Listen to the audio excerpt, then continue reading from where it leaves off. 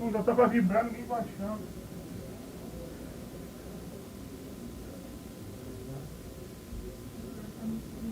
Eu estou tentando falar com ele, não estou conseguindo.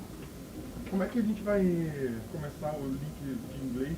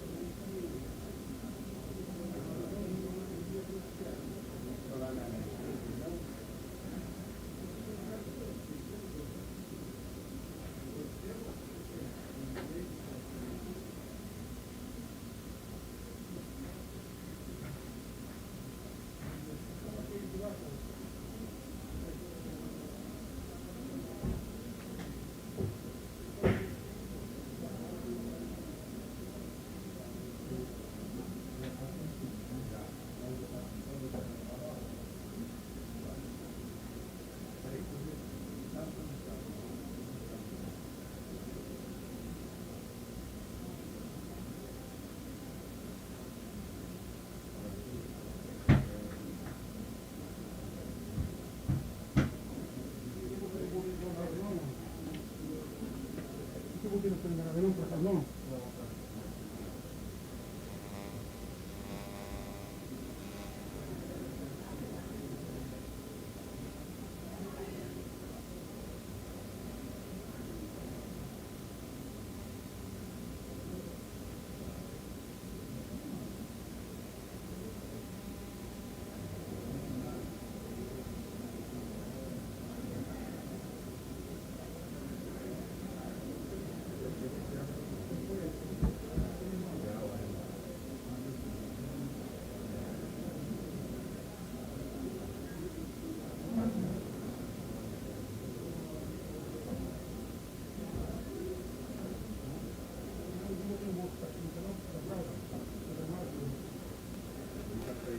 Não tá ligando, não tá ligando.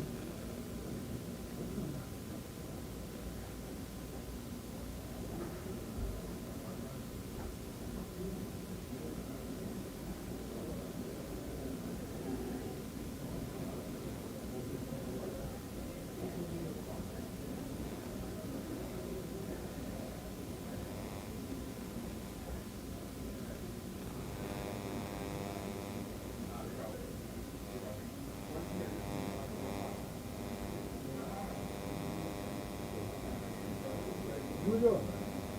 Peraí, rapidinho.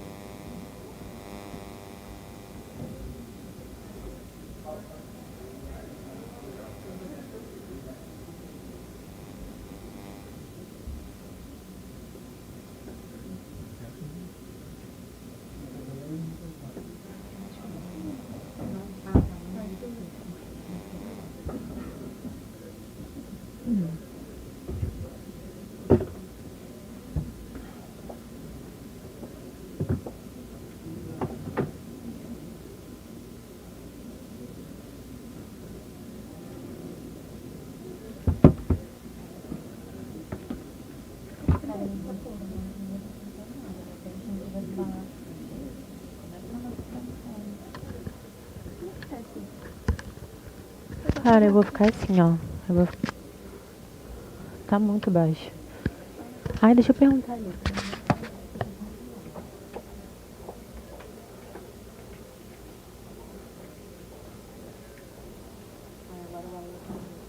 É assim, desse lado aqui? É. Vamos começar. Ai, a água tá... Tá de esquema, o negócio. Eu não sei porque tá saindo. Aqui que é que olha,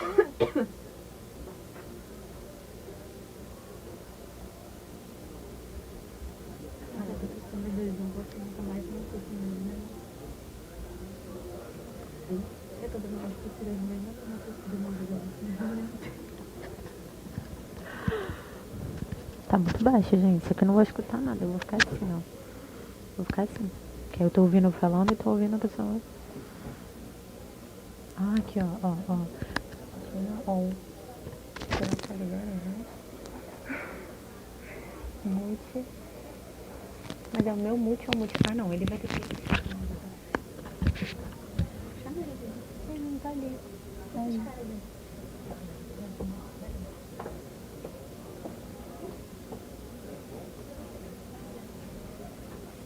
Toma aí, Oi.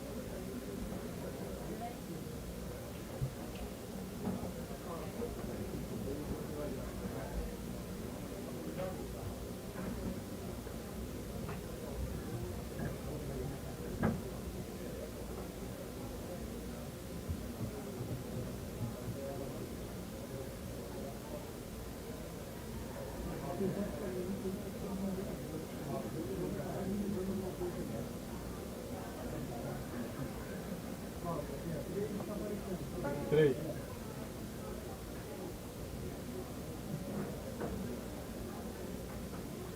Tudo bem? Então, minha amiga, a gente explica aqui pra gente como é que funciona esse negócio. Vamos falando lá, aí nós vai ser o que aqui?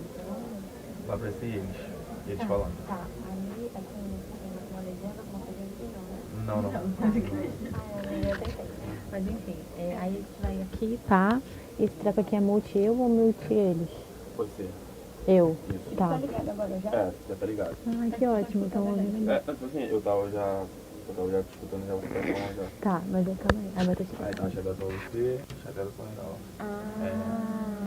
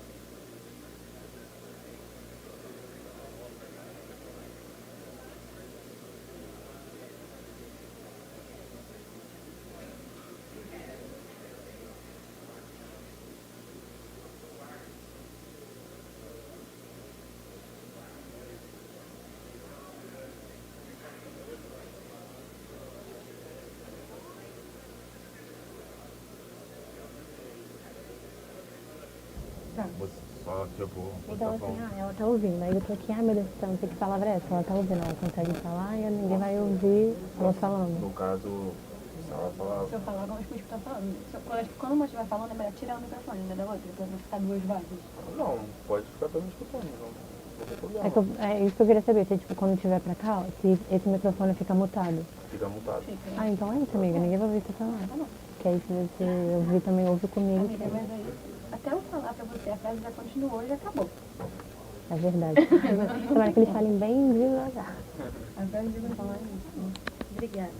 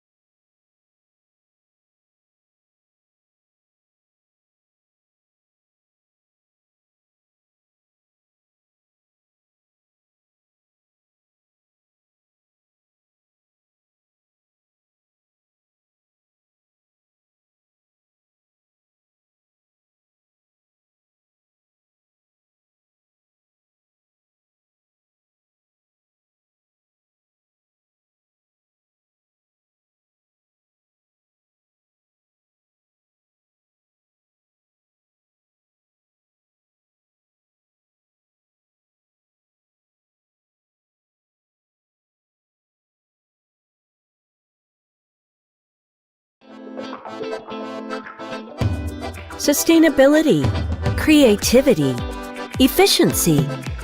A country with its arms open to the world. It was by regaining our image abroad that Brazil attracted investments, opened up new markets, and broke export records. ApexBrasil is fulfilling its role and helping Brazil exceed its goals. With the largest number of companies supported in history, it is conducting business rounds that bring together entrepreneurs from various sectors and regions of Brazil with international buyers. This has helped to open new frontiers for thousands of Brazilian products that are already making strides in the world.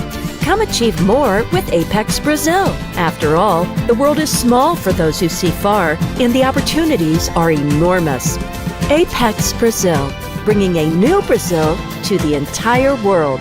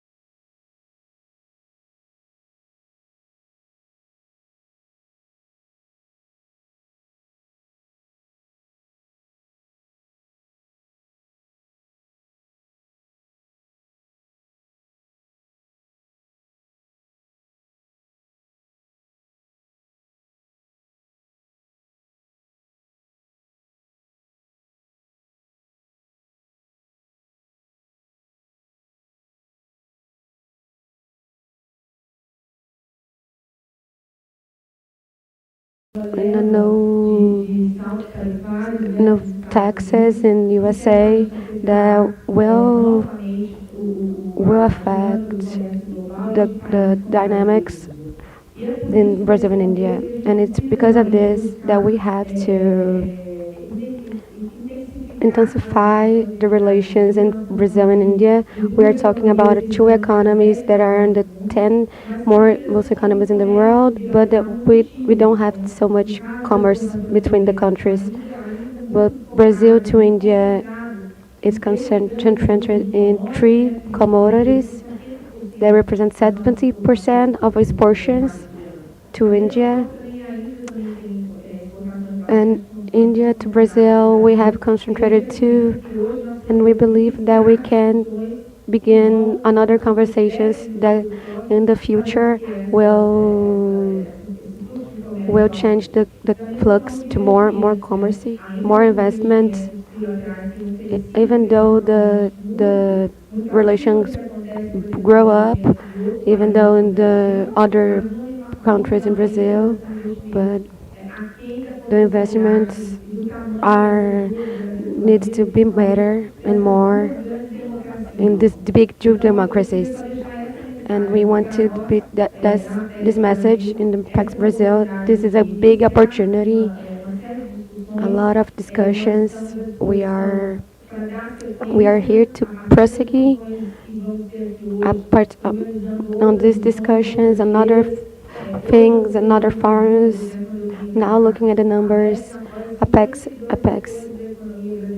is here for 50% of exportation and investment, but only 9 is India with the proprietary. Nadia is here and she's here in this growing up her section too. And we have this market, we have this big market in Brazil, and we want to grow, to develop it even more.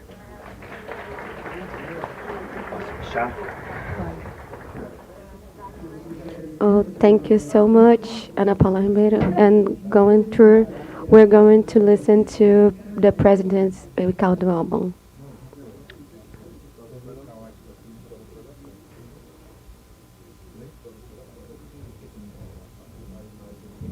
Good morning, everyone. Brazil, India.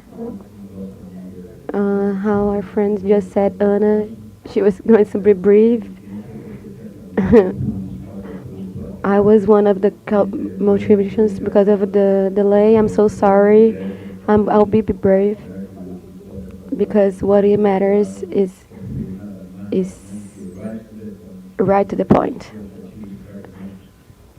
We want to grow up even more. Say hello to Márcio Elias Rosa. He's so elegant, and our ambassador on the Maraguá. And hi to Director of Innovation, Alex,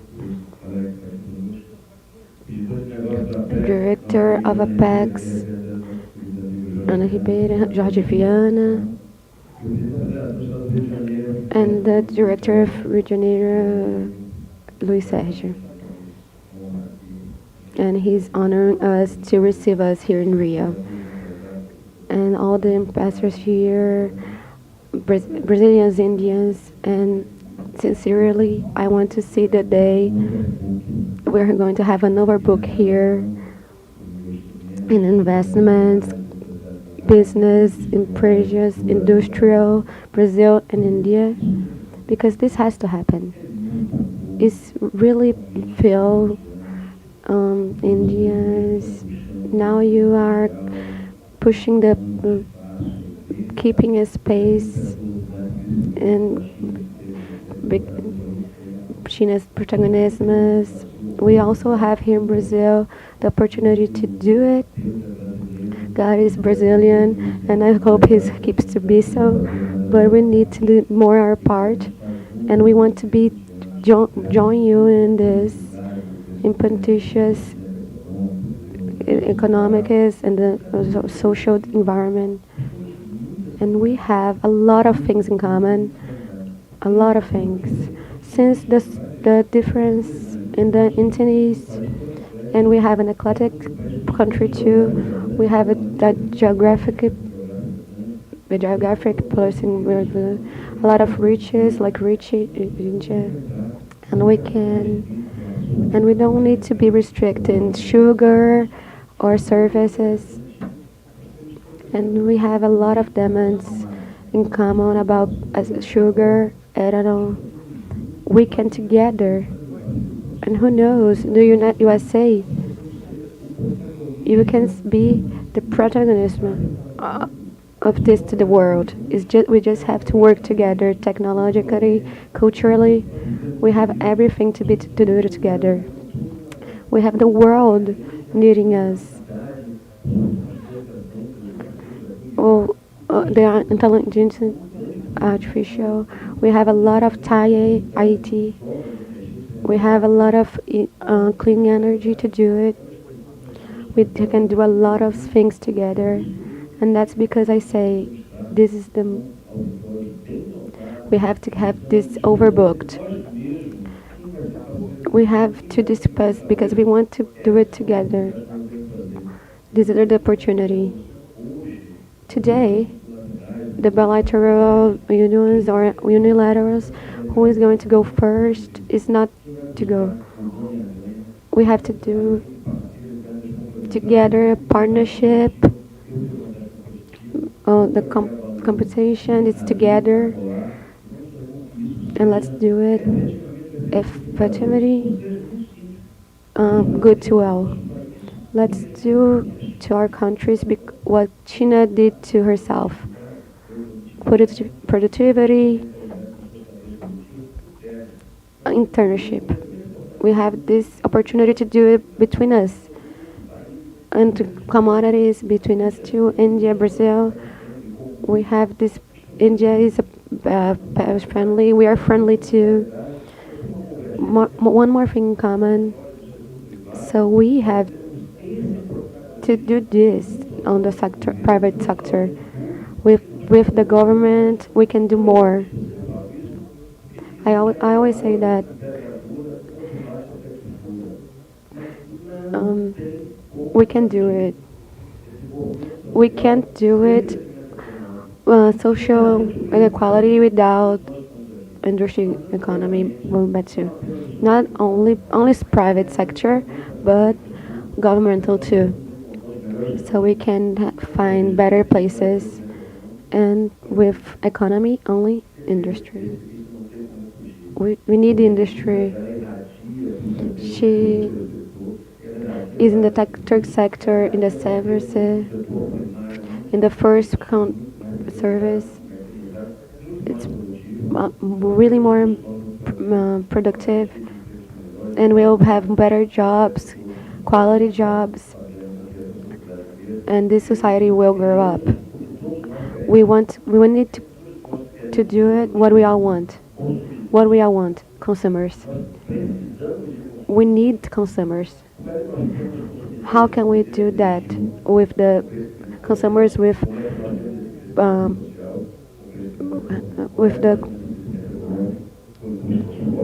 we need industry, big industry, strong industries, and searching for more value.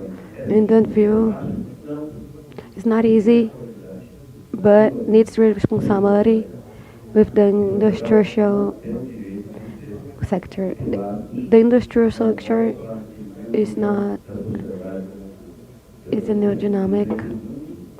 The world has lived a crisis of the democracy, a crisis of democracy. Like when we are young and you go to this crisis, and so this regime, like we don't have a regime better than democracy, but she has crisis too. So that's what we're seeing today in the world. So, every now and then some extremism, but individualism, but it goes, it happens. It's part of the but what this shows, the private sector, production. It's our responsibility, and we have to have the will to do it. So SMI and India, we are going to be in the next event. And Lamego, Superintendent of International, we don't need to be just on pulpit to doing speeches, but delivering things, delivering with results, delivering with growing, and even more consumers, more development. Thank you so much for the opportunity, and for the Indians, for our partners to be here, the public sector, the APEX, Minister of International Relations. This is all that can make us to deliver to the society. We want our society more a strong society with a strong markets. Thank you so much. I hope you can have a good day, and not only today, but for a long time. And I'm sure in Brazil and India will have a long history. Not simple, but with a lot of opportunities. Thank you so much.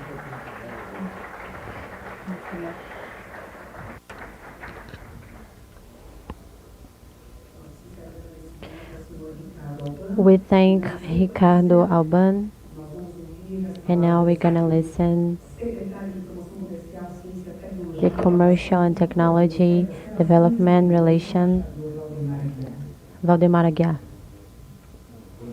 Good morning, y'all. I would like to say like Ana and Ricardo Alban, so be patient, because I'll need to read the presentation.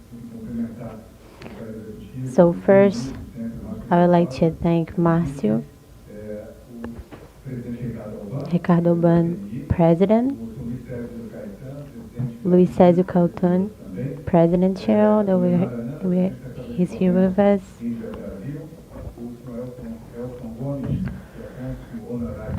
Elson Gomes, they represent India in Minas. And I need to talk about,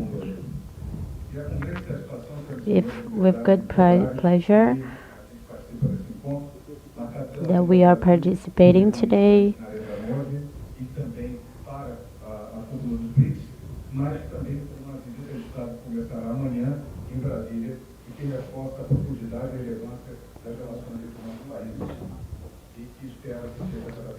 And I hope and Brazilian-India relation keep going. And I agree with he said.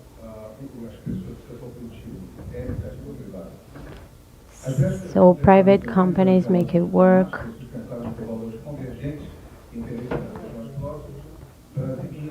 Brazil and India are together with the global reform, how we saw yesterday in BRICS, and developments, and against poverty and hunger.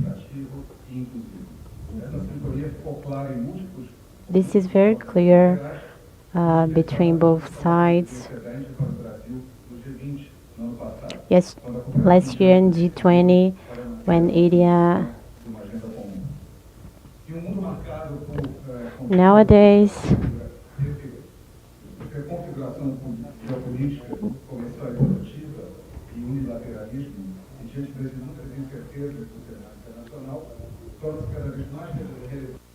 it's more relevant to have a dialogue with India and Brazil. Two democracy is very important in the south of globe, and the development of social justice, sovereignty with value, and representative of government internationally. Our goal here is to have a bilateral union, autonomy, With our in the economic plan, we have intensity. More than 120 Brazilians, Nova Delhi in Brazil. Here, the Indians have this goal to explore the commerce, and Brazil will keep to cooperate about it. Even though the stocks in Brazil are more modest about our, we have this strategy places Brazilian industries in India. We have a VEC with this clean energy in industrial. We have Stefanidi in information with the center in Bangalore. Industrial like CBC and Taurus are always always in India. In last June in Braco about refrigeration and is going to invest some $120 billion in components in Angobach. It will keep more than 1,000 jobs. India is a 26 investor in Brazil and when even more. We have more than 6 billions in stock, like a lot of industries like Tata, Stochpai are here in Brazil. Only on the contest, Pepe 1.8 billions were invested, second bigger investor, and we hope that we'll be the biggest investor in the energy here in Brazil.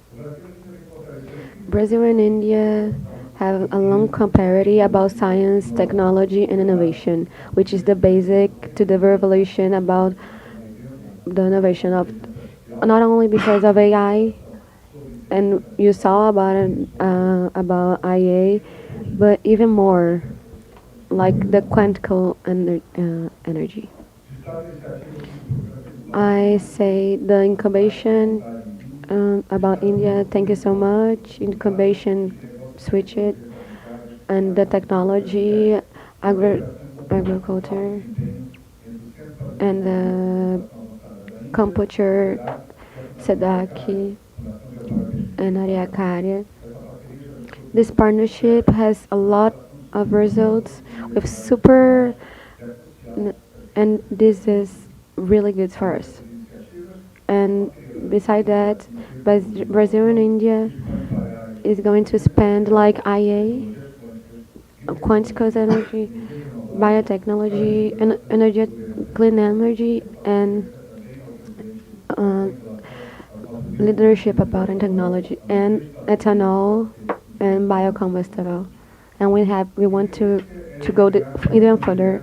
We want to create researchers and creators to create new technologies, biotechs, like the CPI and diplomacy and innovation. The two countries have a agenda together about innovation and development. And in defense, we have a lot of that we want to talk about with India, about military in 2024 in Nova Delhi. In the same occasion, we had the first talk about about keeping together the countries, cooperation, and in the brain shows the importance to keep going. The importance of technology is a strategic area that we want to keep going in the long term. This is only the beginning, and we will talk even more about it. We are even more that we want to do it. We want to do more, and it's to us, private, academics, public, to make this work, to prosperity and work.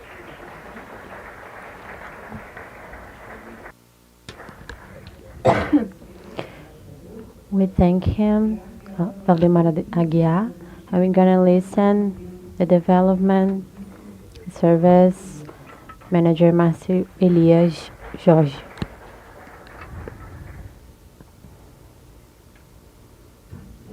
Good morning, all. It's a pleasure being here in this wonderful city, in the museum. I would like to thank PEX and CNI, the commercial between India and Brazil. I would like to do a special thank you for Roberto Rodrigues. And thanks Luiz Caetano of Vigentil, our Alban president, Ana Paula Repesa. I'm a big fan of her. We are all big fans of her, and I'm not alone. Everybody admires her. And Jorge Viana did a good team with Floriano and Jorge and all the team, Vladimir. I confuse the names. I'm not sure about their names.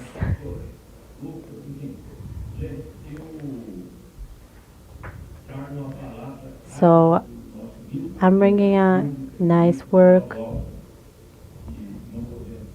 Geraldo Alckmin couldn't be here today. He's at Brasilia. And good news, Cheryl. So Alckmin used to say this, good news always. So Lula government is known by having a... So we think Brazil could be so big how we want, how India does very good. They know they're relevant and the economy. That's why world admires India so much. How we would like to deal with Brazil, and President Lula is very confident about this role we need to do in the world.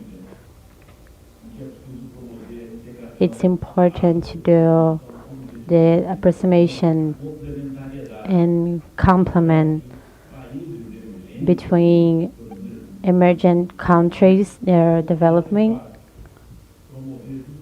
because that's how they really did.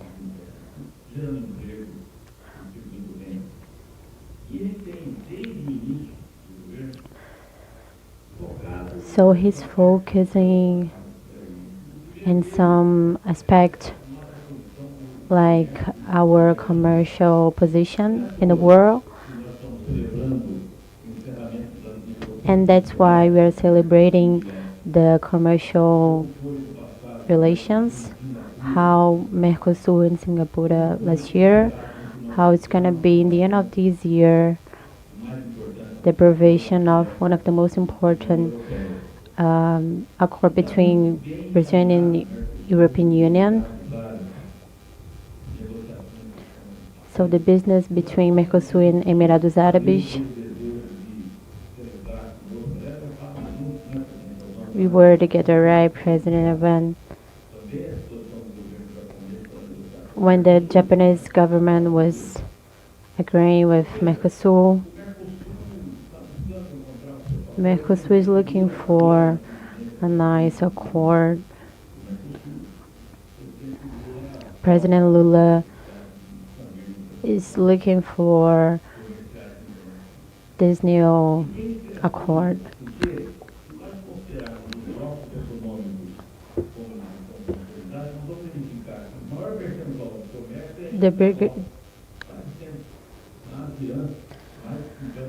More than 50% of intra-bloc in European Union, 40 or 50% is intra-bloc.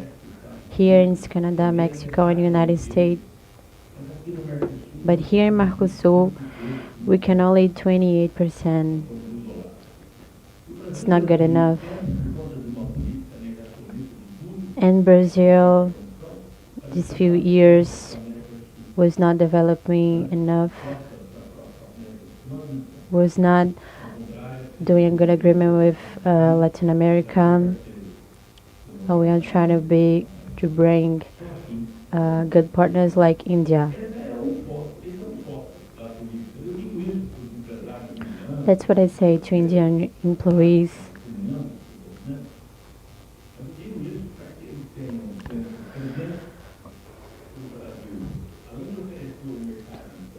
So Brazil can shows a big market. It's not easy to resist how many roles of industry here in the country. We have an international political of being together, and India has a good representative, and Brazil can do the same. We are open to do this, the government, and President Lula defined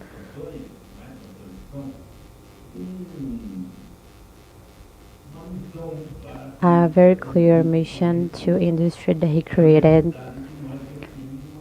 that we need to define an industrial political. We need to do stereo commercial. That's why we need industrial political. So that's why we need to define. So that's the new Brazilian industry. It's a industry political defined by agroindustria. It's very important for the country development. Have system that it's very important. We offer SUS, the structure, urban structure, the allowance, how digital is going, the defense, security.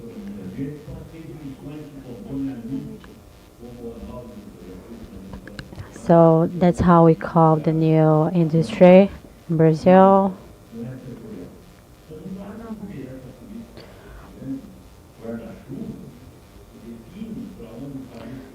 So that's how we define where we gonna achieve.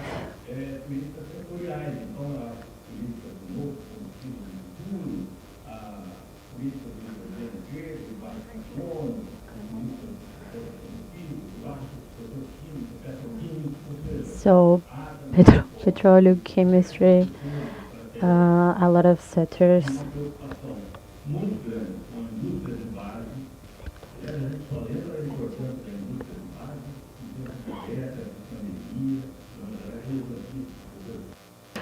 The petrochemics is very important, because if we don't have that, we don't have commerce, strong commerce. But good news, even though we have these difficulties, because we have a lot of difficulties, the country is again growing. We are living now, and Indians can be proud of, because we are part of it. We have the lowest tax of unemployed in history.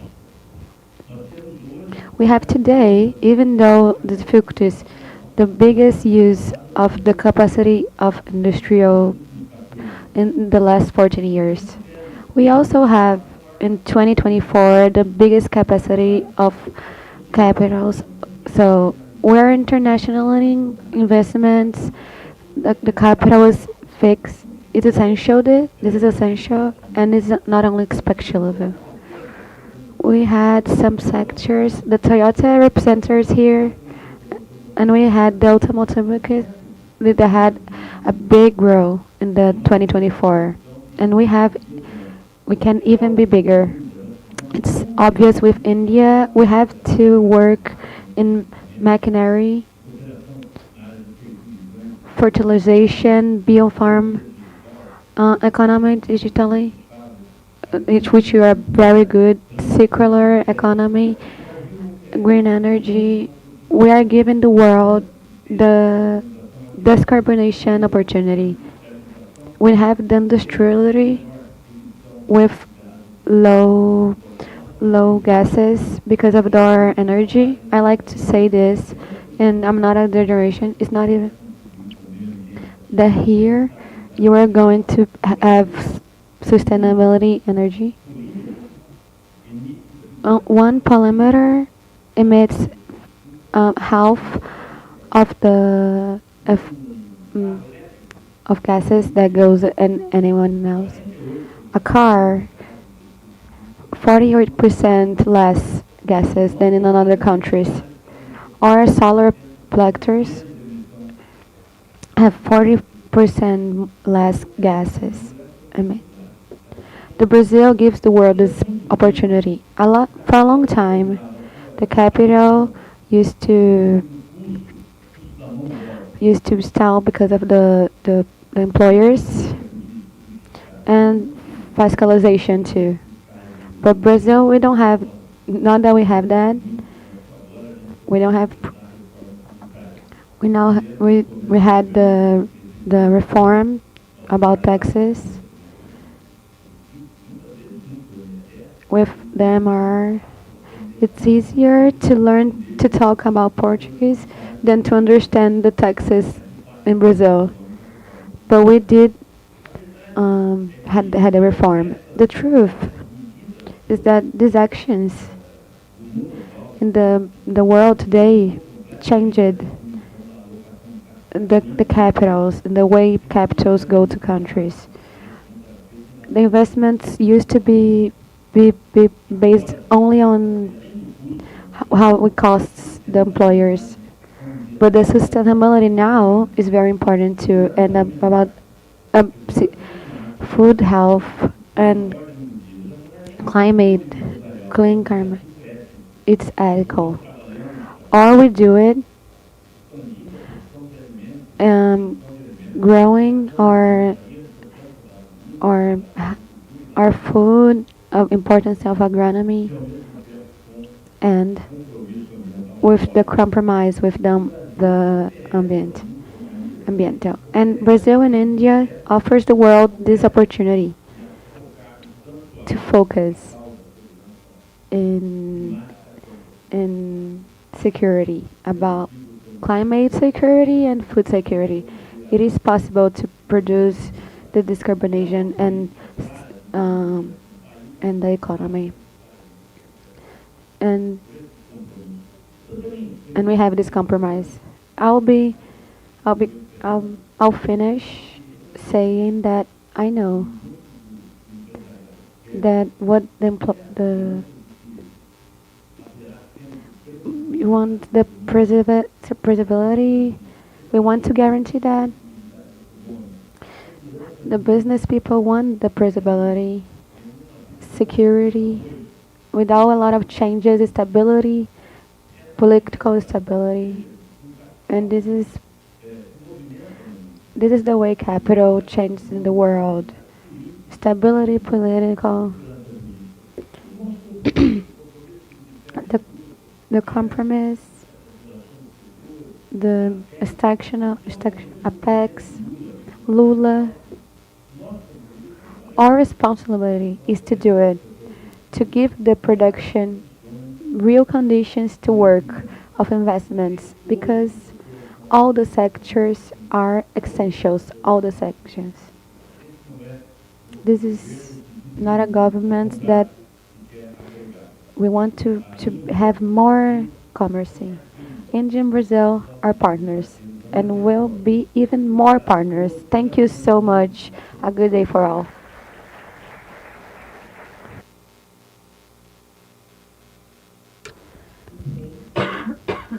Well, our sincere thank you for the authorities that are here, the Economic Forum in Brazil, We would like to take a picture.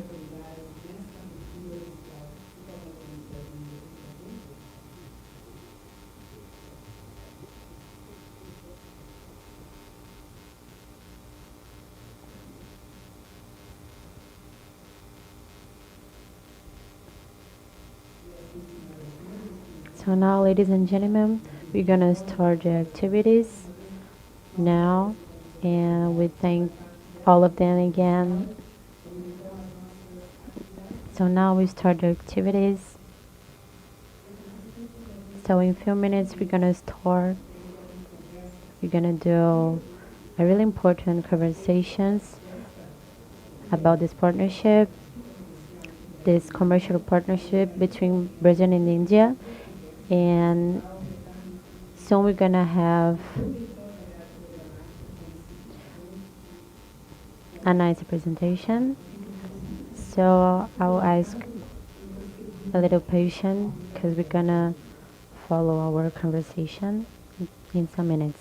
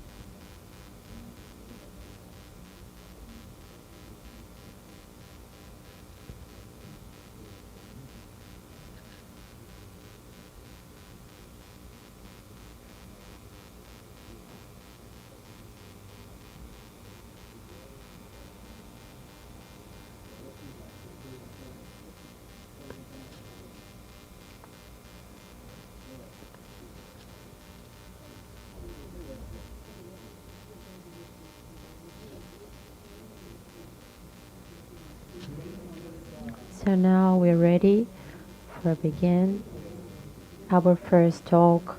We're gonna have 7 people to talk about the security and transition. We're gonna do our first panel. So to the strategies to the Brazil-India relation future.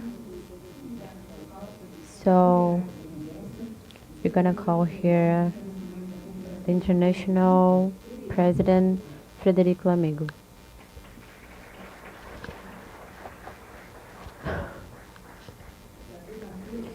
And now we're gonna discuss, and we invite Claudio Oliveira,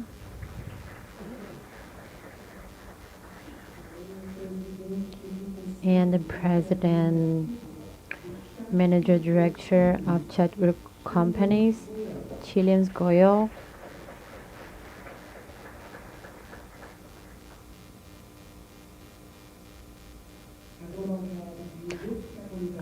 a global head of this climate changes, Viviana Coelho.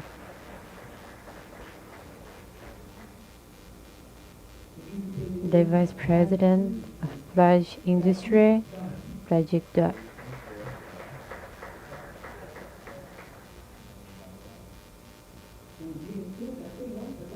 The Toyota director, Rafael Seconello.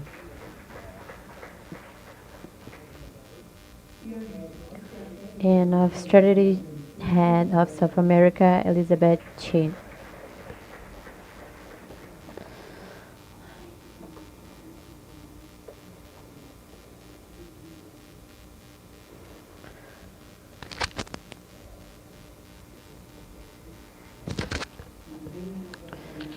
So now you can sit, make yourself comfortable to start this conversation, Mr. Frederico.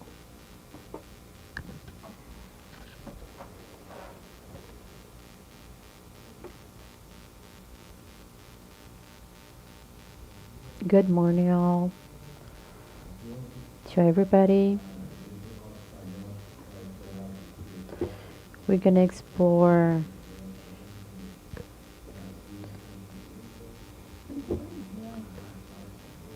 With the low carbon, it's a tragedy of our countries. It's a very good theme, very complementary. And without more further, I want to bring a discussion that Claudia bring about how we can develop projects between India and Brazil in this energy transition, about ethanol and the and the way that we can work with Indians.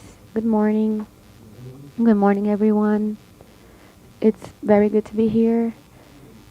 I think. So you listen? Okay. So both countries, Brazil and India, are really big economic countries with some difficulties, and the cooperation between these two countries can really make the energetic. In our evaluation, it happens in 3 levels. First is the technology innovation and partnership between development, searching, and geo-energetic development. I would like to say especially the self-production, and we will already said about it.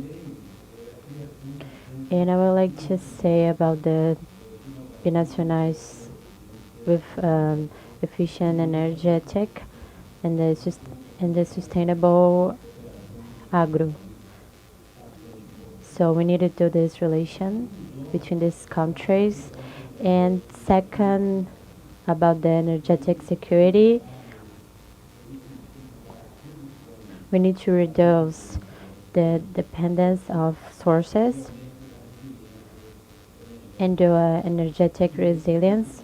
And again, I would like to say about the mix.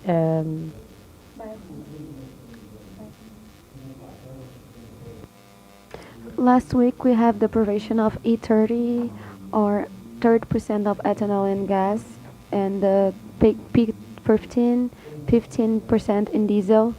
And this way it seems to be very good to Brazil and in India. That is going to improve more in ethanol and gasoline. In the public things, regulations about energy is fundamental, and we need to have a more louder voice about it in forums like EMU, Ecorsia. This is fundamental, so we can do things better. And the third block thing, it's to work together in forums in the South Global. Not only Global South, but like we need to have more of these meetings in G20 and here in BRICS. Thank you.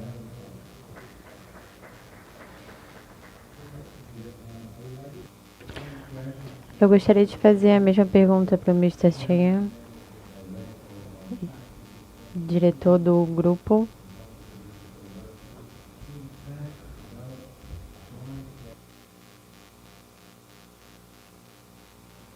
Definitely, thank you for the question.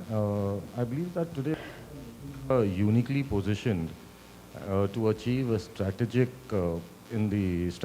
developments in the biofuels, bioenergy sector. It's not only biofuels that I must say. It's like initially we used to consider biofuels only for blending with vehicles like car, the land transport. But now we see a lot of progress happening in the field of aviation, sustainable aviation fuel. In India, we doing a lot on alcohol to jet. And the same thing for green methanol. Like you may be aware that in India, I believe even in Brazil, the cost of solar energy is pretty low. Same way in India, under a dynamic vision of our Honorable Prime Minister, we are towards achieving net zero in a record time. We will definitely achieve very soon. So I'll just give you an instance that one of our prominent players in who's coming up in green hydrogen, he has said to get the production cost of green hydrogen down to almost $1, which I believe is now almost $10 to $12. I'm not aware of the prices out here in Brazil, but and you'll be aware that green hydrogen plays a major role in manufacturing green methanol, and green methanol is one of it's going to be the future fuel for marine industries. So here means this example I gave because there are many things like be it the green hydrogen, the green methanol.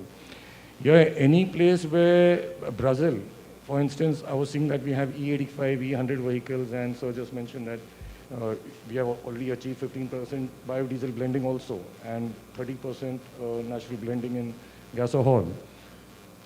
India has achieved E20 ahead of, means we had set a target for 2030, and we have achieved in a record time of 2025, like in 5 years. Earlier we have achieved the 20% blending. So some places where India has an edge, we can share that with Brazil, and we can learn a lot from Brazil also, where Brazil has an edge, like we can take support from Brazil for the E85 vehicles, for the flex fuel vehicles. So there is a lot of things where I believe just not biofuels, like we have, even I was seeing in the last couple of days, we are here in the last 3 days, we have discussed with many economic forums out here. Be it in the field of agriculture, I see a lot happening in that in agriculture, in dyes. I see there's a lot of business which we can have with Brazil in this field. And biofuels is like a part of agriculture, how we do that. Thank you. Thank you, thank you.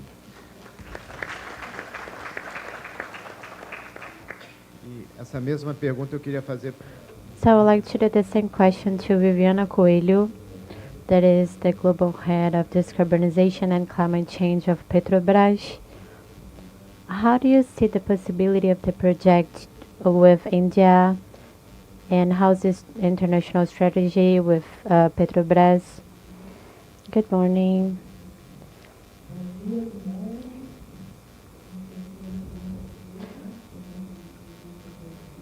So I didn't know if I should talk in English or Portuguese, but I will talk in Portuguese. So Petrobras has signed many projects with India, and this relation between these two countries is very interesting because we have a lot in common and many differences that brings good reasons to this partnership between these countries. So energy is very relevant for economies. The excess of this energy with a good price, it affects at the same time the basic price of industry, the family's price, the logistic price, the agro price. So energy is everything for the economy, and India and Brazil has together low energy.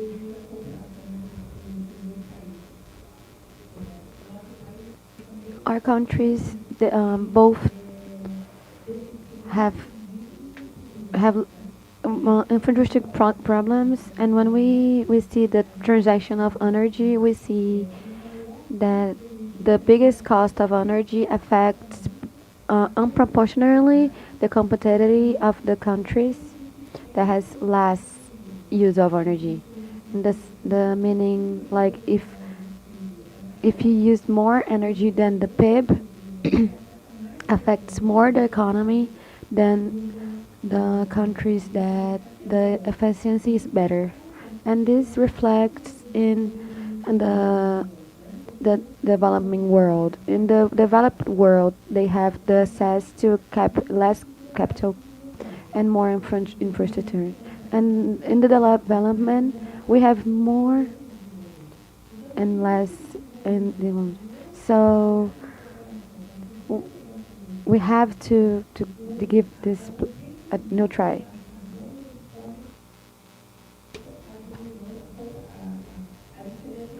So the competition, the difference of the competition of these two words, developed and not developed yet. So the difference that we were talking about, the India is the importation of energy. Brazil was the one who used to do this importance, but not anymore. And but we are very wealthy in terms of energy, in terms of all elements.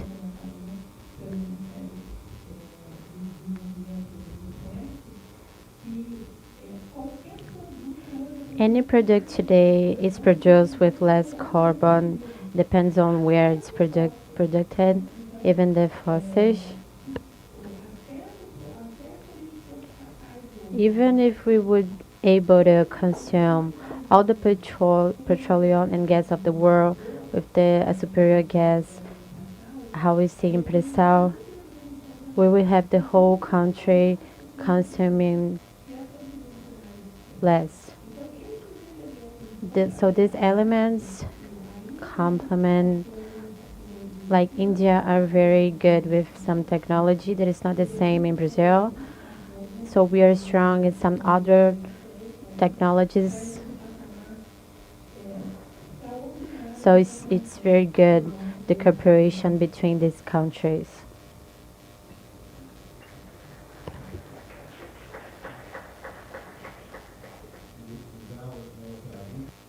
I want to hear Pradeep sobre a possibilidade da gente Initiatives. Thank you very much for the. What I would say is that bioeconomy, there are a lot of synergies between Brazil and India. Both are agronomy-based, mainly agronomy-based countries. And we are in the process of giving technology in the field of low-carbon ethanol. And we have a perspective because since we are operating globally, we are operating in all regions. Okay, in Brazil, we have just come 3 years back. But we have been in Latin America for the last 22 years. And we have about more than 80 plants in 16 countries. And in Colombia, we had the complete biofuel policy was devised by us in consultation with the government. And all the 7 plants, ethanol plants, are based on Praj process engineering and technology. Now, with this, we would like to give you a perspective of what's happening outside, because ethanol is the, what you can call the, it's a circular bioeconomy which is driving. That's what we believe, that what is circular bioeconomy? When we say about circular bioeconomy, it is basically, we talk about a company called FTP, a concept called FTP. F is the feedstock, P is the technology, and P are the products. Now these feedstocks vary in different regions. If you go to, in Brazil, we have seen mainly you have sugarcane, that is sugary feedstock. And now recently, about 15, 16 years back, now you are into diversified into starchy feedstock, that is you are based on corn. What happens, like when we are in Southeast Asia, we have seen that there are challenges, different challenges. We have in Thailand, there is a feedstock which is totally new for us. It was cassava. It was cassava tuber, cassava paste, cassava powder, and we have to ferment this starchy product to manufacture ethanol. And there are huge plants, means I will say that 300,000 liters per day, 500,000 liters per day, purely working on cassava product, as a starch. Now this experience we have utilized because we are operating in different regions. Similarly, we faced problem when we went to Turkey, we went to Europe. They are not using cane sugar, they are using beet sugar. So we have to ferment beet sugar and produce ethanol. So there are plants in Turkey which we have got, the biggest plants, 3 plants, which are running based on beet sugar. Similarly in Europe, we have found that, okay, not cane, it's beet sugar and wheat, which is, you call it trigo. So wheat is a raw material. So we have to ferment wheat and produce ethanol. From that perspective, we would like to share you, and in India, it's another challenge. Like we have to use sugar cane, then we have to use surplus food, which we call as broken rice. We can use wheat, we can use sorghum, we can use jawar, bajra, or we can use mixed feed. So the same plant. So we had challenges that we have to design the plant in such a way that the same plant can use multiple feedstocks and multiple products. So the single plant has been designed by us based on our experience and technology. The advantage is that, okay, when you have a sugar saffra season, you run it for 180 days based on cane. When the saffra season is over, you switch over to the grain. You can use corn, you can use wheat, you can use broken rice, you can use sorghum, and there is one more we have found in Brazil, trilicate. So that is so this flexibility gives you multiple benefits. Coming to the technology part, so we have to develop technology for this, all these feedstocks. We have to do a lot of, because it's a fermentation, biofermentation process. You have to do a lot of scale up. So we have to bring the feedstock in India. We did laboratory trials. We put in the lab fermenters. We developed on pilot scale. We scaled up. Then we developed the engineering basis for that. And then we sized the production plant.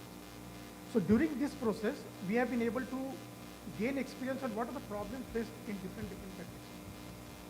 Third thing is, we call it, come to the products. Now products, we have like typically, okay, we are saying from biofuels, we say 1G, 2G. 1G, 2G is okay. And then we say biomobility, then you have marine fuels, aviation fuel. And then when we go to other products, we have like from a typical sugar-based feedstock, you have vinasse, which is coming. Now vinasse, you are able to spray in the field, in Brazil it is allowed. But in a country like India, not a single drop of vinasse we can put in the field, in the sugarcane field. It's banned by the pollution control laws, and they will come and close the factory. So for this reason, we have to do some introspection, what technologies from Prague we can introduce so that the customers benefit. So what we have done, we have found out ways of treating this vinasse. So we have, one method was that we need the concentration of this vinasse, and we burnt it into the boiler as a supplementary fuel along with coal. Second option was to take this vinasse, put it in a biogas, generate biomethane, use it as a compressed CBG, which is a natural, what you can call a substitute for the fossil fuel gas. So, and I had a privilege of traveling along with Mr. Gadkari ji when he was here. We visited the plant of Toyota in the Sorokaba. We were amazed to see that John Deere, Toyota, they have developed what I can call equipments which are used in the field, or equipments which are used in the agriculture field, like tractors. Like they are also coming up with for the harvester machines. Those are run by biomethane. So already the technology is there in Brazil. We have also implemented the same, because this is the farmers in the nearby community. They don't have to use CNG. They can use compressed biogas. So this experience, or this, so we would like to have similar sharing with you. Coming to, for example, what I can say, aviation fuel. Aviation fuel, what we have seen is, okay, we are also working on aviation fuel, and like Brazil is also working on 4 or 5 different pathways. We are focusing only one pathway, that is ethanol to, that is the CI, low-cost ethanol to jet fuel, A to J. Now there are challenges in A to J, like we need the ethanol to be low, very high quality, or we can say low CI. For generating that low CI, you have to have a complete cycle. You have to study the complete cycle, right from farming, plantation, right up to the finished product. Now during this stage, the practices which are followed in Brazil for large scale cultivation, large scale harvesting, these are very, very important for getting the CI values. And this experience we can share between, because there are certain things which we need from Brazil, of all the BRICS countries, and also there are certain things which we can share from our side. Second thing is the certification. The certification for the aviation fuel, so that it has to be approved. And this certification is not easy. It's little challenging. So what are the problems faced by you? Because you have already got the SAF approved. You have also got the low cost, the low CI ethanol, which is used as a raw material. So there are 4 or 5 agencies which do the certification. So this knowledge, if it can be shared with the BRICS countries or the companies. So I think there are certain such things which there is a lot of cooperation required so that it will benefit all the BRICS countries. Thank you very much. Thank you. And one more I would like to add, which I forgot. We are following Brazil. Yes, my colleague he mentioned. We are following the Brazil model, and what you did in 2003, we are trying to do it now. You introduced flex fuel vehicles in Brazil in 2003, and now I see, I'm living in Piracicaba, so we see that 90% of the vehicles are flex fuel vehicles which are running in the country. This advantage is that, okay, the consumer, like a end user has got an advantage that, okay, he can go and fill gasoline commune, which is 30% anhydrous ethanol blended in gasoline, or he can use 100% ethanol, which is hydrous ethanol. Now this model, when our transport minister visited and also our PM, we want to replicate, and that is the reason why we are trying to have the flex fuel vehicle engines so that we can also benefit, and our gas stations, fuel station can also offer hydrous ethanol as an option. So you call it ethanol commune, and also anhydrous. This will save a lot of foreign exchange which is there. When we replace this, it will save a lot of foreign exchange for the country for the crude oil. And this exchange, which is the money which is saved, it can be given to the farmers who are doing the sustainability, and they can increase the farming and produce more of cane sugar and other biomass. It can be given to the sugar mills and the ethanol plants who are producing it. It can be given to the government because the government is benefiting. It can be given to the end. So all the stakeholders are benefiting in this, and that is what we think, and that is the reason why we call it as circular bioeconomy is the only option where all the stakeholders will benefit equally. Thank you very much. Thank you, thank you. E Elizabeth Xi, como é que você vê? And how you see the possibility of Brazil and India in novelas? Good morning, everyone. Said a lot of great things here about the transition of energy, but I'll bring a big example about Novelis. I don't know if everyone knows, but Novelis is a leader of elimination and recyclation in the world. So we are part of Avila. It's a big group, a multinational group, and we have in India too. Novelis is present in 4 regions, and specifically in Brazil. In South America, we operate the biggest conglomerated about elimination and recyclation in the world, and it's located in Pinhamangaba, Penha, to the close ones. And besides that, the conglomerated, we have a paper fabric, 14 collection centers, and the innovation center. And all of this exists because of big advancements in this partnership. In the last 12 years, we invested more than $2.2 billion in the fabric of Pinhas. And we are now with an investment in $400 million reals to elimination.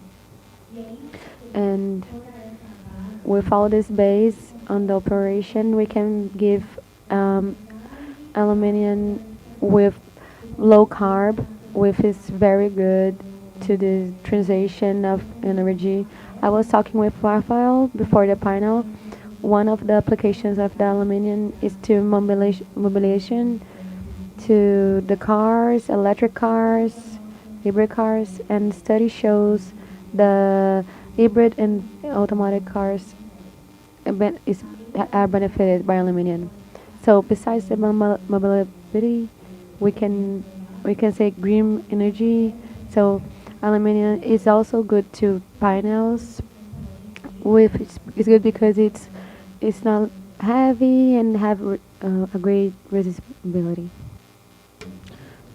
Thank you so much. I would like to listen the Toyota. How do you see the possibility of India and Brazil working together? Well, good morning. First, PAX-ME, the Brazilian government, and mainly our Indian friends because we have a good opportunity to receive our country, and we do have good perspective of this relation. The integration, the industry integration and commercial integration, and we can say good stuff about it. First, we do have geography. Both countries have good geography and are big countries. Toyota does the mobility with all this technology. Then India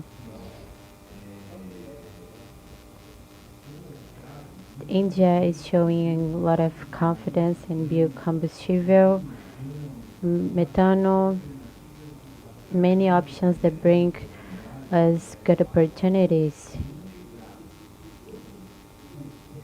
to put business, agribusiness together with a good product. Brazil has a lot of experience and an important and cultural history.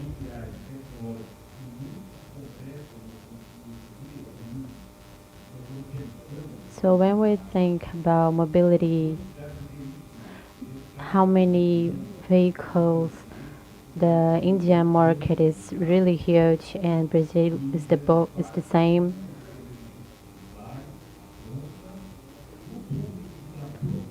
So producing the vehicles that are produced, we do have the both countries good vehicles producing.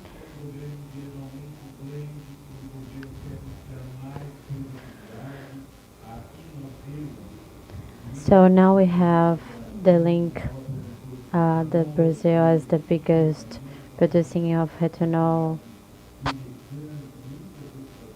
and many other fuels,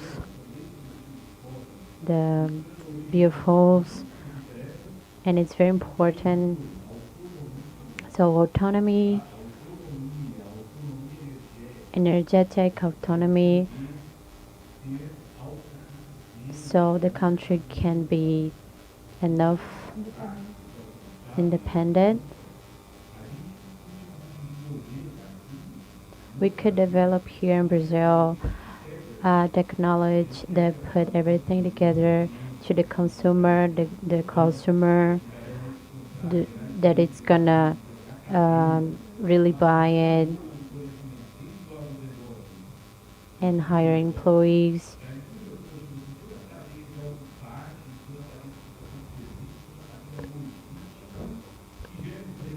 So it shows how effective, energetic, effective,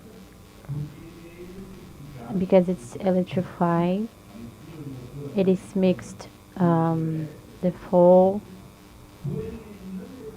It's not dependent on a new infrastructure of charge.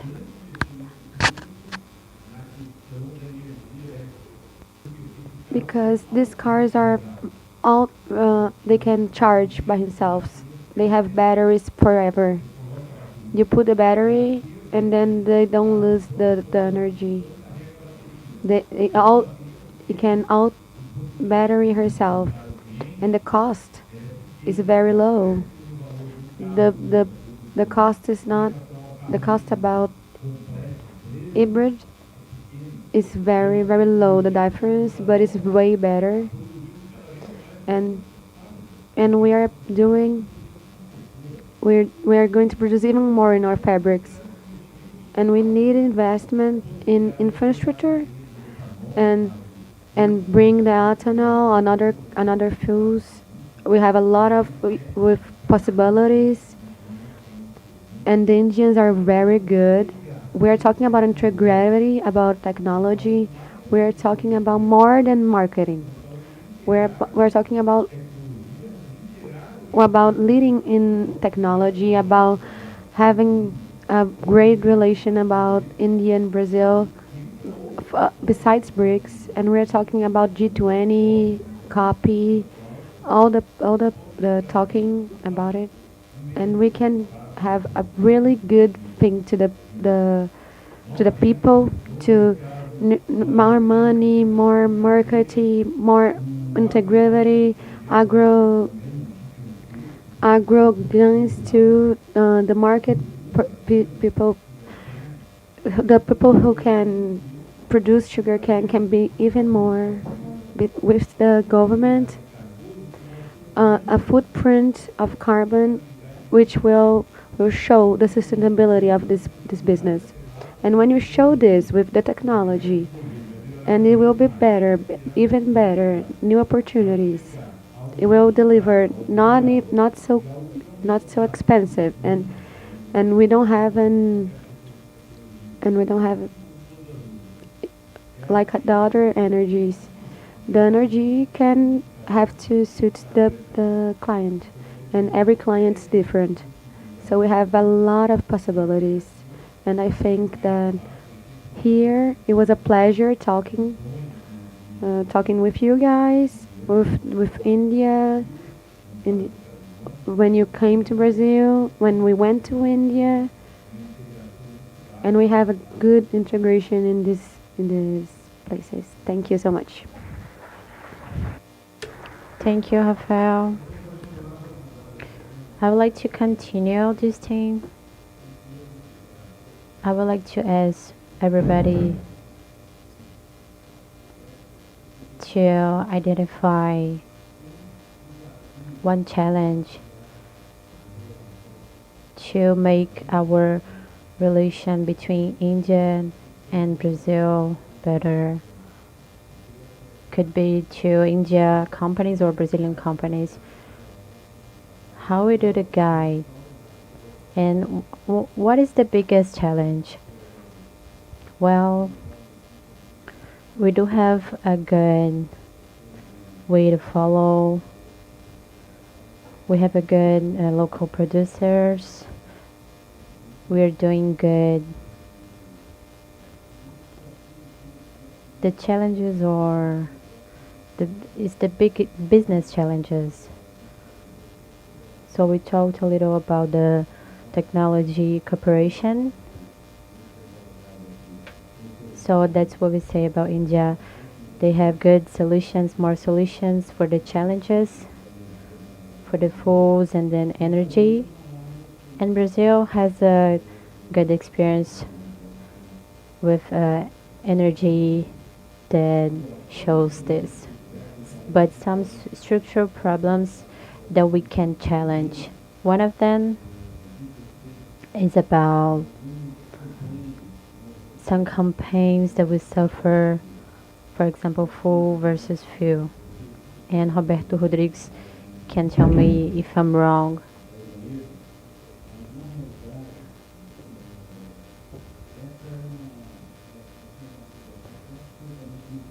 So this is not true. Actually, Brazil and India, what we can see is that place that we can find a beautiful industry, not only about the industry but agro too. It's increasing the social economic places.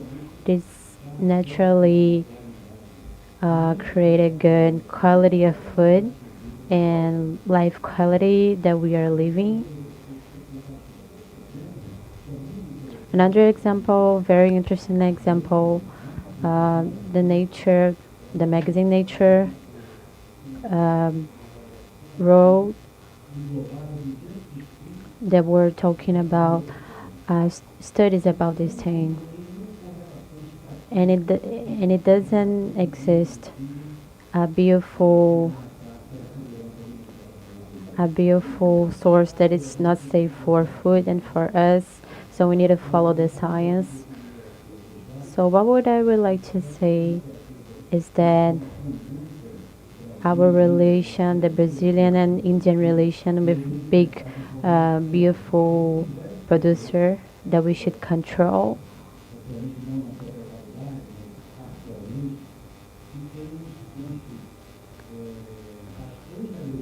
So because we see very aggressive speeches about food versus fuels, and we need to talk about it. And so it's just an important subject that we should talk about. And I would like to do an invite, and we would be very happy to receive you to show everybody our biofuels, biogas, bioethanol, and everything that we have. Thank you all. Thank you, Cláudio. Quais são os mais desafios? One.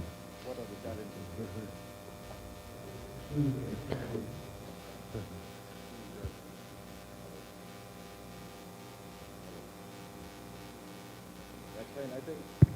I'm heard? Yeah, thank you. I'll just keep this here. Challenges, I don't see much. Like we were just discussing earlier. I must first say that I'm in my business because of Brazil. Like way back when I was young in the school days, I had heard that Brazil is producing gas, ethanol, petrol, we call it in India, from grass that is sugarcane. So that really intrigued me. That is way back in the late 80s, I must say. So that time I thought that be it any industry that can't run or operate without energy to produce anything, and gasoline or petrol, like we call it, to transport it. So in my school days only, I thought that I'll be getting into energy and gas sector. And I thank Brazil for giving that idea to me in this. Way back then when I started my plant, at that time India was new to it. Like India had introduced the ethanol concept in 2001, and the ethanol policy started in 2003. That time there were very few plants and the policies were new. So in 2005 or 6, I guess, we had imported ethanol from Brazil into India. That time there were few challenges, but now I believe there aren't many challenges. The only challenge is the price now. The Brazilian price is high. It's no doubt it's cheaper than that what's in India, but it's on the higher side. And this is for the ethanol part. Yeah. Thank you. Viviana, como é que está o olhar da Petrobras? How is the look of Petrobras to work with India, with our business, with the perspective of Petrobras? So the market, Brazilian market and an Indian market operate in addition, transition. So they need the addition of energy, but they consume very low energy per capita. And Petrobras is responsible for 1/3 of energy in Brazil. In Brazil, that we have 93% of renewable energies, and it's a company that see the biggest how we can collaborate with India, not only in the renewable things, but to the fuel too, because we know it's a market that still has a lot of petroleum in 2050 that has to be worked with flexibility, with the very low footprint of carbon. So Petrobras today sees the cooperation in excavation, commercialization in the biofuel. We have $16 billion in invested. We have a lot of potential of investment, and we began a lot of industrialization and restructuration about production. It's a big company. We can integrate security, biosecurity for any kind of situation, industrial situation, considering all the things, falls, resourceables, and we have the biggest SOS in the world. About the limitations that you talked about. So when we talk about the transition of energy, to a low footprint of carbon. We have to reordinate the thing, the production to see how much of emissions of carbon we have in any product. I will use an example of Petrobras. If you want to have 1 liter of gasoline, it can be 10 times more carbon than the other, and does not affect the value in the international market. If this shoe it has 2/3 less emission of carbon, it doesn't affect the commerce. So this is the structural difficulty in this new ordinary is the capacity and the thing about fossil fuel, the capacity to identify in the commerce in the client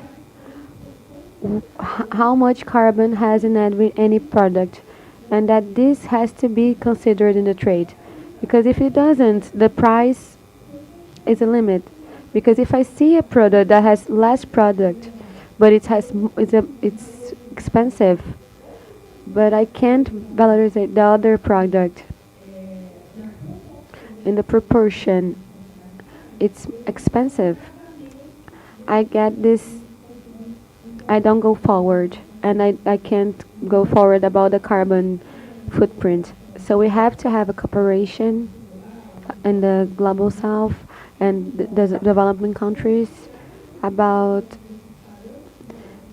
keeping these ideas together and having the idea of carbon having difference in the market, but following the agreement of Paris, that we have other terms about carbon than the other countries. So these labels, these classifications, taxonomy, agricultural, this is important.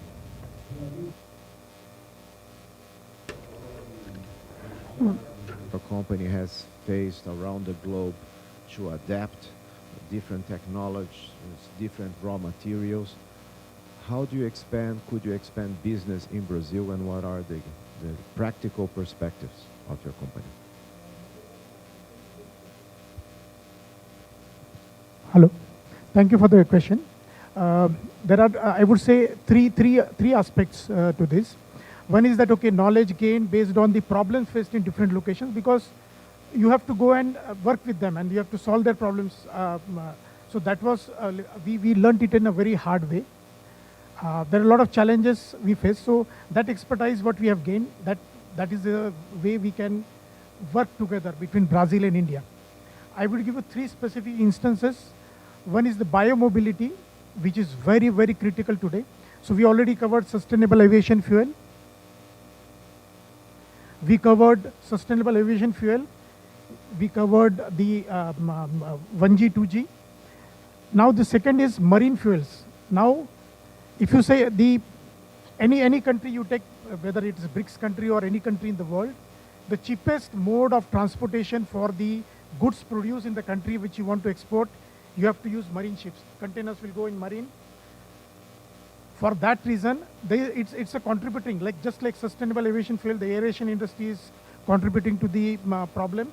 Similarly, marine fuel is also one of the culprits for the problem we are facing.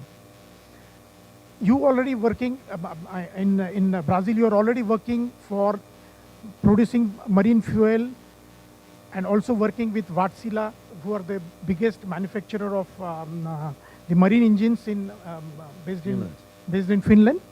We are working in India also, we have developed the marine fuels, but we are working with another company called MAN. Now they are also doing trials with marine fuels with a combination of methanol, ethanol, or blend of 3 along with the other fuel, the fossil fuel. There is a need to share these experiences, because Wärtsilä, they have that W32 engine which has been working. I think they are working for last 1 year or 2 years, I don't know, but they have perfected it. Whatever experience gained, because it is going to benefit the complete global. And when we are partners in BRICS, it's not only BRIC countries, but it is other members also who will benefit. If we are able to use this biomethanol as a fuel along with the other aviation, along with the other fuel, it will go a long way in our purpose of reducing the pollution, reducing the carbon, this thing, GHG emissions, and there we can benefit. So this was one aspect. Second aspect I would say that is we are working into bioplastics, and bioplastics not from traditional chemical route, but I understand that Brischem, they are working on bioplastic, but bioplastics based on fermentation process. So we have developed a technology for producing PLA, and also there is another product. So this product, we have already, Praj has developed this, we have put a demo plant, we are working on it. So this is one area which is the problem for the whole world. The plastic, there are tons and tons of plastic which is lying in this seabed, which it will not get degraded in our lifetime, and maybe in the next generation also. So when we can work together, Brazil, India can work together, as I take all the BRICS countries together. So whatever we have done, we can work together with you for these bioplastics, which are biodegradable, and it can replace the single-use plastic. So these are the two areas I thought maybe there is an opportunity to work on a very larger scale. And third one, not related to our industry, Brazil. I came here 3 years back, and I'm very fond of traveling because I have traveled because of my job in Praj as a global head. I traveled to 70 countries till now, different places. Brazil is not known, maybe in Latin America or in Europe, as a tourist destination. Indians, they spend so much money, means I will tell you that we travel everywhere. They spend a lot of money, they buy things, they travel, they love to travel. But no, not many people know about the tourist places in Brazil. Only maybe Foz do Iguazu, Rio de Janeiro, and some. But there is so much to see here. I traveled Northeast Brazil everywhere, right from Natal, all the beaches. Places. I went to Florianopolis, I went to Curitiba, because we love. So there is no direct flight between, this is, I don't know, this is not with our perspective, but there is no direct flight from India to Sao Paulo or Rio, which is required because you have to either go from Dubai or you go to Abu Dhabi or you go to Addis Ababa. This is one area where it will benefit your economy, it will benefit you, and Brazil will get marketed as a tourist destination. I had been to Niagara Falls. Your Foz do Iguazu is much bigger and much experienced because my daughter stays in US, so I had visited. But Foz do Iguazu is not known outside. It's only known in Europe and it's only known in Latin America. So my request is you market Brazil as a tourist destination. It will give you equal to money what you are gaining in biofuels. This is, I can guarantee you. So many good places are there in Brazil which are not known to outside world and which needs to be explored. So it will become a hot tourist destination. And I think he can help you because there are several, IBCC can help you because there are tourist companies who are operating in India. They take you to US 16 days tour. Why not Brazil tour? I have not seen an organized Brazil tour from this IATA, all this Thomas Cook. They are not operating in Brazil. So this was my suggestion away from our regular business. Thank you. Thank you. Thank you. Thank you.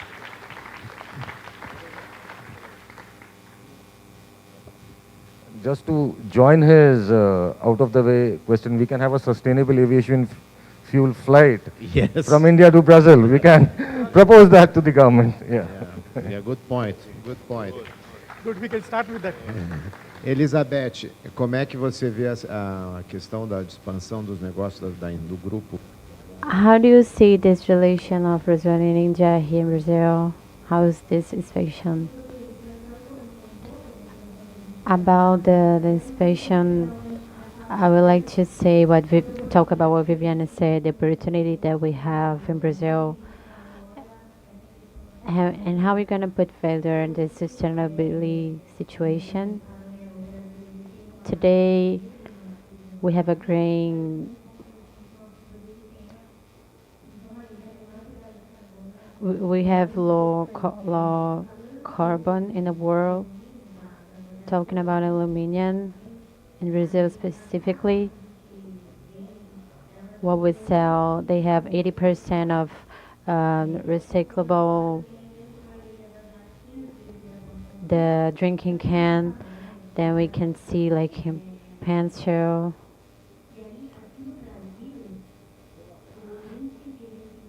In Brazil, the recyclable can it's very close to 100%, and it's been close to this 100% like in the past 15 years. So it helps our because the aluminum it's low in Brazil, but there's good recyclable. This culture of recyclable here in Brazil, like everybody separate they can be here in Brazil to recyclate. So we can compare in terms of recyclation. We in terms of carbon, we say the aluminum in the world, according to PSG, is 16 tons.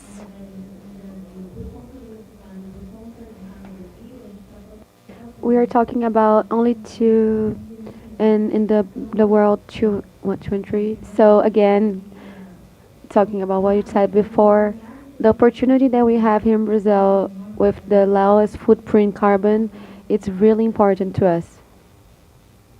Thank you. Rafael, how is the plane to about the Toyota to India? What is the challenge to go to India? Well, first of all, the plans are happening. So this changing between the countries, the competitors, with so many models that are presenting in India, and I can give you some informations. I can tell you three steps to complement. First, a hybrid flex can reduce 70% of carbon very quick. It reduces the consume between 30 and 40%. So it can be energetic efficient. So the consumer, the one who's gonna buy the car, is gonna spend less money with the fuel. So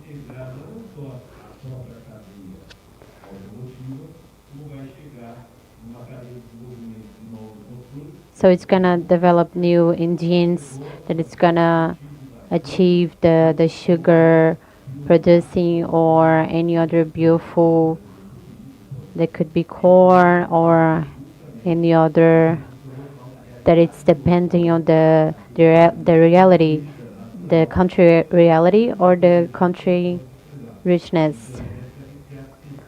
So this energy transition has to be accessible. So it has to be economic, sustainable, and naturally about the carbon too. So these three challenges that we can see, it's what my friend said. We need to promote better. We need to discuss about it. So about the tourism and all of this, we need to show that we do have beautiful cars here, comparing the technology, because we believe in all the roads. We work with hydrogen, more efficient fuel. That we do need to make it better. So this is the first challenge. And this promotion we are doing right now, talking about this. We don't talk the same language, but we can understand each other. Talking about the international commissions. And second, the carbon.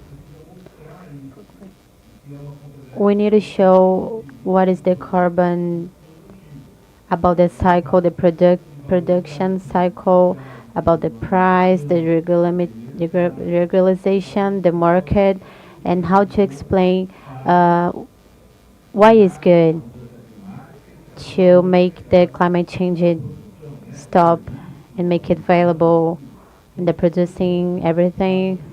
So this is the second aspect. We do need to have international political of this cycle. And the last one that we need to talk for this happening is that we need to create political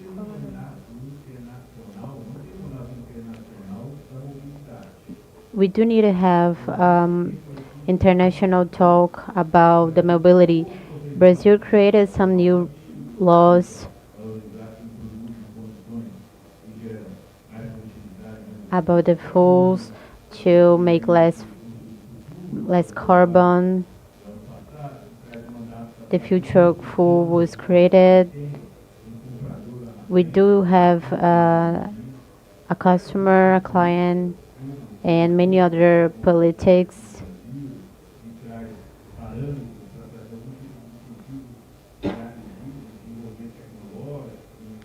So we are developing these technologies, and you need to spread naturally this technology to bring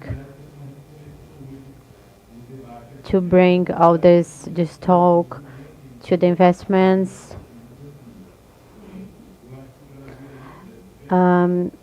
That's why I think Brazil is going well, and we do need to continue and intensify this way. Thank you so much. I just want to thank. Okay. The possibility of cooperation. We succeeded, so we thought that we'll share with Brazil. For biodiesel, you have for the diesel, you have the blending. I think you are doing, earlier it was 15%, now it is 16%. But you are blending biodiesel in diesel. Now biodiesel, they have got limitations because of it is maybe used oil, palm oil. In India, what we have done is, now we are in the process, we have done blended ethanol with diesel. And we are going the trials, like you have an ANP institute which certifies, test, see the performance. So those trials are going on. We have got an institute called ARAI, which is the mandatory institute which certifies. So there is a possibility that blend diesel with ethanol. Maybe it is 5%, 10%, and it will go to 16. But we are already doing it, and there is a possibility of doing this in Brazil. So I forgot this point. So Thank you, Pradeep. No, that's very important. And I would like to end saying that we do need to structure this to put employers together. It's one of our priorities. Who is gonna be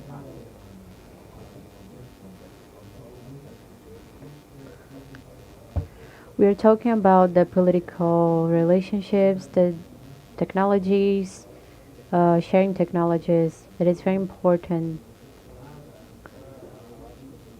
to do this new mechanism to improve and create a new strategy between these two countries. Thank you so much.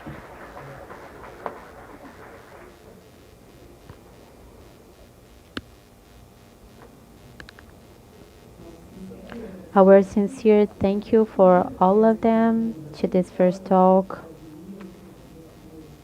I would like to ask you to take a picture again, please, an official picture.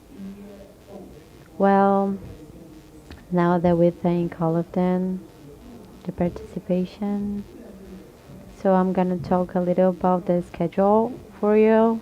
We're gonna do another talk. So this first was about the transition between full, and the second So second one is gonna be about food security, and then after lunch, and then we're gonna have another talk too. This two talks actually about a speech, and we're gonna do 1 p.m., 2.5, and 3.5. So now we can continue and ask the next people to talk about the food security.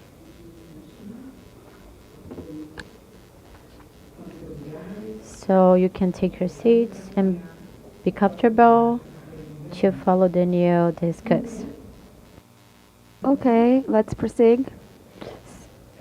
So to begin the talk about food security, we will invite to the table before we really begin the discussion, the coordination of FGV Agro, Roberto Rodrigues.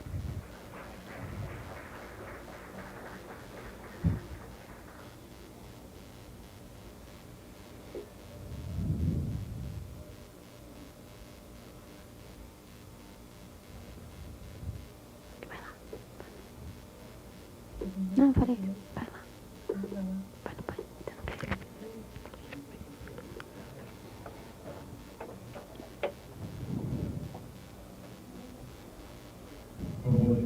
Good morning to everyone. I want to start thanking to Apex because of the event, the Minister of Intermission, and the Minister of Commerce, and everyone who's here today. So I'll begin of the end, the last panel. So I really like the team. I think the world today lives a lot of insecurity and doubts about up tomorrow, what Trump's going to do in the Monday, and geopolitics and pollution. We have a lot of uncertainty, so we have a lot of expectations, bad expectations about the future. We don't have previsibility, so we don't have security for investors and for business people and for the government. And all of this happens to introduce to another theme on educationals. The world today is attacked for food security, energy transition, change climates, and social unemployment. And all of us are affected by it. Energy transition was really well talked in the last panel, but now we're going to talk about food security, and they all articulate in some level, in a well honest for all, and social inequality that's happening in the world if we don't solve the green problem energy. And food insecurity is really important because even though it's not so talked about, it's the only guarantee about the stability, social stability. If people are hungry, they will put the government down. In Asian countries that they had problems with food, they put the government down. So food security is not a thing about semanticals. It's security, social security. In pandemic, we saw that the countries that couldn't, the prices were higher in dollar, and everyone started producing more, and it was a very dramatic problem that we lived 5 years ago, and thank God it's not happening anymore. But the problem about food security, it's always good to talk about. It's important.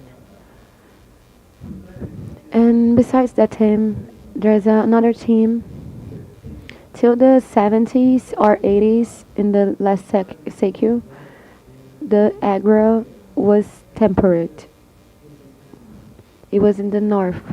Here in Brazil, in Campinas, for Pedro II, that had a big vision from Brazil, bring everything to do the institute, French scientist, because the science, it was coming from the Europe. But in the 80s, things changed in a big thing, a good thing, to a tropical agriculture, and now the tropical world, these 4 ghosts are going to be killed for by the agro.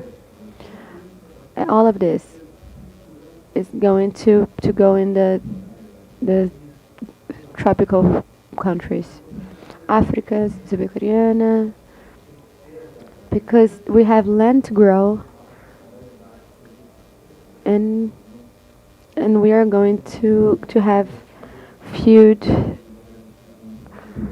a lot of food here in the contemporary.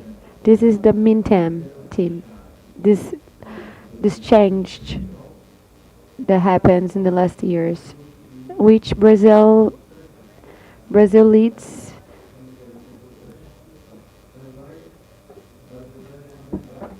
Because of Abraco, it was created in the 70s, and tropicalized the science, which made worlds in the whole world. These advances, I will talk about very fast about it.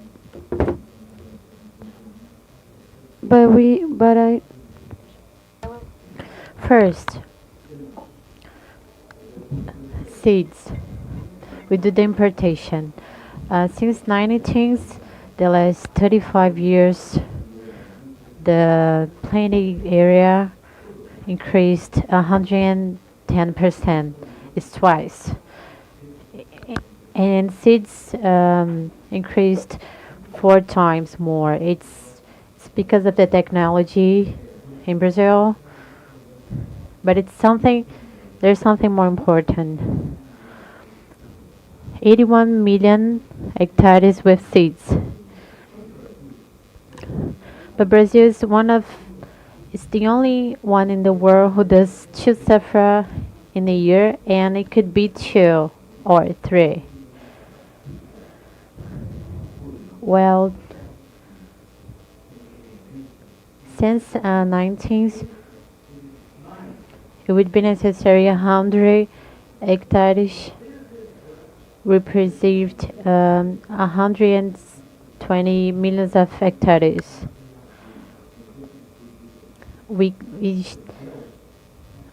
I talk about the seeds, but it could be other subjects that we produce here in Brazil. And that's what makes Brazil with a good condition to be a hub, or make it work. But we can do it again alone. And the perfect partner, the complete partner to make it happen is India, for all these reasons. But I would like to say that we can complement each other. We do have know-how, a good know-how. The agro mechanic between India and Brazil, they complement each other, and India has something that we don't have, because we can learn with them with agro, with technology.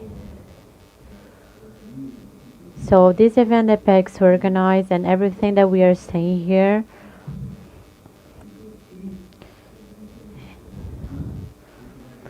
that it's gonna happen. This approximation between these 2 countries is gonna happen, and we are sure about these 2 countries together will be responsible for take for the other countries. Everything that is more modern to agro and manager to make everything being for all these other countries and respecting the climate changes and the nature, the economic democracy, and we can bring a good increasing respecting the nature. I think it's one of the most important challenges.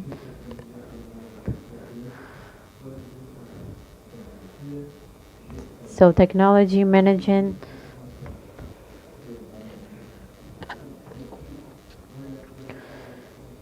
So I would like to say another comment.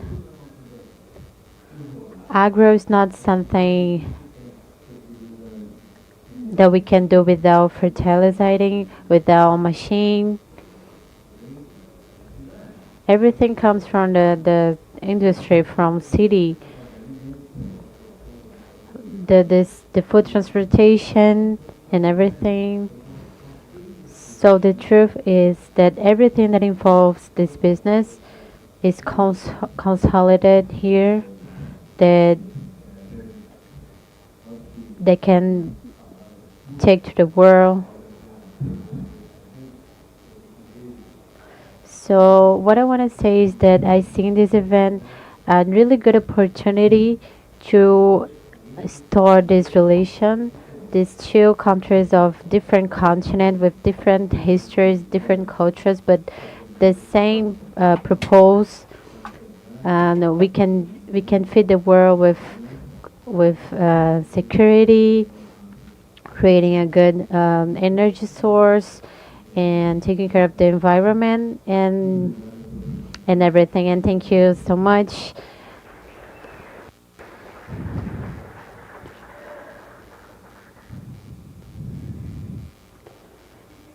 So thank you so much to Roberto Rodrigues that initiated this talk. So as how I said before, we're going to talk about future security, and with this good context, we can initiate the debate with the moderator and the biggest names. We have big professionals that we're going to be here in this stage. But before, we would like to invite to the talk the presidency of ApexBrasil, Jorge Viana.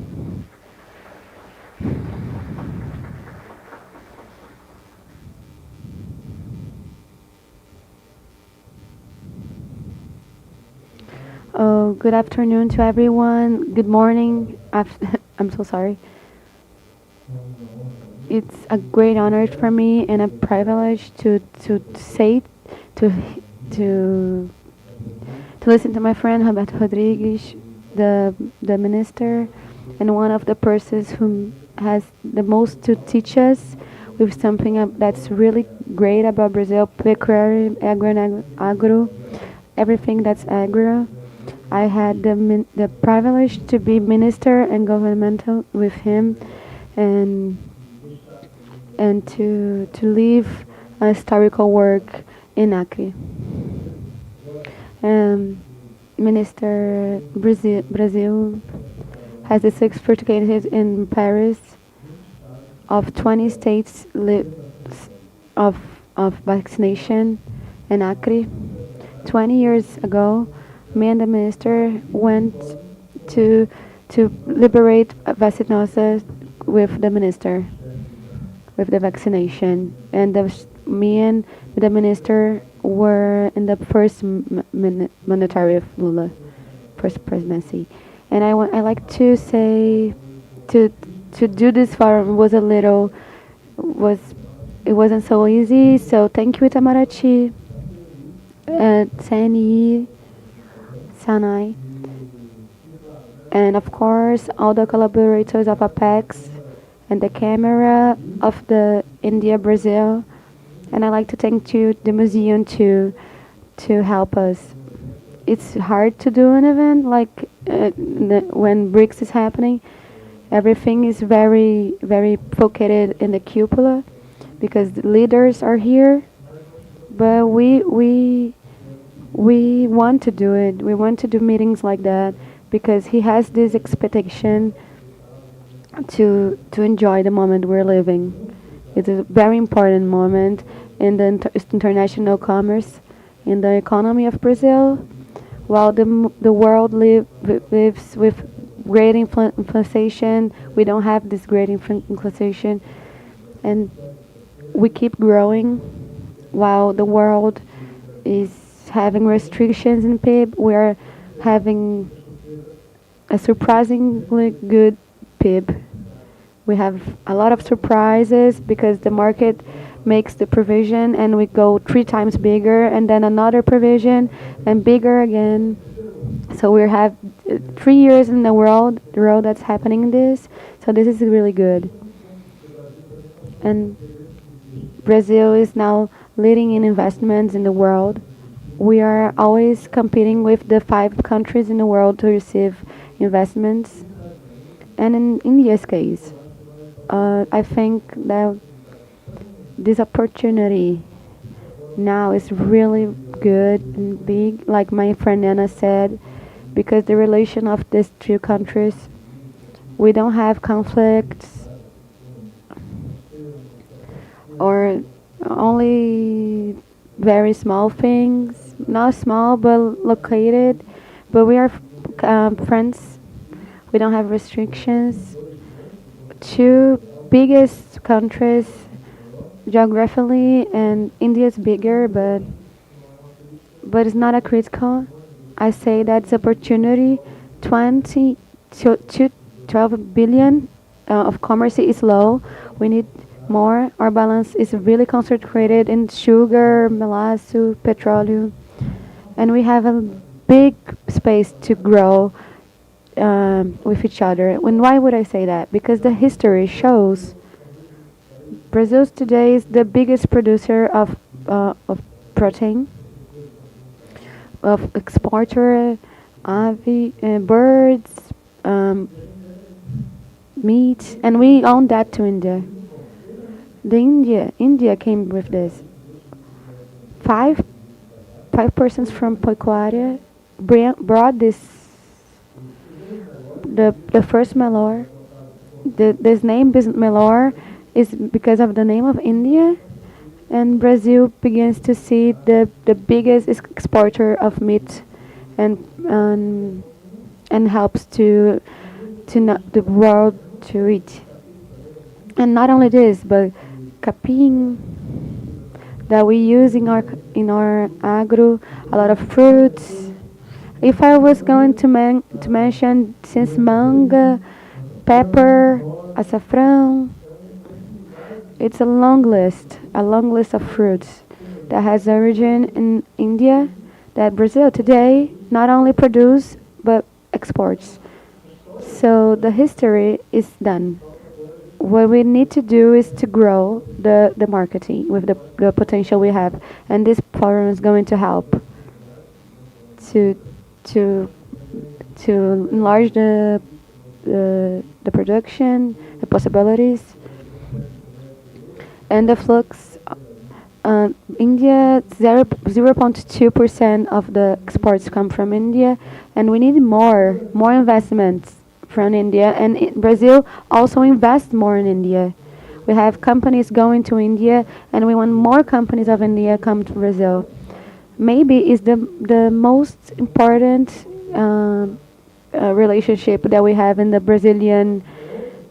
The biggest possibility, the better one, is from Brazil and India. And Itamaraty is really focused on this, and we're going to keep doing it. We want to do it. Apex is going to go to India too. We want to. That's what we're looking forward, and I'm really happy in the reunion of BRICS. We're going a step further, doing this forum of business people that is going to be a success of the point of view of friendship, commercial, and thank you so much.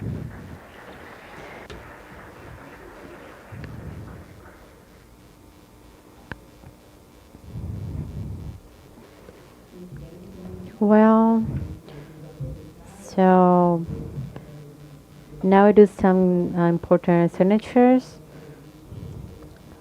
How Jorge Viana said, now for this moment, we're gonna invite the first signature. It's the official signature between CCIB and ApexBrasil. So I would like to invite here the CEO, Leonardo Ananda Gomes, and Jorge Viana too.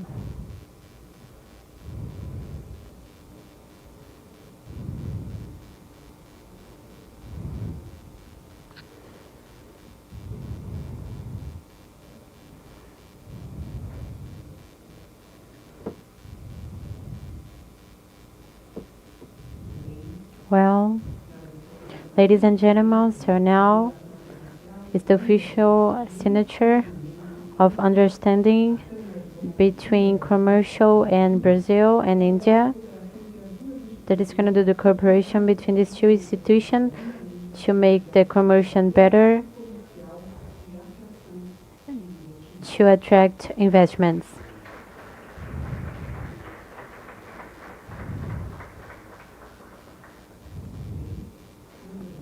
Well, thank you so much. Now we continue. We're gonna ask the PEX president to be here because we're gonna do another important signature. And I invite now the vice president of new business in Draco, Mr. Gustavo Raverotti.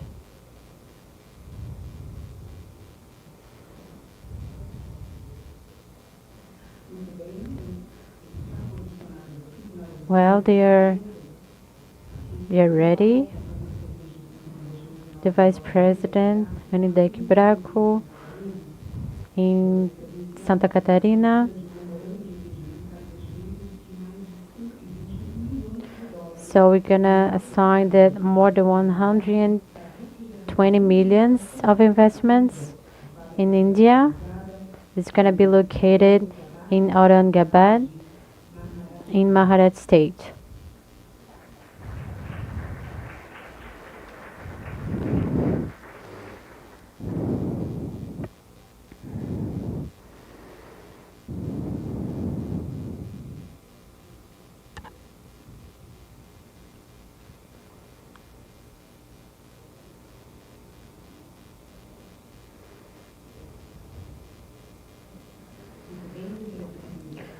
Well, I would like to ask you to take an official picture, please. Ladies and gentlemen. So the document is assigned for one more investment of 120 millions in this fabric in India.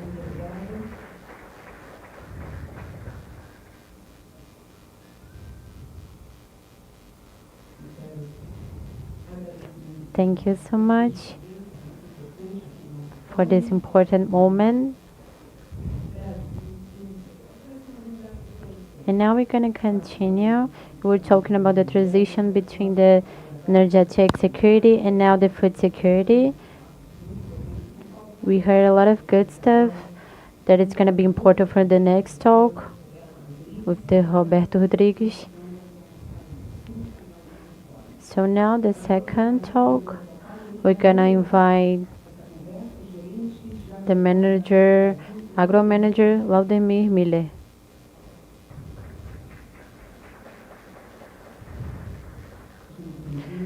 Welcome, Valdemir. So the next, the former CEO of Roberta Desing and the council president of Leeds Connected CEO, the Bioagro, Nanit Havka.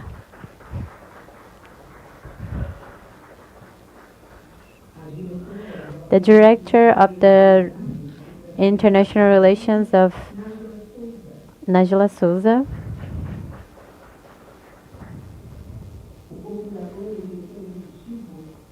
The executive director, Hitesh Sharma.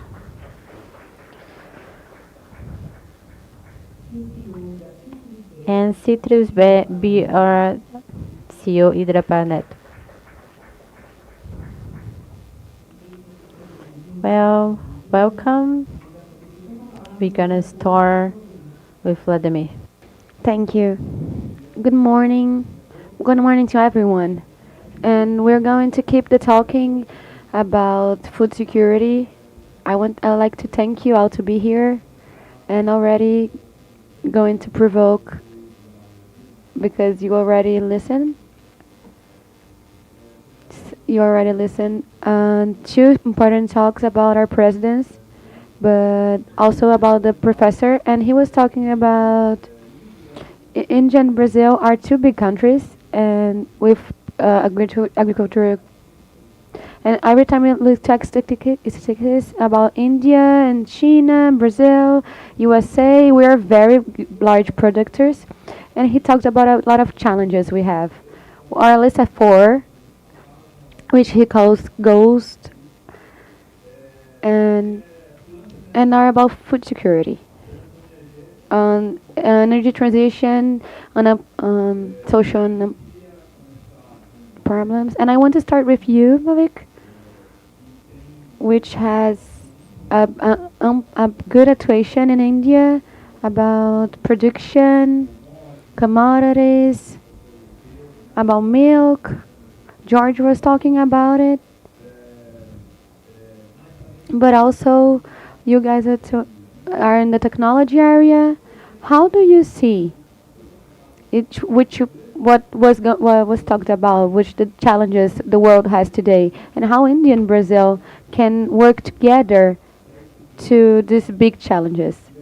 So I'll give you like 3-4 minutes because we have, so all of you can talk. So yeah, thank you. I want to hear you talk about these challenges.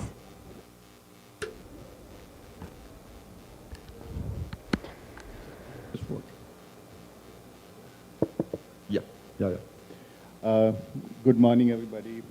Namaskar. Namaste. Thank you for having me here.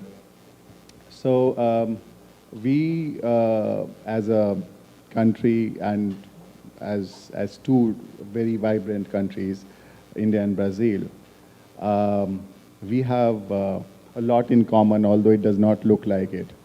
And there are two very stark realities that we need to first outline. We all know that. In area-wise, Brazil is 2.6 times India, right?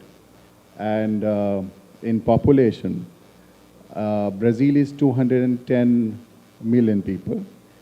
We are 1.4 billion people. Yeah.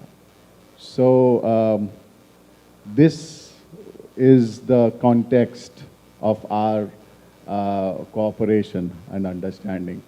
And what we feel is that the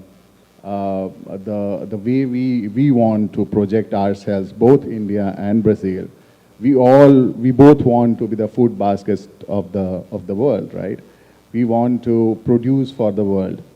And for that, I think the collaboration in terms of food security, and these two countries are in the best position to bring that food security to the world. We can make for the world. And the collaboration that we can do together in different fields can actually create that value, and we can create that value chain that is required to produce for the world. Now, the issues what we face is something that is more stark and understanding, because Senor Rodriguez, actually, when he was giving his speech, he was talking about the fact that we should look at the future and how we can look at food security as a solution. And what I feel is that we have created that ground, ApexBrasil, the BRICS. We have created that ground. We are here. The Brazilian businessmen are going to India. But what we need to create is a more business, not talks, you see. So we need to create that value chain that creates value for the people. And look, the business, there is food security, but there has to be, along with that, nutrition security, as well as a profitability for the businessmen who are working together. And I think we are working in the right direction, and we'll definitely see things. You are making me nervous with that. Sorry for that. So I think I'm well within time, right? So More or less. more or less. Okay, so I think we are there, and when we come around, I'll give you a bit more of a context. Yeah. Okay. Thank you. Thank you. Roberta, seguindo aqui com você, vocês têm uma atuação, né? Isso que o Jorge estava comentando, né? Have an intuition, like Roberto was talking, in Gir and milk production and with technology. How do you, in a farm, how do you see the challenges of this perspective of Brazil and India into Brazil? Good morning, everyone. So I'm Roberta. I produce milk in São Paulo, Lins, and I'd like to thank you about the invite of Georgiana, which invited me to be here. I will tell you a little bit about the history that changed Brazil and the cooperation Brazil and India, which is very old, more than 100 years, approximately 105 years ago, when Brazilians searched 6 races in India. We did 3, we branded, but the more important one for me is the milk one, when Holland milk is which is a new race that 80% comes from Holland milk. This race adapts really good here in Brazil because the climate is really similar. So the adaptation is really good. The rustic animal adapts really well. And in the challenges, ecto and endoparasites were well curated, and the races were really good, debated together with Embrapa and BCZ, with the registered animals. And we have associations of races. I'm the leader of the milk one, and we choose the best animals,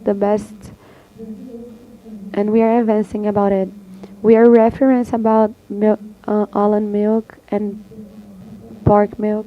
We are exporting a lot to Africa, and now with India we are making history, even though we're going back and saying thank you because you sold, we got better, and now we have this adapt race, which is really important here in Brazil.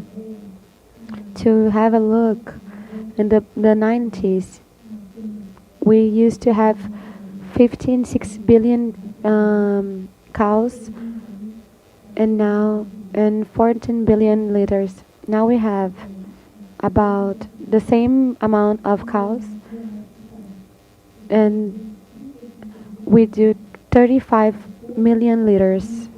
Almost every municipal of Brazil has milk producers. We have more than 4 million customers, as is the most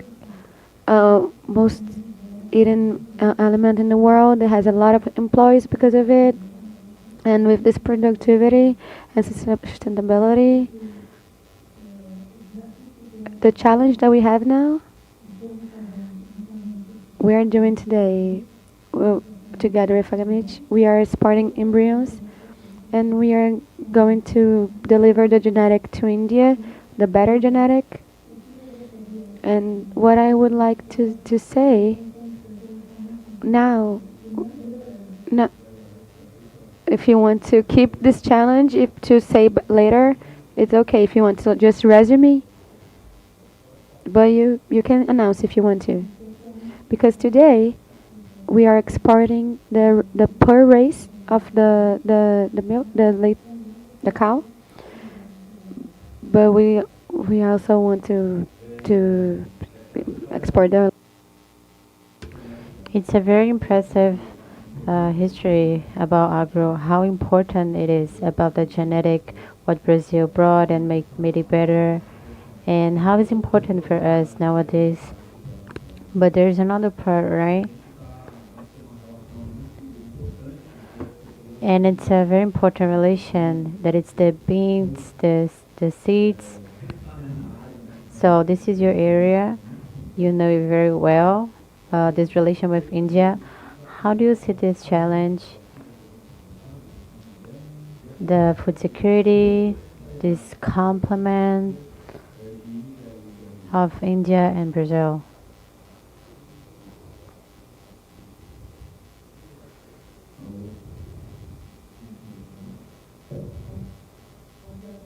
Good morning, all. Thank you for the question. I would like to thank ApexBrasil for the invite. It's a pleasure to talk about India and the bean sector that we have with India. First, we have a lot in common. These beans, they are a protein source for food security for both countries. So we do have a consume profile very similar. We do consume a lot of beans in the year, and it's very similar to India too. India is one of the biggest producer in the world. We are the second. So that's what we have in common. The consume is very similar, and it's important because the international commercial it's gonna grow.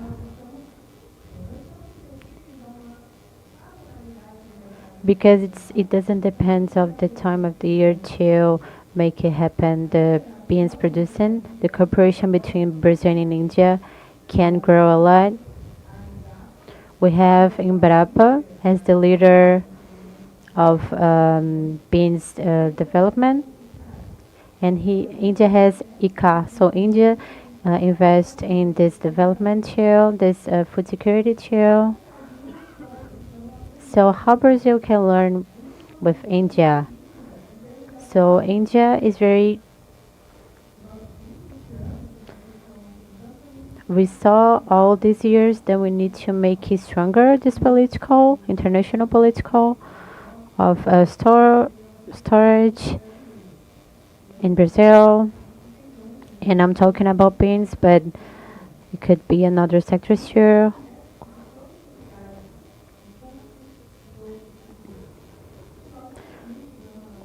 We can year by year do a development, and we can of course change these technologies. We are talking a lot of technology, but it's gonna grow with the society of course accepting. We are thinking about feijoada, oil down. So we need to grow a lot, and we are growing. The commercial is growing. The past 4 years, 2024 and 2023 increased a lot. And the next talk I'm gonna talk why. I'll let Hitesh to talk after. I know that's on another sector about juices, and it's another example of how we are prosperous and how we are big. China, Brazil, and India are the biggest producers of juice. We are the third. We are we have a lot to grow up because we are 24 the exportation. How do you see the opportunities about the fruit, about the juice, about that's so important, that's so healthy about this relation, of possibilities of cooperation about Brazil and India. Well, good morning to everyone. Namaste. It's really good to be here. Thank you for the invite, George. It's a responsibility to be here after our minister, Roberto Benedicto.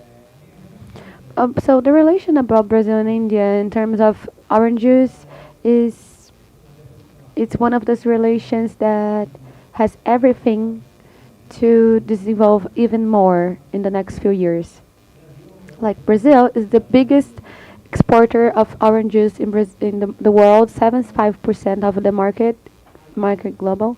India is the biggest manga producer and the manga producer, like orange juice in the international market. So each one has this market of juice. One of the importance for the independence is external. The fruits are very important in the whole world. The most generates jobs, more money to agriculture. So in this meaning, India and Brazil, in which way, has a very important job. So what can we do to do more? We can do the sex to orange juice in India is still little. We can still have a lot of taxes yet. We have to go with the right price to the consumer. But on the other side, we have a lot of offer of other countries that India can export to Brazil that are not so common here in Brazil in our culture, but nothing it's important that it can be worked. And to finalize my talk, we need to create a culture that Brazil is really good to export, but we need to export and import more. And this is worth to all the industries. We are very extreme but we don't import so much. So the least problem, we export our fruits, our juice to Brazil. Welcoming to India. I welcome India with her sectors to Brazil and open your arms to our orange juice. We have quality, security, and we can do a lot of things together and we'll be really good.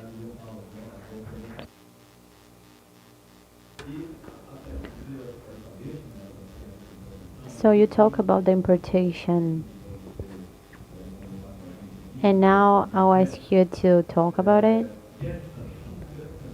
And it's very important, the sector, the fertilization sector.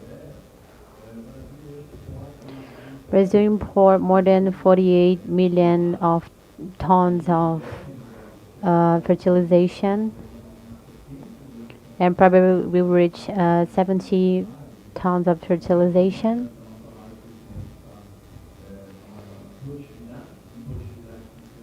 Because we need to produce, so we need fertilization, and even it could be 90 million.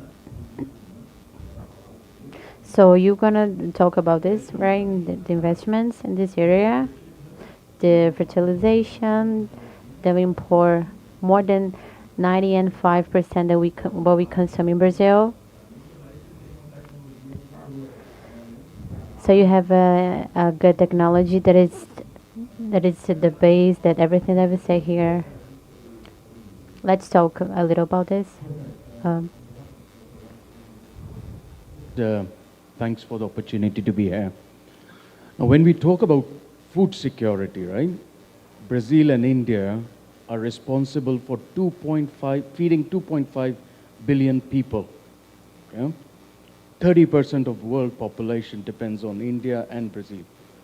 So when we talk about food nutrition, you cannot talk without India and Brazil. on the table. Yeah. The second part, which we talk about, is food security is not food security, it's nutritional security. So you need to have iron, magnesium, everything that we humans need. And the best way, if you look at it globally, India and Brazil are kind of the same. Brazil imports 90% of the fertilizers. India imports almost 30. So the very similar challenges. And what happened under leadership of our Honorable Prime Minister, Mr. Shri Modi ji, and IFCO, which is the biggest cooperative in India, we have been looking into how to reduce this dependence on import, right? Self-sustainability on production, but dependency on the inputs. And that's where IFCO and the scientist behind and the leader behind all of this is really changing the technology.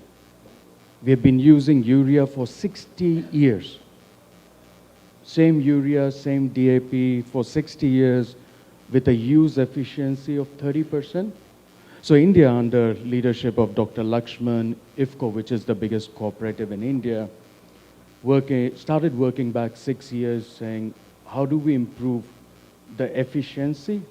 And if we improve the efficiency, how do we decrease the dependence? And they launched nanotechnology, nanofertilizers in a big way that has been very successful.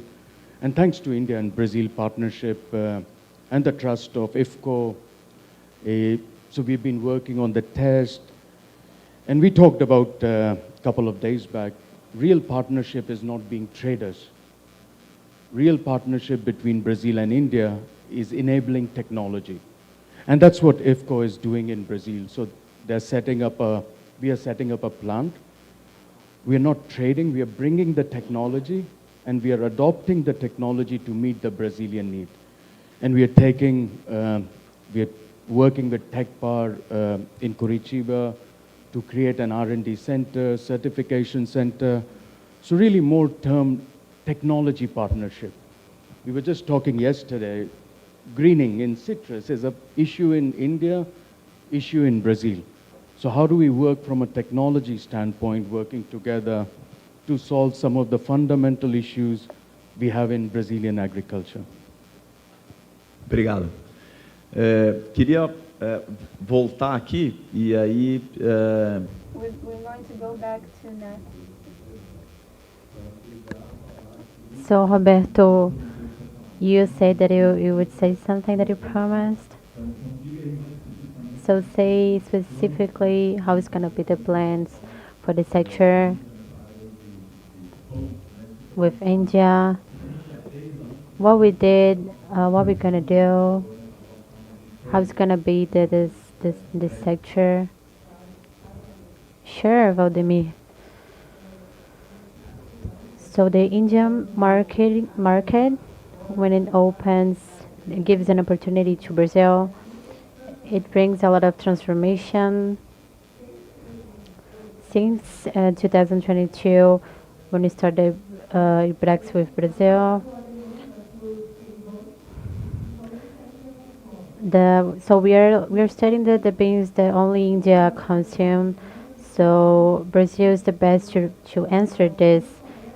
We are very open to new opportunities in agro and new cultures too. So feijão mungo preto it's something new to Brazil and no one knows actually, but myself, before being working with this, I didn't believe it would be very useful for Brazilian production, but the Brazilian production it has to be very surprising. The 100% of increasing of this, it's because of this being, because India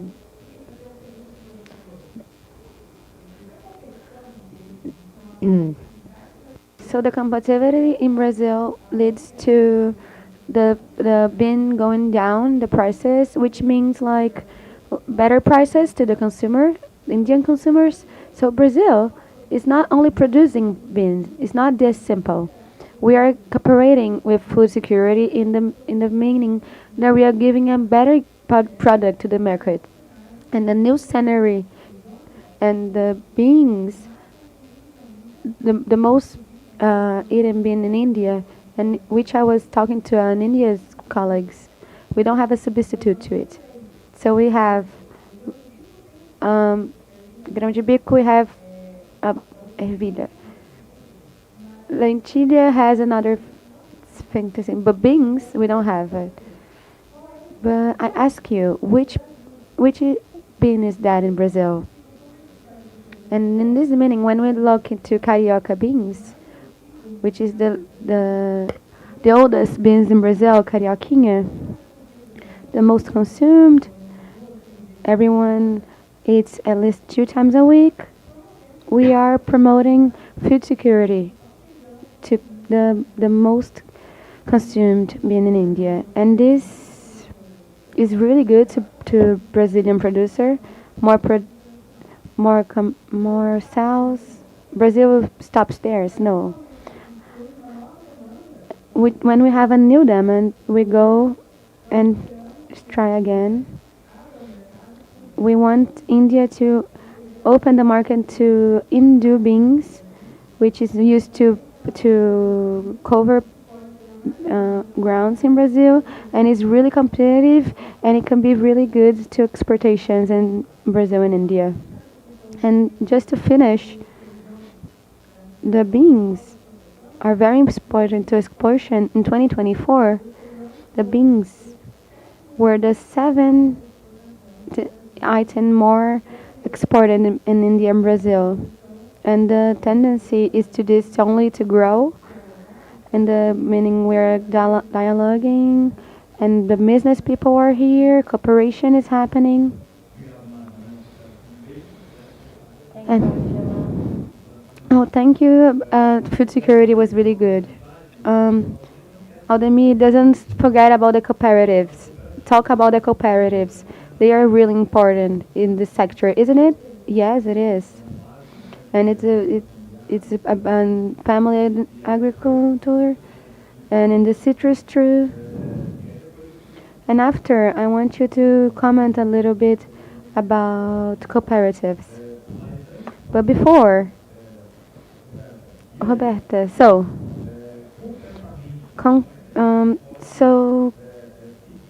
how can we keep having this complementary of technology of India for here that got better, and there's a possibility of giving back, of keep doing this complementation of G, and the challenges that you were about to talk. So Brazil nowadays it's better.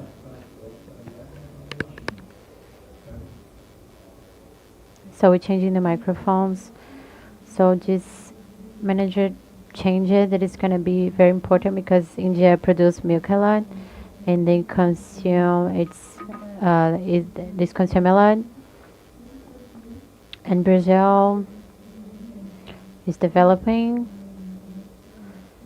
So a good partner that we have today.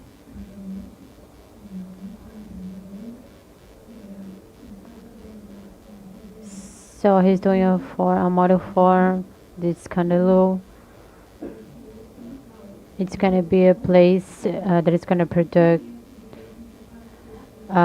techniques for the Indian producer, and we're doing another genetic improvements show in India,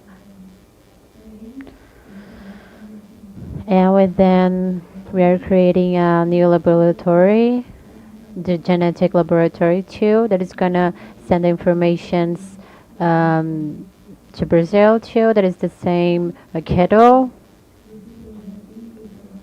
So about this project that we was talking about, we're gonna teach the milk quality, the quality of the employees to produce with quality.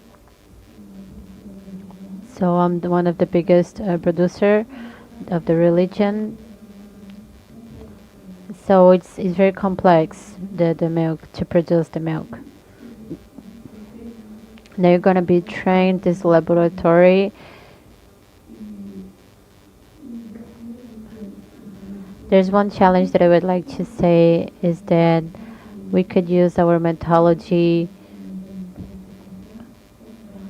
with Embrapa and follow up Brazil does with genetic improvements about the milk.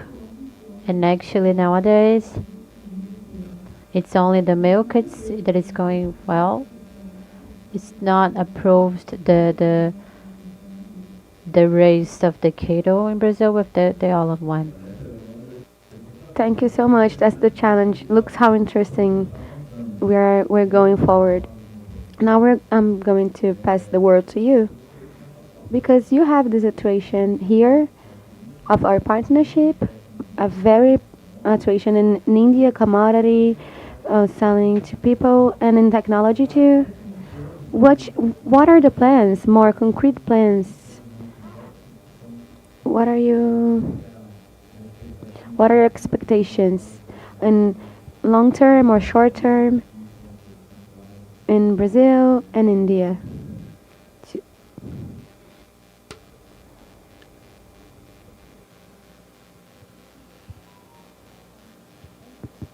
Hello. Yeah. So we are working on something which is, in the first panel we talked about energy security and transition of energy. So what we are trying to do is something, a mix of both. So we are trying to build something which we are calling Khet Se Kitchen Tak, which means from farm to kitchen. From farm to kitchen? Yeah. So we intend to develop a value chain wherein we have control over the whole value chain, and we can contribute in the whole value chain, including the cooperatives that you talked about. So in India we have cooperatives and we have pharma producer organizations who actually work in tandem with the private sector, you know, to produce, and we work together. So the understanding is the value chain that we are making, which is an agri value chain, starting from producing food on the ground to bringing it to our factory, processing it, and packing it and selling it to the consumers. Along with that, we are like in the milk value chain, the way we are trying to collaborate, and we are collaborating very closely with Fazenda Floresta. We are collaborating with other people in Brazil. So the idea is to create a high genetic value cattle, because the average production in India is around 5 liters per cow. In Brazil, it is much higher. And we intend to take from 5 liters per cow to somewhere around 25 to 30 liters per cow in India. So this is this is not only related to food security, it is also related to sustainability, it's also related to per value per cow, it's also related to the enhancement of income for our farmers who are basically marginal farmers. The idea is to collaborate together and create a value chain wherein the farmers are there in the system. So what we are trying to create is set up a system of farm, set up a milk processing unit, set up a feed and nutrition unit, and a CBG unit. So it's a compressed biogas plant wherein, and whatever we produce, we have something called a Satat scheme, which basically is bio of the gas directly can be fed to the kitchens of our homes, you know. And the byproduct, the biggest byproduct, that is in terms of biofertilizer and prompts, can be given back to the farmers who are actually farming for us. So the understanding is to create a clear 360-degree value chain wherein we are not only looking at creating a kind of only 360-degree at one level, but also a complete circular economy where each node earns it's money and it's profitable in that segment. That is what we are making. Thank you. Obrigado. Para fechar aqui,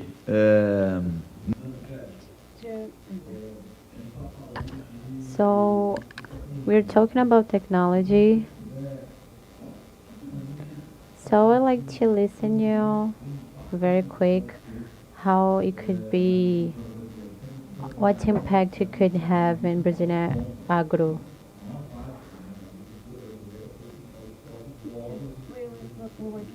So we need fertilizing, the nano-fertilize, it's different because it's very important to sustainability. How it would be, why it would be important for the Brazilian agro, this investment that you're doing here? The brain of nanotechnology in India, Dr. Lakshman, who's been instrumental in driving nanotechnology in India. Just to give you a sense, in India, IFCO, which is the biggest cooperative in world with 50 million farmers, they have almost implemented 80 million liters in last 3 years. 80 million. 80 million liters, Okay. meaning substituting fertilizer. Now, the way nanotechnology, what we have been living in the world is urea has been for 60 years. So when you throw urea or DAP or any traditional fertilizer on the ground, only 30% gets absorbed by the plant. If you look at micronutrient, zinc, copper, or any other micronutrient, the efficiency is just 5. So imagine Brazil imports 90 million tons, $90 billion of fertilizers every year. We don't have ports. You know, I say we because I live in Brazil, but we don't have enough ports to bring that much fertilizers. Yeah. So for Brazil to be self-sufficient, we have to change the technology. Exactly. Yeah? With the way agriculture is growing, we'll not have enough ports, there'll not be enough ships, and the only way to change it is to change the efficiency of fertilizer. And that's exactly what nano does. So nano is designed for 95% use efficiency. So if you're using 1 kilo of urea, you can get the same efficiency just with 100 grams of nanotechnology. And that's what India and Dr. Lakshman has been doing with IFCO. We are bringing all these technologies to Brazil. We are setting up a manufacturing plant in Curitiba. And we're excited about not only bringing technology, but training, transforming, and the results in Brazil for last 3 years have been very fulfilling. And that's all because of the belief the government in India, IFCO, our Honorable Prime Minister had in nanotechnology, nanofertilizer, and how we change agro, not by trading, but by technology. Muito bem, muito bem. Certamente impacto potencial muito grande na agricultura brasileira. Impacting technology. And to finish, what's your last message with the big sector you are? This tie is really meaningful and so important, and the presence is so important in the world. A final message to India and Brazil.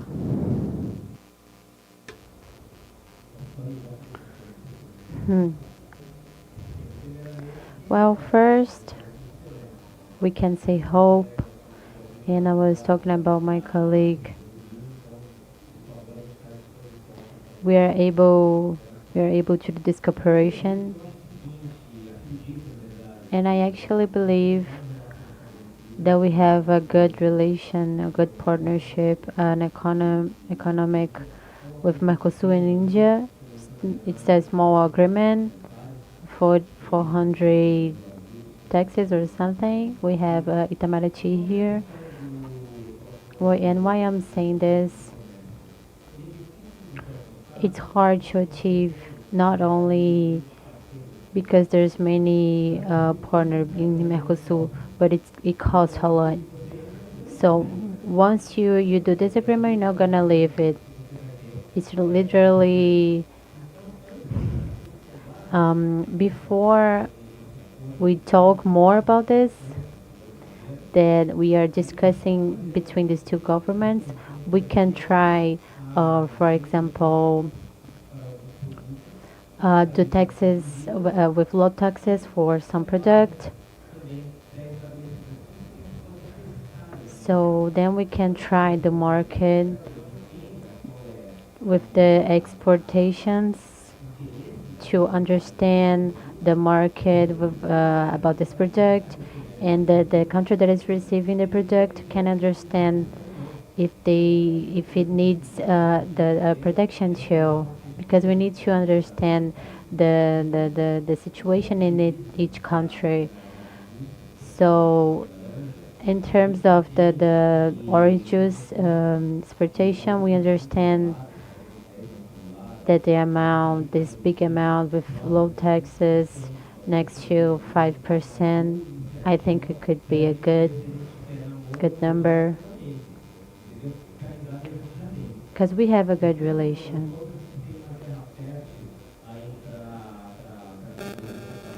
So we do have good qualities to start this conversation. So thank you so much. And now the message is very clear here. We are two big countries. We have important roles in the food security and the transitions challenges. And I would like to say again and repeat what you say, that these two foods feeds 30% of the world. So the food security, the resilience, food, and everything involves Brazil and India. So thank you so much. Our sincere thank you for all of you. And we would like to take an official picture. And before you leave, there's an important, we're gonna do the lunch now, and you're all invited. We are gonna lunch together. But before, I need to say that we need to go to the lobby before the lunch. And we're gonna do the security protocol before the lunch, okay? So we're gonna do the lobby before the lunch to do this proceed, okay? Thank you so much for this first part. We're gonna be back in some minutes after lunch. Bye bye, see you soon.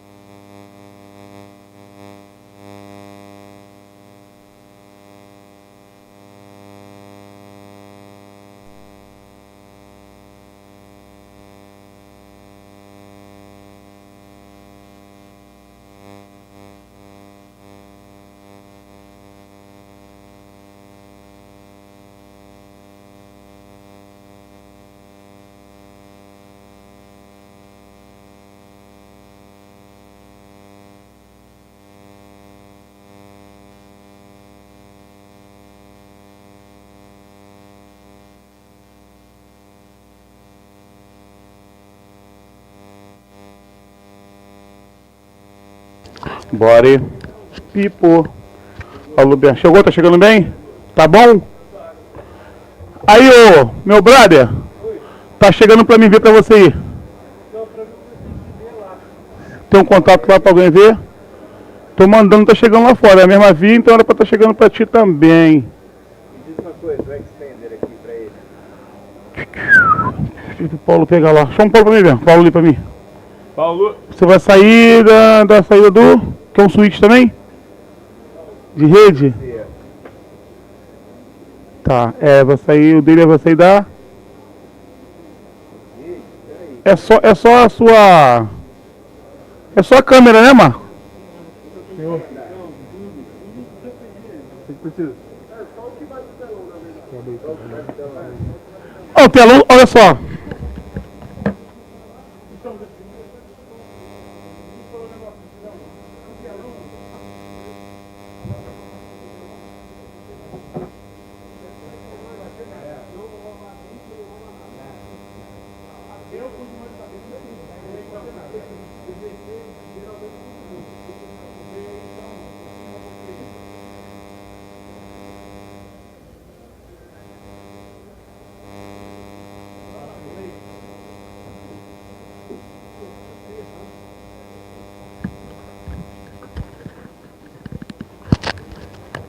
Oi, 2, som, teste, alô, alô. Alô, som, 2, tá ouvindo aí? É muito estranho, porque pra mim tá vindo limpinho, mano. Tá ouvindo ele? Fala você. Alô, alô, alô, alô, alô, alô, alô, alô, alô, alô, alô. Ei, ei, 1, 2, som, teste, ei, teste, ei. 1, 2, 1, 2, 1, 2, 1, 2, 1, 2. Testando áudio, testando. Teste.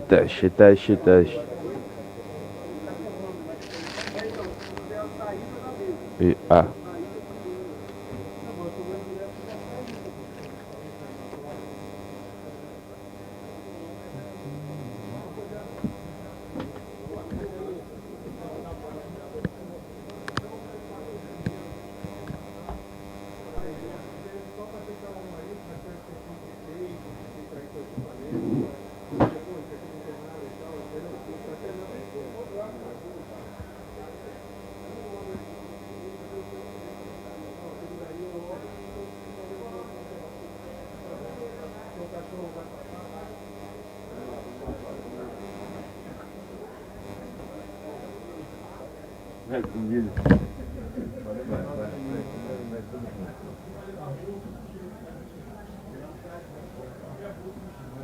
Vai levar? Eu vou levar minha mochila, vou achar minha comida.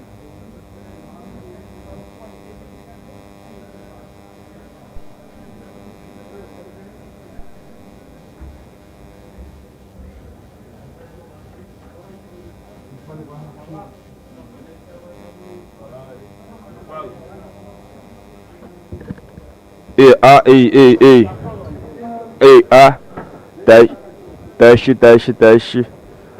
Testando áudio. Ei.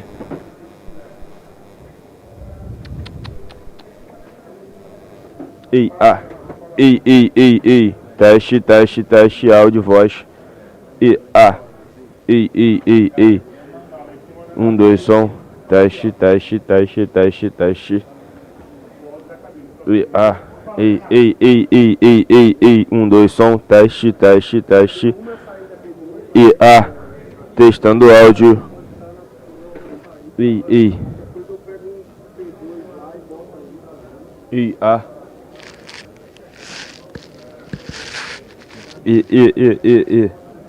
Testando áudio, testando voz, testando teste. Ei.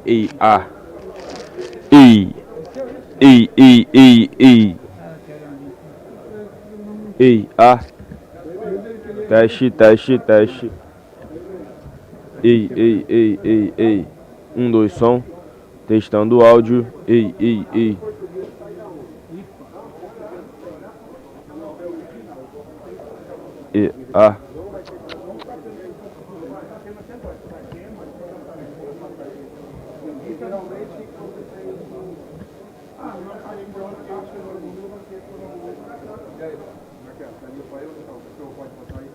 Pode?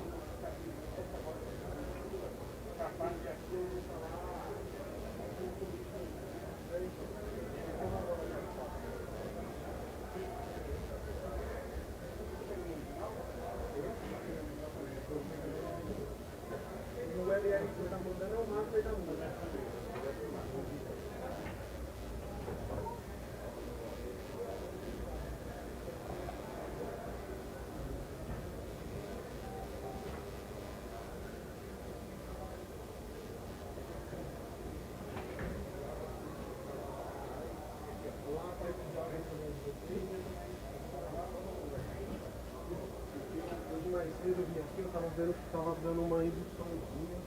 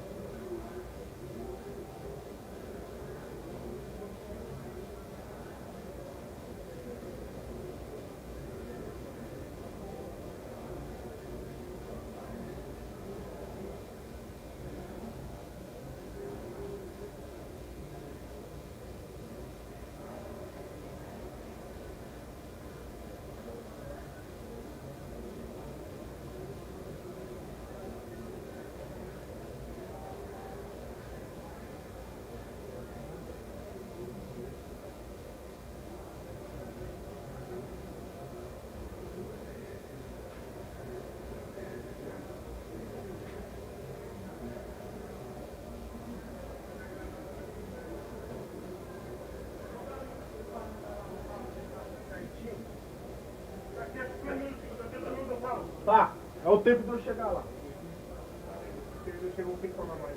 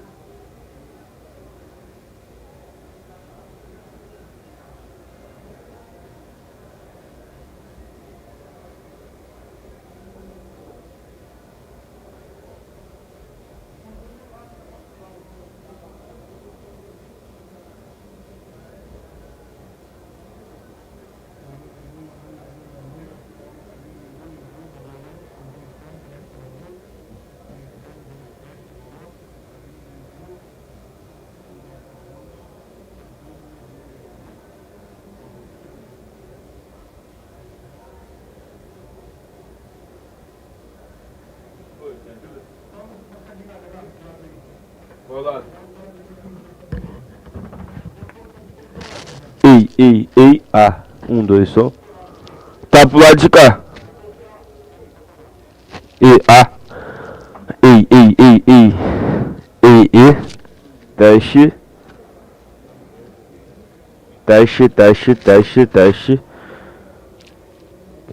Ei, 1, 2, som, testando áudio. Ei, teste, voz, teste. Ei. Tá chegando aí? É você que tá escutando ou não, né? Ei. 1, 2, som, testando áudio. Ei,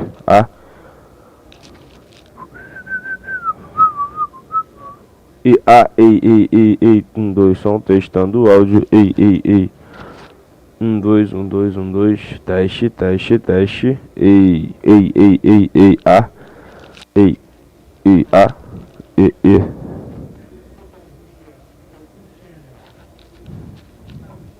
In channel.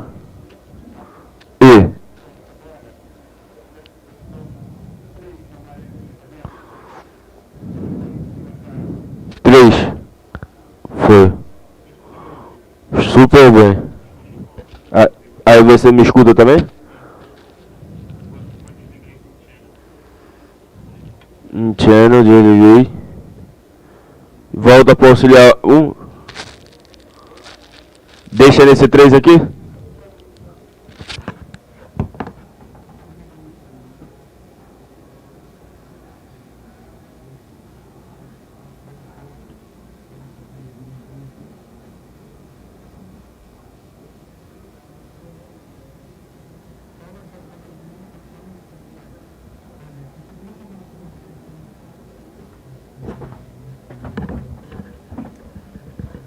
Ei, 1, 2, som, testando áudio. Ei, A. Teste.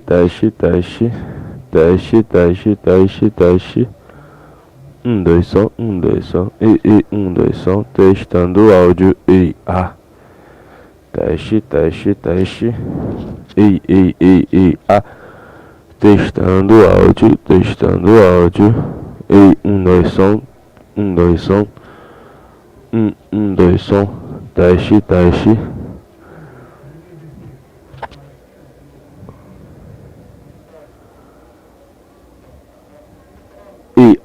Ei, 1, 2, som, testando áudio. Ei, A. Ei. Ei. 1, 2, som. Testando áudio. Ei. A.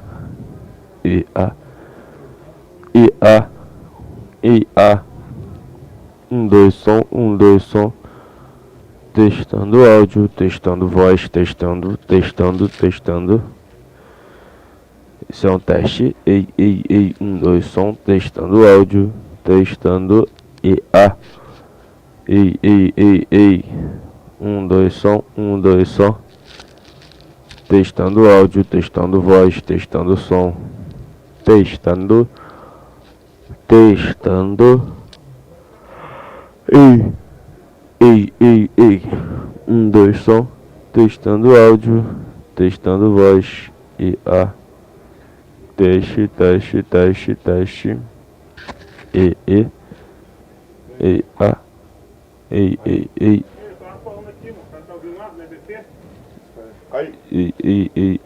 Ei. 1, 2, som. Testando áudio, teste. Só para baixar um pouco do português, o resto tá tudo certo. Português ou inglês, Kaique? O áudio do inglês. Baixar o português, o áudio do inglês, o que tem do inglês?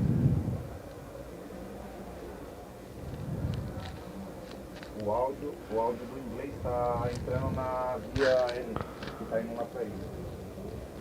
Ei. Do português tá indo pra você, tá entrando? Ei. O inglês tá entrando na via do português, que tá indo pra ele, no L, né? Não, mas o português vai ter que pegar de outro professor, cara. Porque o português ele nem passou, ele só passou inglês e tudo. É que ele passou só inglês, né?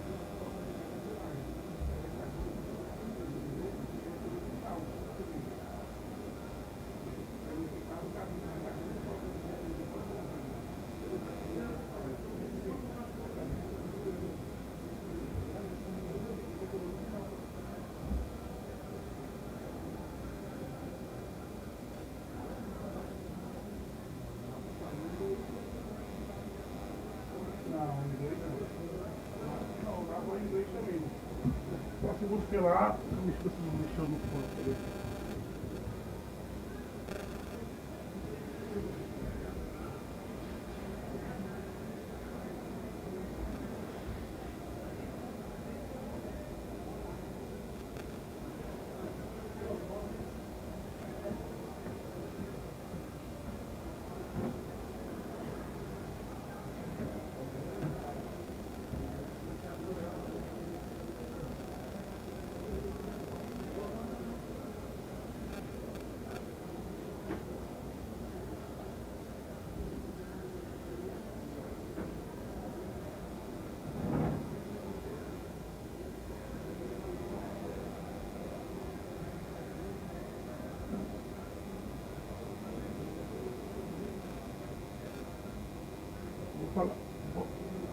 Tá, vou falar do inglês aqui, calma aí.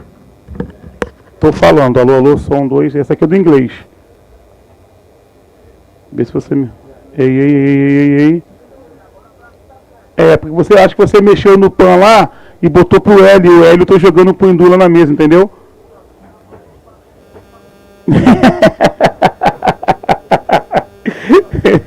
Agora vamos só em inglês. Vou pedir pro cara falar. Quer que fale no Hindu também? Quer que fale aqui do lado? Pode falar aqui? Ah, só mandaram pra você?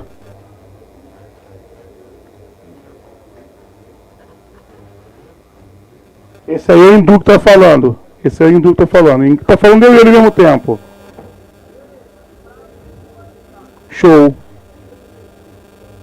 Maravilha, então. Fechou?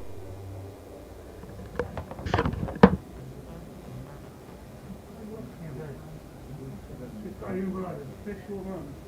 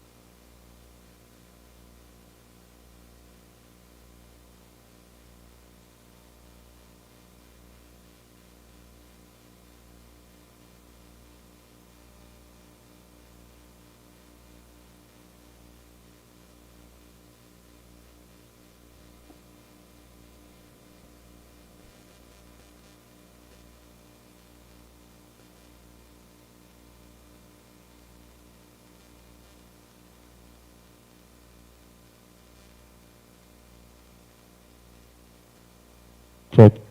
E.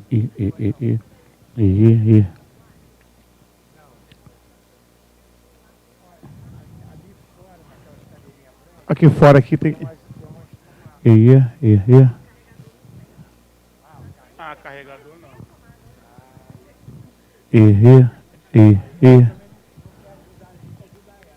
E som. Oi.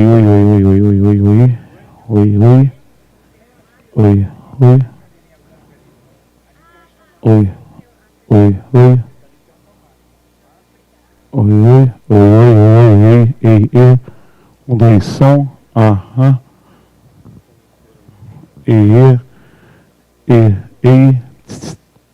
Teste áudio. Alô.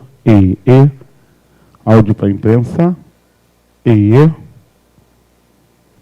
dois, som. Chegou aí, querido? E aí, chegou? Chegou aí? Tô mandando lá, tá? Oi. Tô mandando lá. Chegou lá, ó. Ei, som. Tem uma caixa lá, né? Oi, toda. Rapidão. Ei,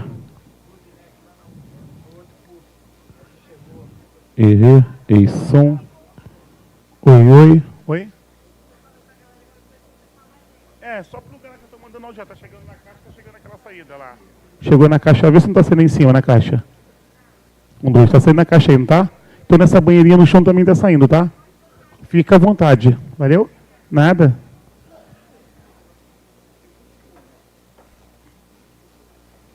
Paulo tá aqui já.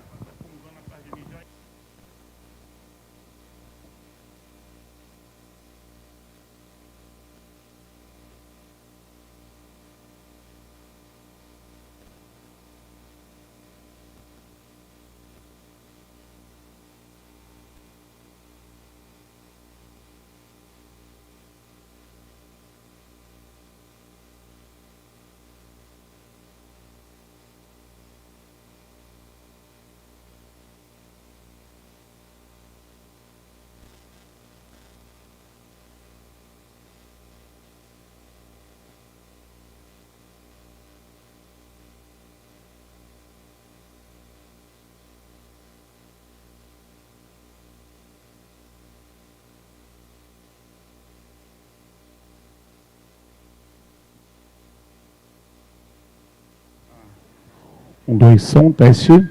ES. Áudio. Alô. Um, dois. Errei. Oi, chegou aí? Tudo bem? Maravilha? Show!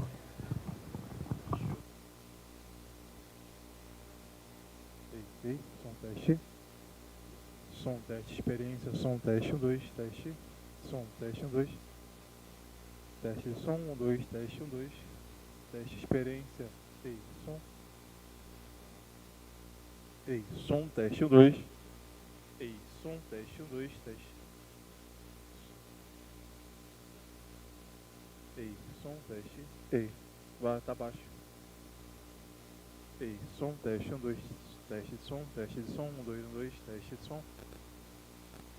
Teste experiência, som. Som, teste 1, 2. Teste de som. Teste de som. Teste de som. Teste de som. Teste som. Teste som. 1, 2, 1, 2, teste. Som, teste. Tá baixo aí. 1, 2, teste. Senhoras e senhores. Som, teste. Som, teste 1, 2. O que foi, Eva? Som, teste. 1, 2, teste, 1, 2. Teste de som. Foi, Júlio?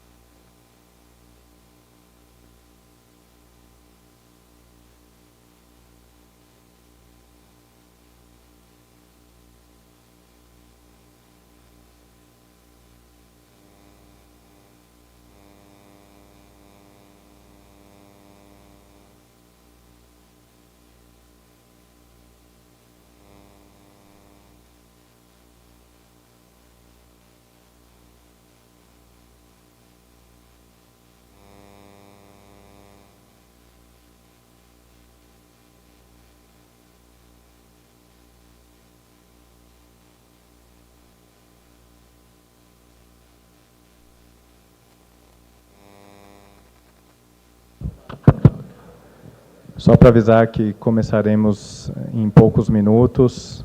Quem puder ir tomando seus assentos.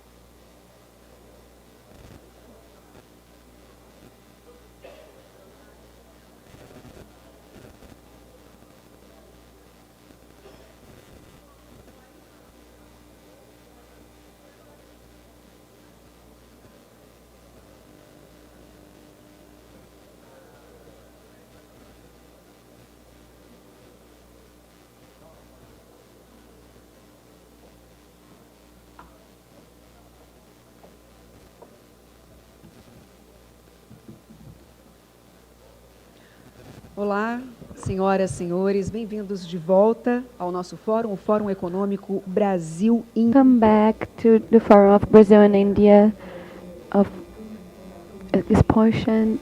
ApexBrasil, of the Minister of Exterior Relations, Minister of Industry, with the apoio of SNI, Camera of CCIB, and the museum. This forum has the goal to the negotiations between India and Brazil, dialogues, very important dialogues like energetics and food network and pharmacy, science of health and technology, innovation. Let's go with another panel, the second time of our forum. The theme is pharmacy and sciences of life. So in this moment we're going to invite to moderate these conversations the CEO of Leonardo Gomes.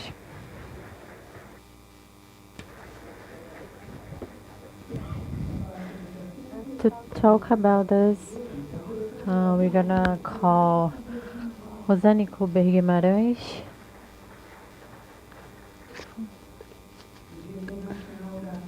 the National Director Anil Damani,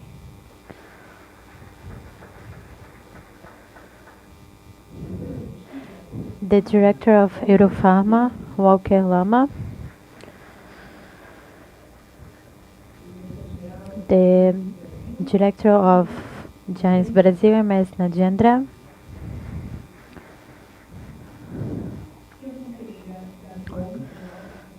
Laura Castanheira from Beyond.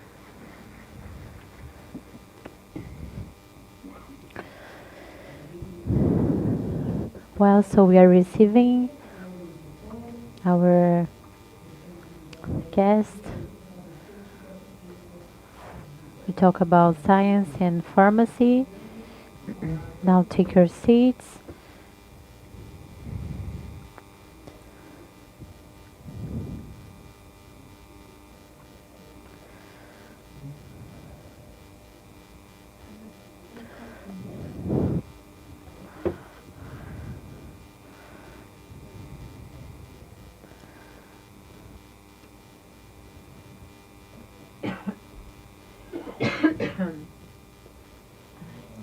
Good afternoon to everyone.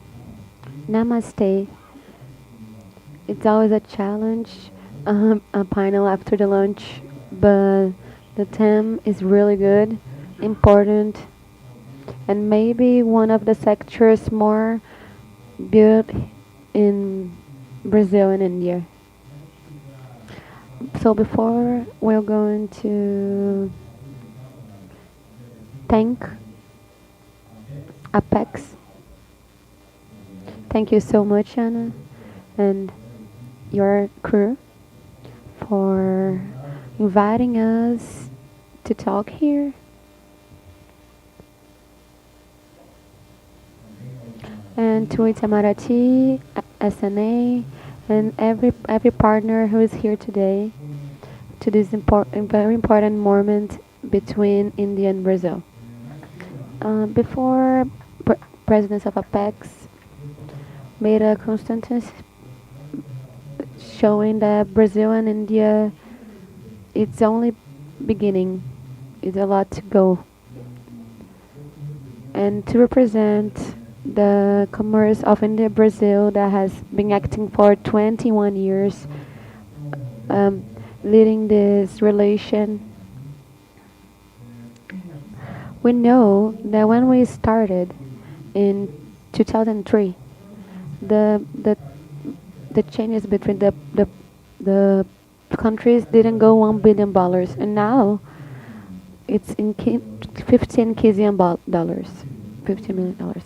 Oh, 15 times better today, but it's still in the potential we can go, how the Apex president said. But saying the challenge, now that we have a better relationship with the accordment that we signed, I know that we are going to, until 2030, $5 million, and there's the compromise to do it. And the delegation of Indians, when the last Wednesday they came, and then the Friday in Rio. When they came to Rio, it wasn't sunny, and we are always sorry when Rio isn't sunny. We wish we had sun to you, but I promise to the delegates that soon we're going to have sun, and this heaven, a lot of Indians are here, and I want to make this promise again. We are going to have these precious numbers in this accordment, and the principal sector that is happening is the pharmacy, and we have here representatives that are very important to the sector. Thank you so much for being here and talking to us. It's very important to us. And now I'm going to ask you a question to everyone, and you can comment what you want. We know that Brazil depends on insumes pharmacy APIs, pharmaceuticals, and we know India produce APIs, and maybe more than 90% Brazilian pharmaceutical imports API from India and China. The question is, how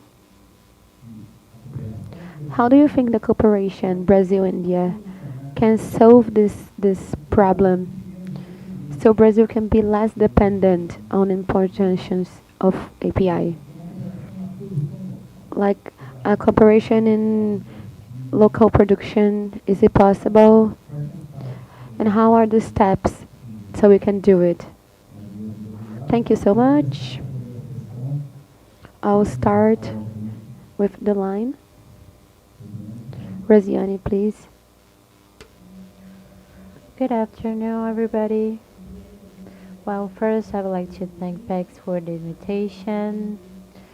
Say thanks to my friends too. And say a little about Biomanguinhos, that it's a science unit of Fiocruz. We are responsible for vaccines and Biopharmaceutical. We are one of the biggest producers of vaccines in Brazil. We deliver 11 vaccines for our national program of vaccination. And we understand, as a vaccine producer, that we have a good partnership for India, good admiration for India. That is the biggest producer of vaccines. They deliver it for the agency. And then for the countries that use these vaccines. We admire India so much. And India is one of the biggest producers of e-fish. It's very similar to what we have here in Brazil.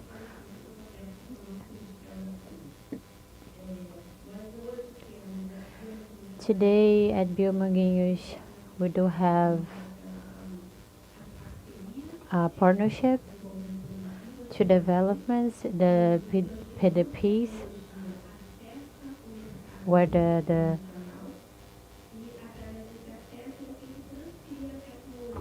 transfer the technology completely to Brazil, to a governmental partner, so we have independence in this immunological.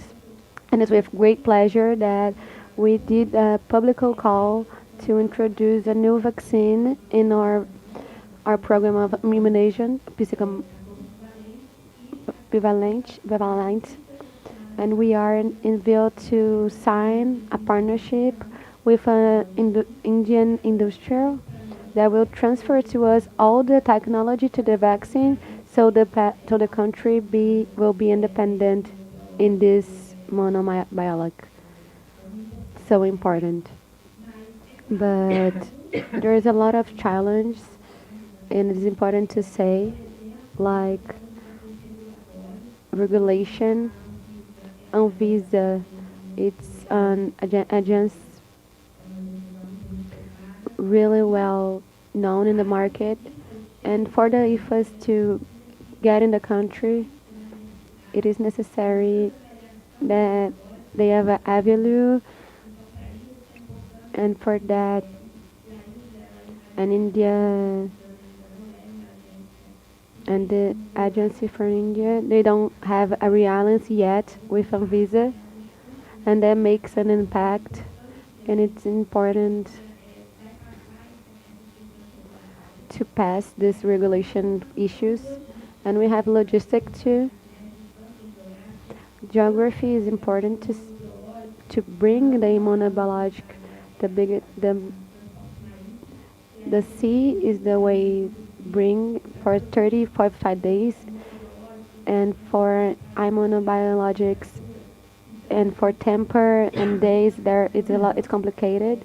And how we said this morning in the part of energy, we don't have direct flights in Brazil-India, so the transportation is really expensive. We've been using other uses of transportations like ships and flights for 12 days, but we have to have more logistic to use both them. We have to have more logistic. So this is the biggest issues, but I understand that Brazil and India have a lot of synergy, and we can go through these obstacles, and this partnership can be even bigger, not only in production but in innovation, but the development of regulation, logistic is a path to success. Okay, excellent. Thank you, Rosiane. Thank you for sharing this good news of one more partnership with Manguinhos.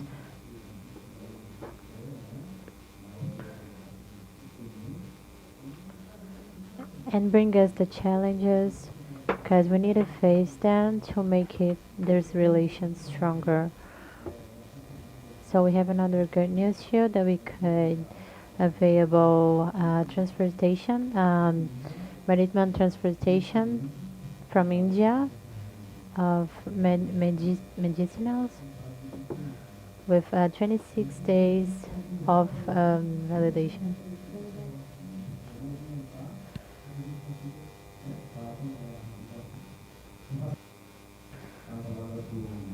So now I'll call Hamani, that represents a big Indian group here in Brazil, but has a good path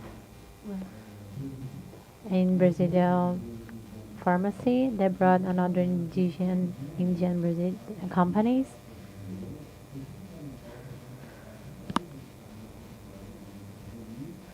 And he did a good job in pandemic. He brought good investments, Indian investments to Brazil. And now we would like to talk to you about your experience, how we can make this partnership work.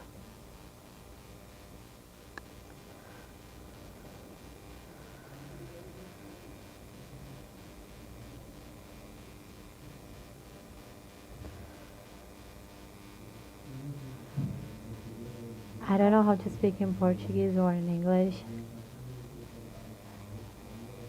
but it's better if I talk in English. I've been here for 15 years, and question which Mr. Leonardo has put in front of us. I just wanted to, bring this significance that why Brazil-India partnership, especially in the pharma sector, is so important. Okay, why we are looking forward to have to strengthen our partnership. First of all, that Brazil is one of the largest, fifth largest pharmaceutical market, which is growing in terms of double digits, okay, which possesses the immense potential, okay, for the growth. Second thing that Brazil and India, the volumes are increasing like 1.5 to 1.6 times in last 5 years. So another reason for us to look forward to, country like Brazil, and which is one of the biggest market in emerging markets, if we take out the China and India, okay, and the biggest market in Latin America. Okay, so Brazil possesses immense potential, not in terms of the API, but in terms of the finished goods, in terms of the packing material and the other components which we require for the pharmaceutical industry. Brazil had certain contract in place, okay, to manufacture finished product and to manufacture API, which is leading to manufacture approximately 150 to 200 APIs right now, which is nothing as compared to what we are using as a API or finished products. If you see the API market itself is so big, as compared to that we are just manufacturing 150 to 117 APIs here in Brazil. So there is a considerable scope of growth between India and Brazil to strengthen this partnership of API manufacturing, of other manufacturing of finished products and components. So major challenge which I foresee here in Brazil is that, first of all, which my colleague Dr. Hosiani has shared, is the logistics and other issues. But to me, the main challenge which I foresee is that, technical know-how. Okay, we have everything, we have investment, we have, companies to handle that kind of, manufacturing. But do we have the enough technical know-how to get into this pharmaceutical manufacturing, which is a, complex in nature? We need the qualified labor for that. Second thing which comes to my mind is the PDP, the way we are doing for the finished products. Can't we have the government association to have the PDPs for the APIs also? Because I have not seen any PDP for the API. We do have the PDPs for finished product, but we don't have the PDPs for the API. So government incentive or government initiation in this sector of API is also very much required.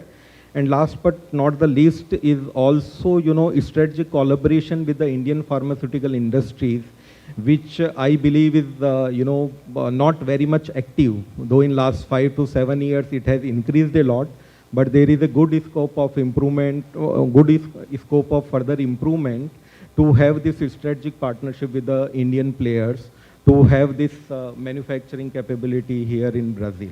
And I'm sure that having this, API manufacturing here, we can not only reduce the cost of the goods over here, but also we can improve the access, and also same time we can reduce the dependency on imports from other countries, may it be India or China or any other country. Thank you. Muito bom. Muito obrigado, Anil, pela sua contribuição. Agora vamos passar pouquinho. Now, let's have another opinion that it's innovation reference that imports from India. Tell us, how do you think we can work and make it stronger? Yeah, sure, Leonardo. Thank you one more time, and congratulations, PEX, for the realization of these events and bring this possibility of cooperation between Brazil and other countries. It's a very important subject about the pharmacy and relation with India. We need to think about two different industries: the medical industry, the medicine industry, and the incomes industry. They are very different industries. Today, Brazil is 5th or 6th or 7th, one of the biggest pharmaceutical countries in the world. India is very close to. It's very curious because we have India with 1 billion with habits. Brazilians has a bigger market than India. And India is the second bigger market in terms of amount. And it's very curious because in India they have a lot of medicines and the price is cheaper because there's a lot of in being produced. Brazil, like this 15, 16 biggest market in the world for medicine. I don't know if you know, but we can produce here in Brazil more than 70, 75% or maybe 80% of everything that we consume. So it's a very, very large production.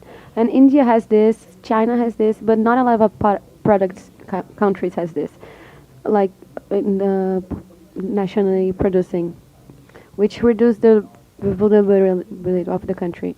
But in Brazil, we don't produce those insumos, those inputs.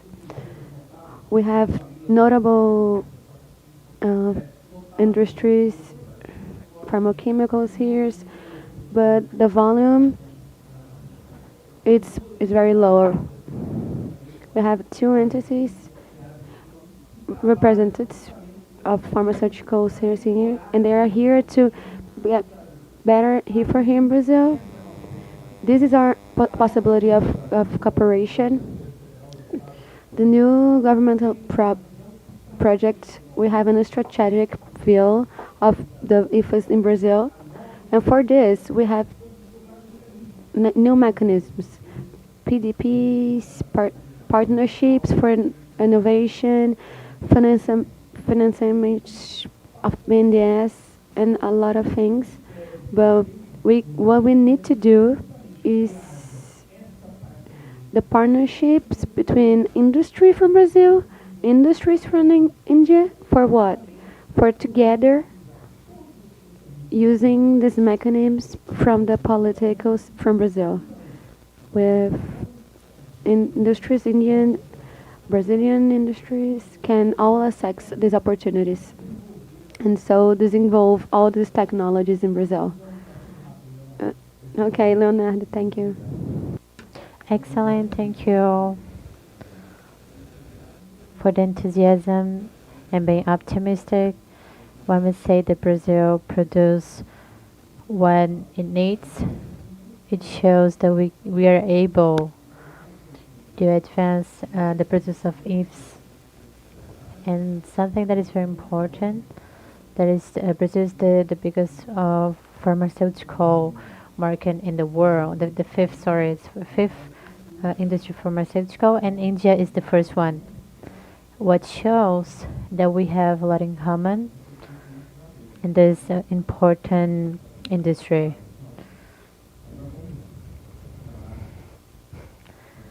Now we're gonna call our friend Jendla for your presence that represents another giant, Indian giant pharmaceutical that is here in Brazil. Tell me what's your view, what's your opinion about it, if IDOS is already working to make it accessible in Brazil. Well, very good afternoon to all of you. I think it's very important that genesis of this particular discussion. If you look at, we are all witnessed a world, VUCA world or a Bani world, which we are talking about, COVID, which we have gone through. Since morning, we are talking about the self-reliance, especially the food security, which we talked about. Then we talked about the energy security. Now we are talking about health security. As my friend has told, this is a country, Brazil has 72% of self-reliances in terms of producing. Out of 100 medicines happens, and I mean, they sell in the Brazil, 72% is very few countries in the world which has achieved this. And my heartiest congratulations to Brazil industry pharmaceutical. Now, if you look at, this is the very reason when the the situation was going through, this country was depending 90% of the supplies of APIs. When it comes to formulation, they have 72% self-reliance. When it comes to the API, which is extremely important component of your medicine, is only 10% self-reliance. And it's a very wishful thinking that Brazil is thinking about this particular discussion, that how the India can be a meaningful partner to achieve their wish. And it is essential. It's not only pertinent to only Brazil, across the all major economies in the world, which is actually looking for their self-reliances, and it's a newer realization post-COVID. When it comes to the Indian pharma industry, if you look at, it's very important that India is not only the world pharmacy for generics. Today, Indian industry is spending huge amount of money in research, especially they are churning out a lot of complex generics, they are churning out biosimilars, they are churning out vaccines. These are the areas where we are able to be a meaningful partner to the Brazil ecosystem. Now, if you look at the, in terms of the how the API, the productions can increase in Brazil, there are two parts of it. The first part is how the technology can be bring in and how the ecosystem need to be built here. Because if you look at any innovation comes with a cost. The innovation should not have actually the price restrictions. You know, this don't go hand in hand. So when you think in that direction, if you want to an API, the API cost in India or the cost to produce in India or in China is actually 1/5 or the 1/4 of what you can do it here. So you need to build that ecosystem wherein which the Brazilian API can be a competitive. For that you need to give a lot of, the political will is very extremely important. So that is where is actually that first we need to think in that direction. The second, which I would like to tell you is, which is very, very important, that the collaborations is actually choose your partners. You know, that's extremely important. Why I'm telling you this is actually that the Indian investors, we have a philosophy or a vision, which we are like a sugar in the milk. How it's when you add a sugar into the milk, it enhances its taste, correct? So this is works like a catalyst. Why I am telling you this with a lot of responsibility, this statement, if you recall the COVID time, the country was producing vaccines. India was one of the largest producer of vaccine. And there is a lot of partners across the globe. And our Prime Minister, Honorable Shri Narendra Modi ji, he has a responsibility to cater to 101.4 billion population.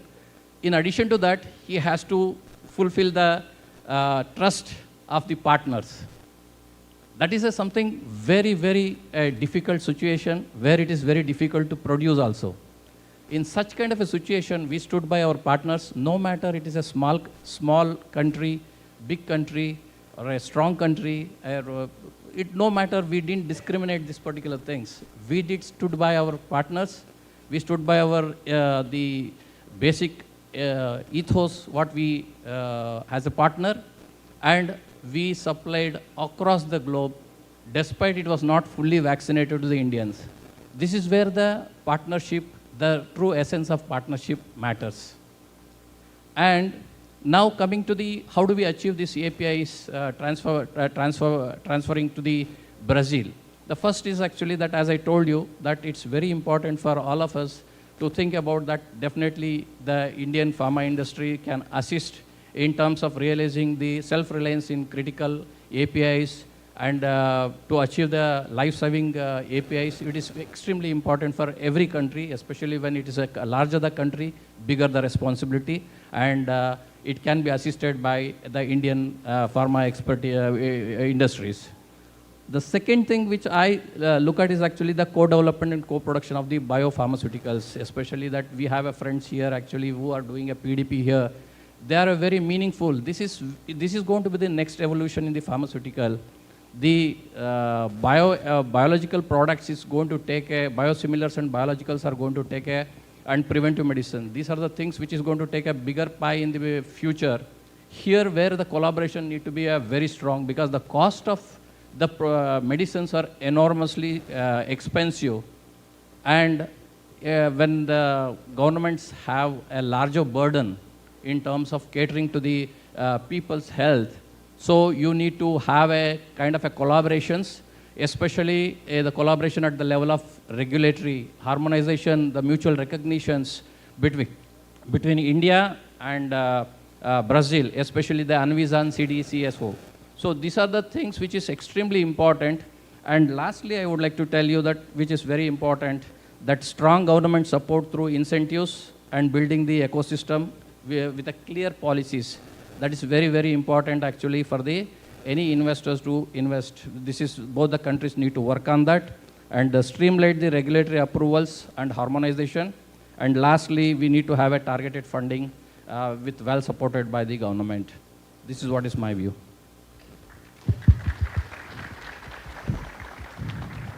Excelente, muito obrigado, Narendra. Bom que Narendra já nos ajudou aí.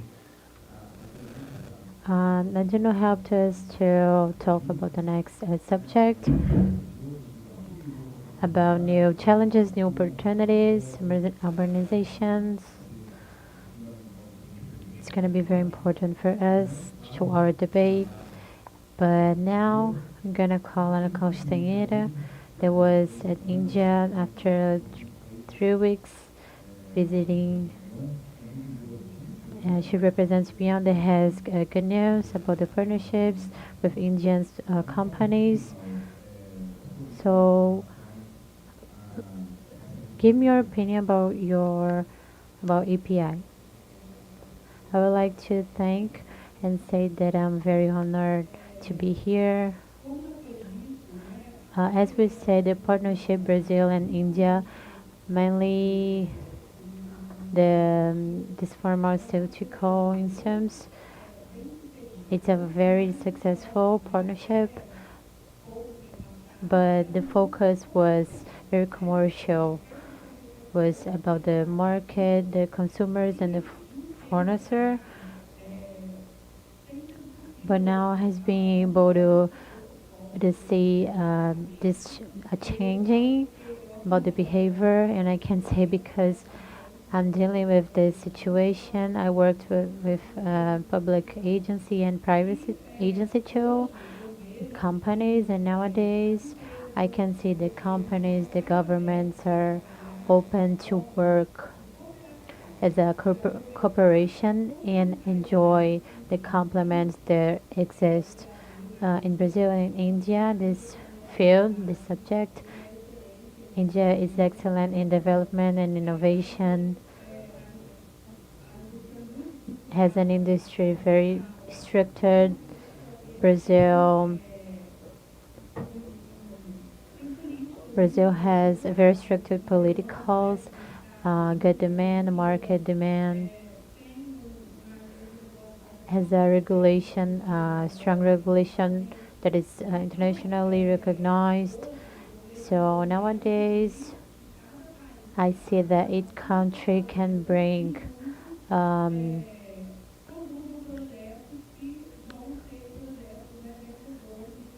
are able to bring projects that can be together.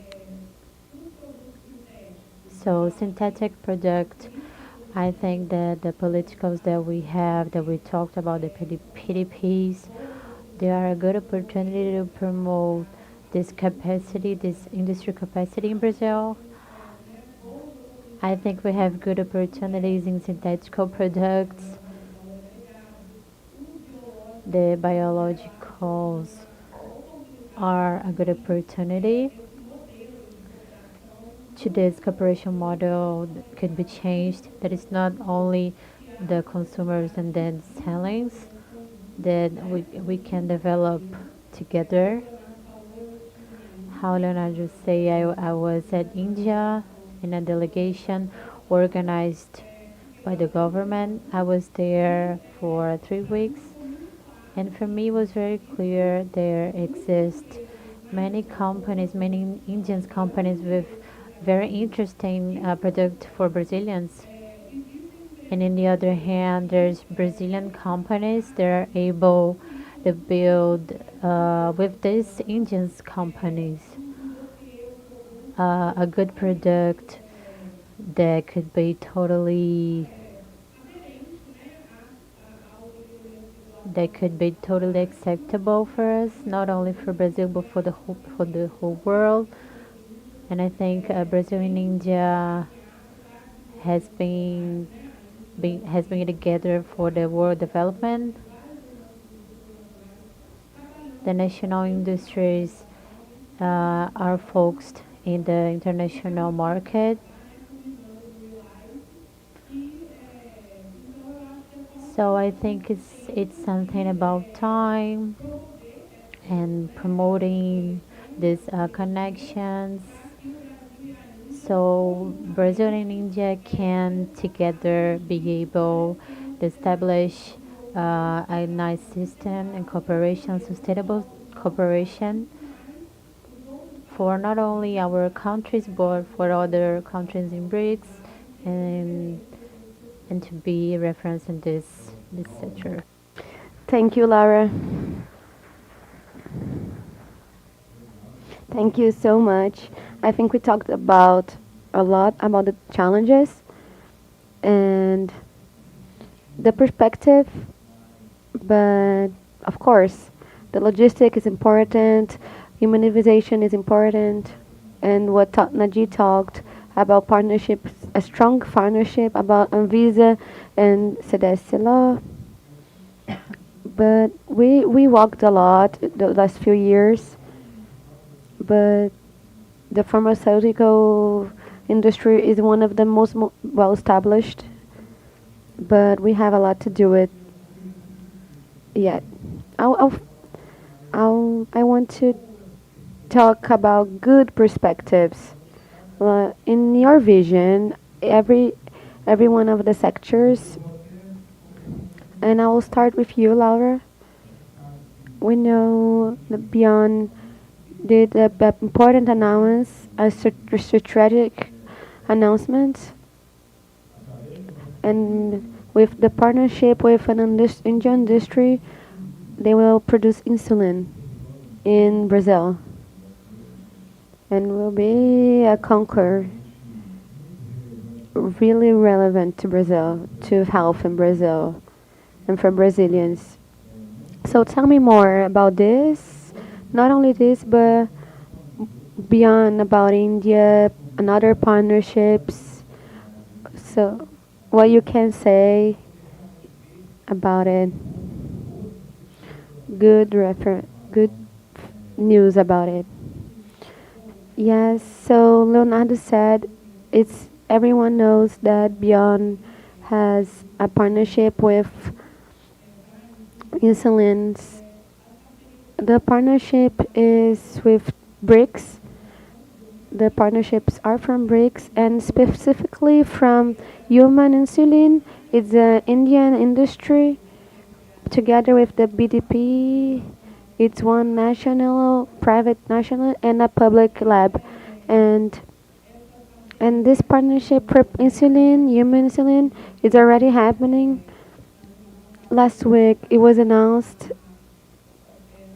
and also the quantity, the Minister of Health already announced for next year how the storage will go, and this partnership is important to the development of the industry in Brazil. It's important to minimize the impact of storage of products. Everyone knows that last year, for a lot of reasons, some big farms that were big players in this area of insulin, they had issues to keep the demand, and sometimes there were risks of not having enough insulin. And this partnership of Beyond with Indian industry and other partners allowed Brazil to counter, to be back in his feet and to storage to Brazilian people of this so important project. So it's an example of collaborations of the South, not only for the development of the science, industrial in the countries, but also it helps in the minimization of the risks to the population, because it's not of the wish to the countries to this to happen. This is the partnership that is already happening beyond. It's already working on it. The transfer of technology is already happening, and thanks to that, thanks the focus of Beyond in this sector and the partnership with the industrial from India, Brazil has today can today use the insulin in the national production, and it's a very good project. It's public known that we have a partnership with other industry from India, from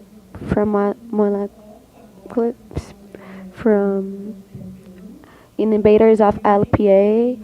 So we have this partnership, and this helps the dynamic.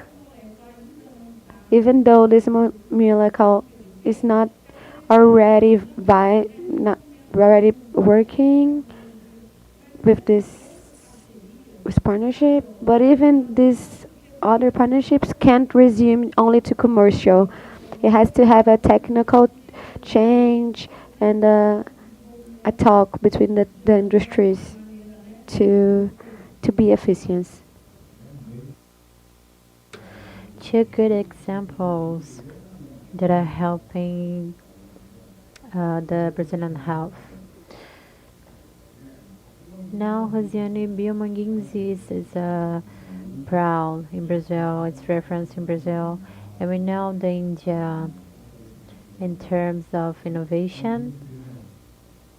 So continue the same subject of good news. How is Biomanguinhos in terms of new partnerships? Mainly with India.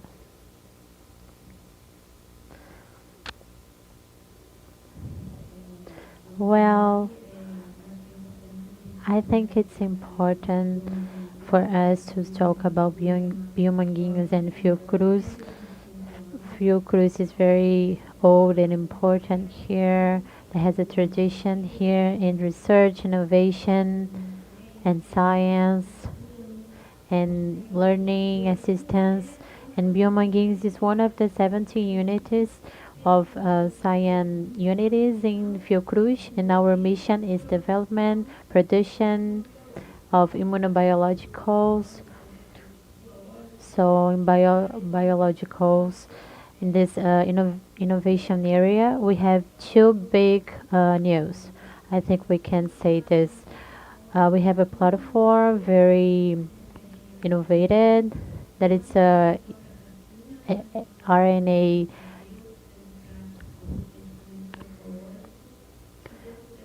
and this platform we were chosen by the EMS and for the American Organization for Hobby to produce the COVID vaccine.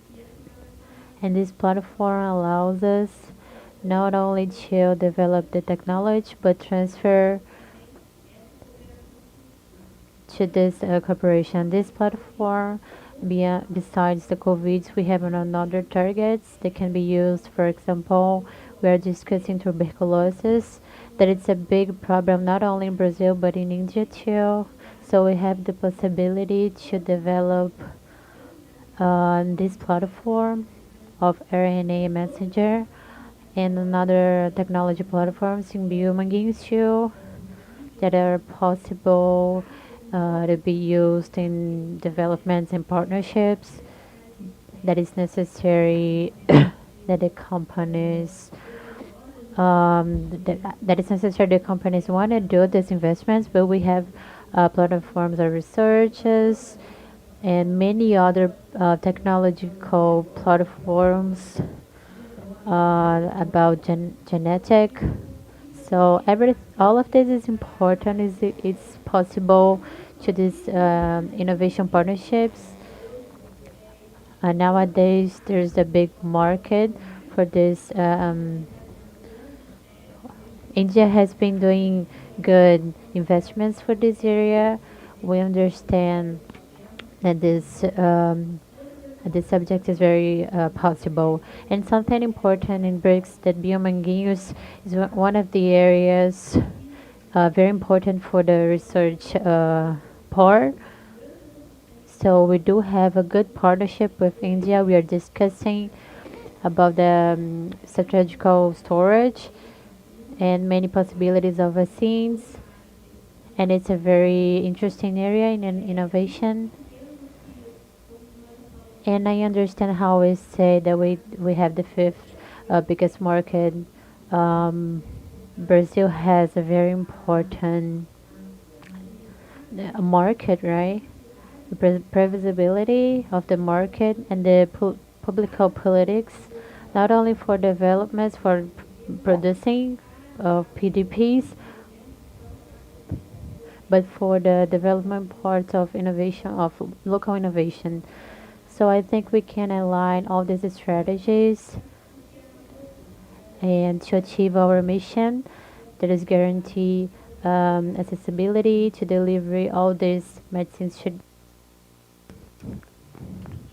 Oh, thank you. Very good, good perspectives, and they are consolidating, and they are going to be even bigger and better in next years. And you have a really beautiful seat here in Brazil. When I believe the delegation of Indians in there, they are very happy. The reference technical of Fiocruz and the space is so beautiful. Thank you so much. Now I'll bring the world a word for Valke. Biopharma, the better center of innovation in Latin America, and I'm sure the partnerships with the institutes Indians will even be better for the promoting of this Aeropharma. And I want to hear a little from you about the perspectives about it. Thank you so much for the words, Leonardo.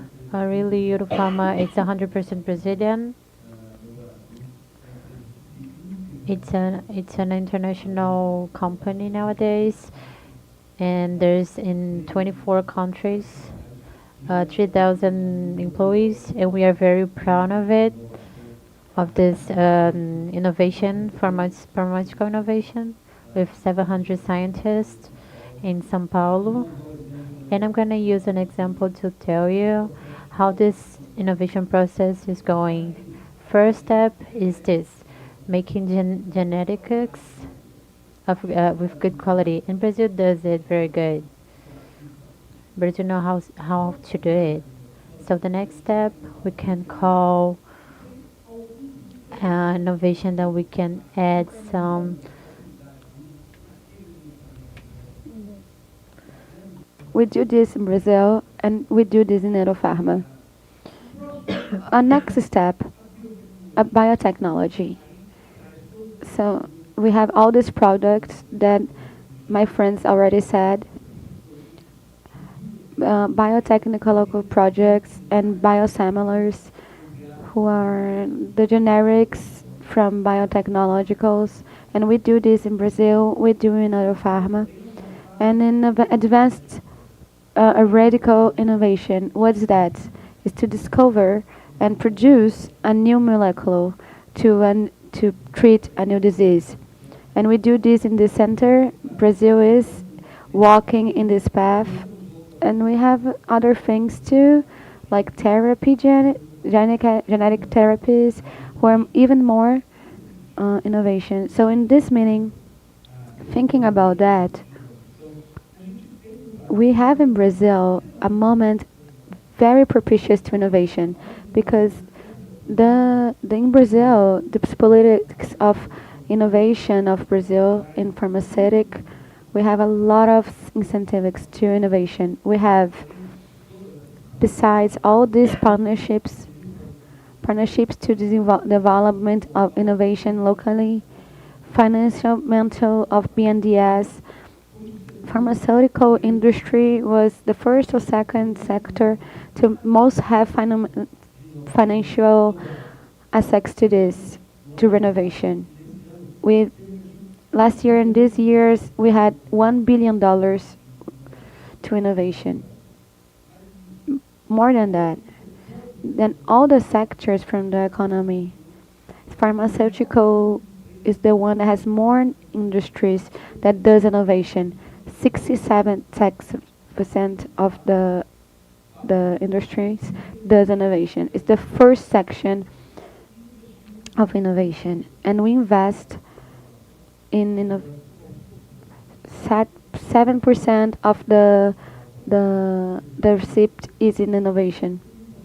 So we have a lend to it, well, to developing this kind of innovation. And India, 2 years ago, developed a program to innovation. PRIP, I don't know if that's the exact name, but it's convergent with this program of us. So the instruments are there. The capability is there. It's a great possibility, not only from Brazil, but from Latin America. Brazil is the largest country in Latin America for pharmacy. We have a regulation of high quality, and this is made possible to do innovations that are made here go to the world. So in this context, with no doubts, industries from India and with partnerships from Brazil, they can develop even more innovations. Thank you so much.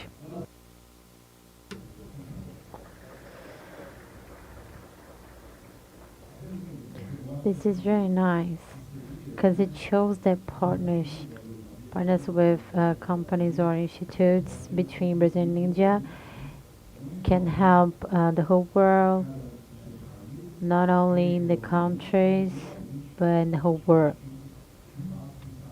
We should think about this.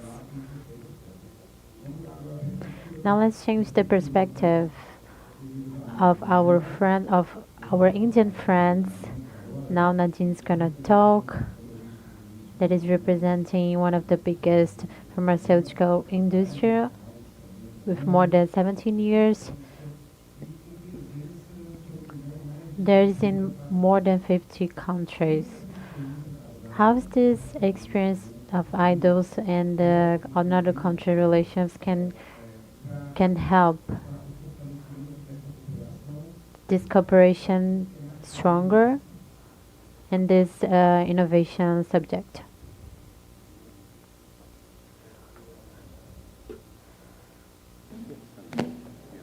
Can you hear me? Yeah. Well, I think it's a very pertinent question that how the Zydus is fit into this particular larger gambit in terms of how meaningful the Zydus can be in Brazil. So the Zydus in 2023, it's a 75 years old company.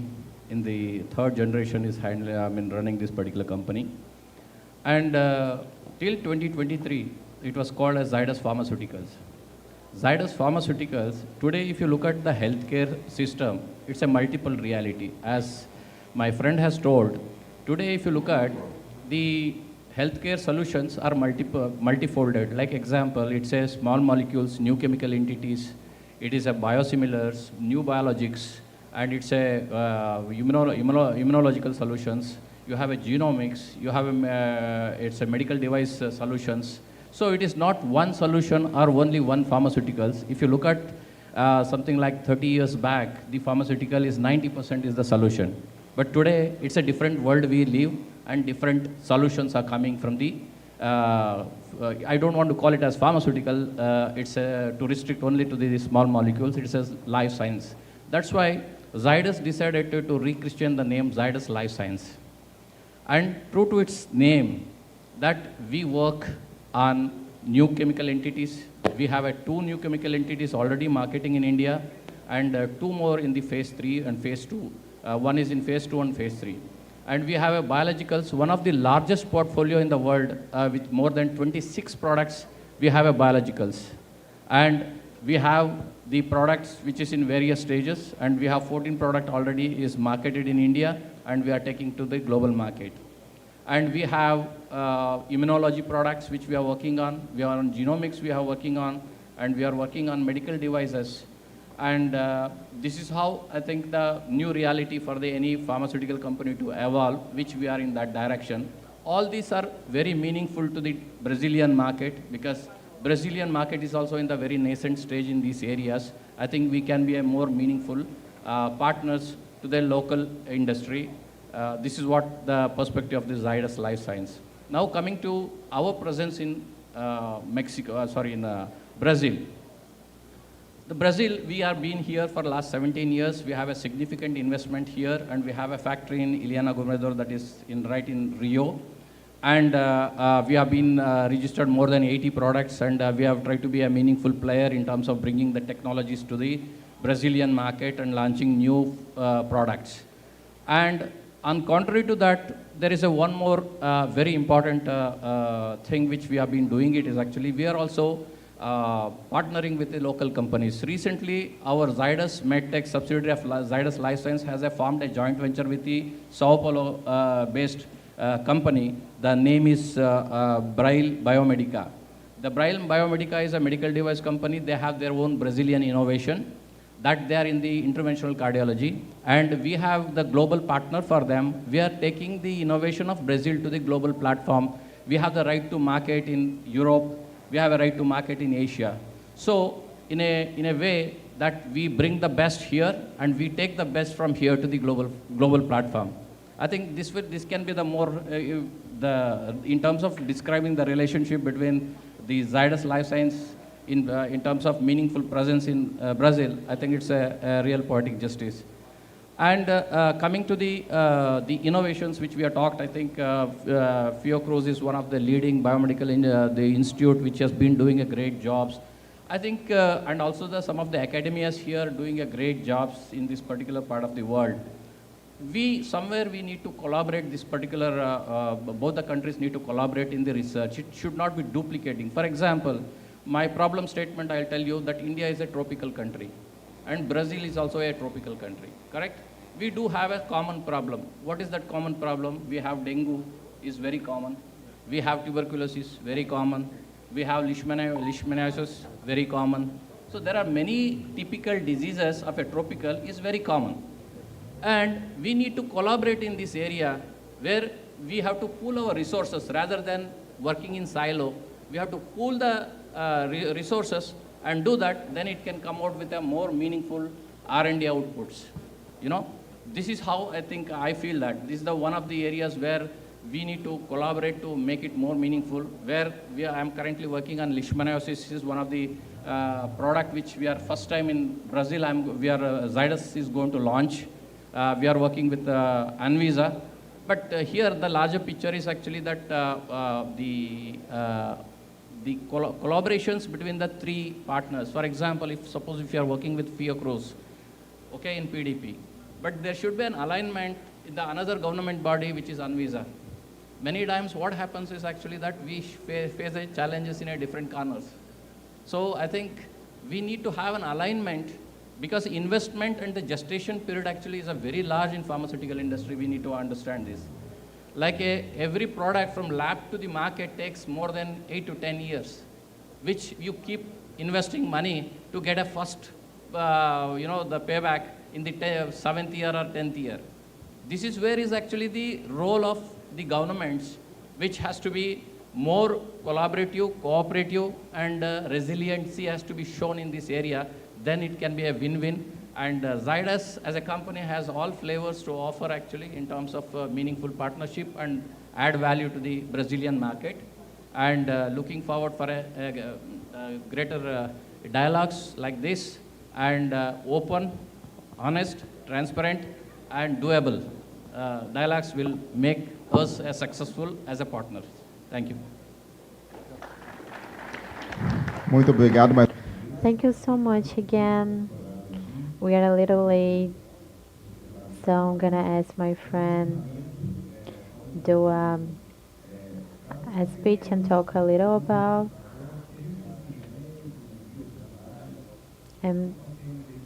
what do you have with this partnership that is very meaningful in Brazil. Group in India, followed by company like Zydus. So we always keep debating that who has the highest number of biosimilars. Okay, so they say they have 26, we say we also have 27. So this is the debate which is going on. But jokes apart, so Accord is here in Brazil almost like 15 years. We have been established player in oncology and a few of the biosimilars, and we are getting into the few other therapy areas also.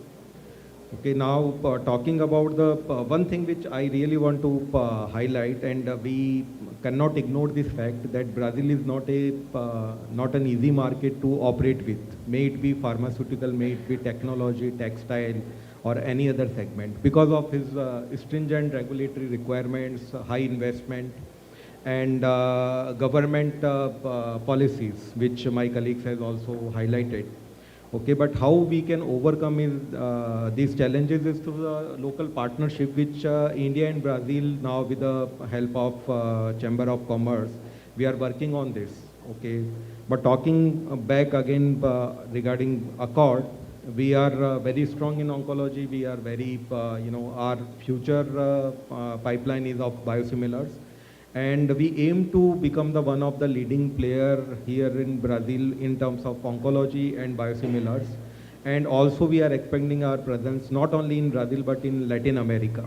So by bringing this medicines, our main objective is to improve the access of the quality medicines to the Brazilian population, through which, through the help of the local companies and through the help of the government, which we are trying to achieve this objective very soon in next few years. That's the message. And another learning which I can share based on my short experience here in Brazil, that it's a market which require lot of patience, okay, and which require the your willingness to learn from failures. If we want to achieve the success, we should have the appetite to learn from our failure also. If we have that patience and willingness to learn from failure, I'm sure that not only Accord or Zydus or any other pharma companies, but other companies will also flourish in this market, because this market has immense potential, and they receive everyone with the open arms. So in Brazil we say nós recebemos todo mundo de braços abertos, and that's the fact. I can say that here in Brazil almost 15 years, I have never realized that that I have not received that reciprocation from my Brazilian friends or my industry colleagues. And it's the fact that they receive everyone with an open heart and open arms. Okay, so really hats off to that, and that's why I think companies like us and people like us who are foreigners can able to survive and can able to establish their presence here in Brazil so long with the help of the local friends and the local companies. Thank you. Thanks a lot.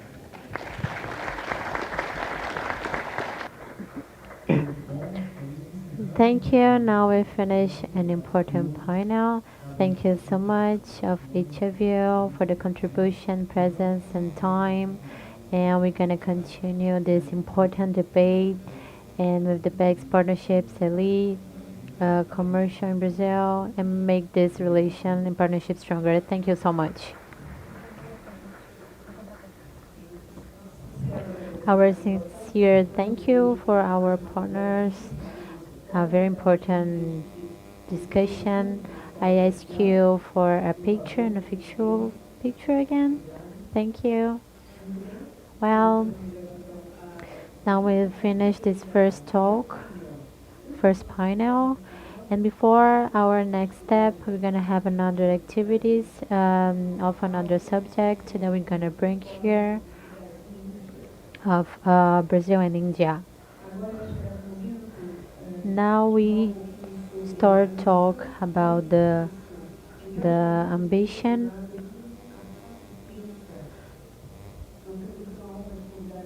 Now we have the honor to invite the president of climate changes to talk about this ambition to action and engagement to private to COP30, and we receive André Correia do lado.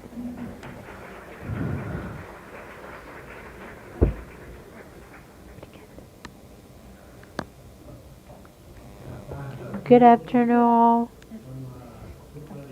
It's a great pleasure to be here because I'm talking about COP30 and the president of COP30. I should be really happy to be able to talk about COP30, but I have a second motive to be happy too. But I have the privilege of being the ambassador of India for almost 5 years, and it was one of the most happy moments of my life to me and my family.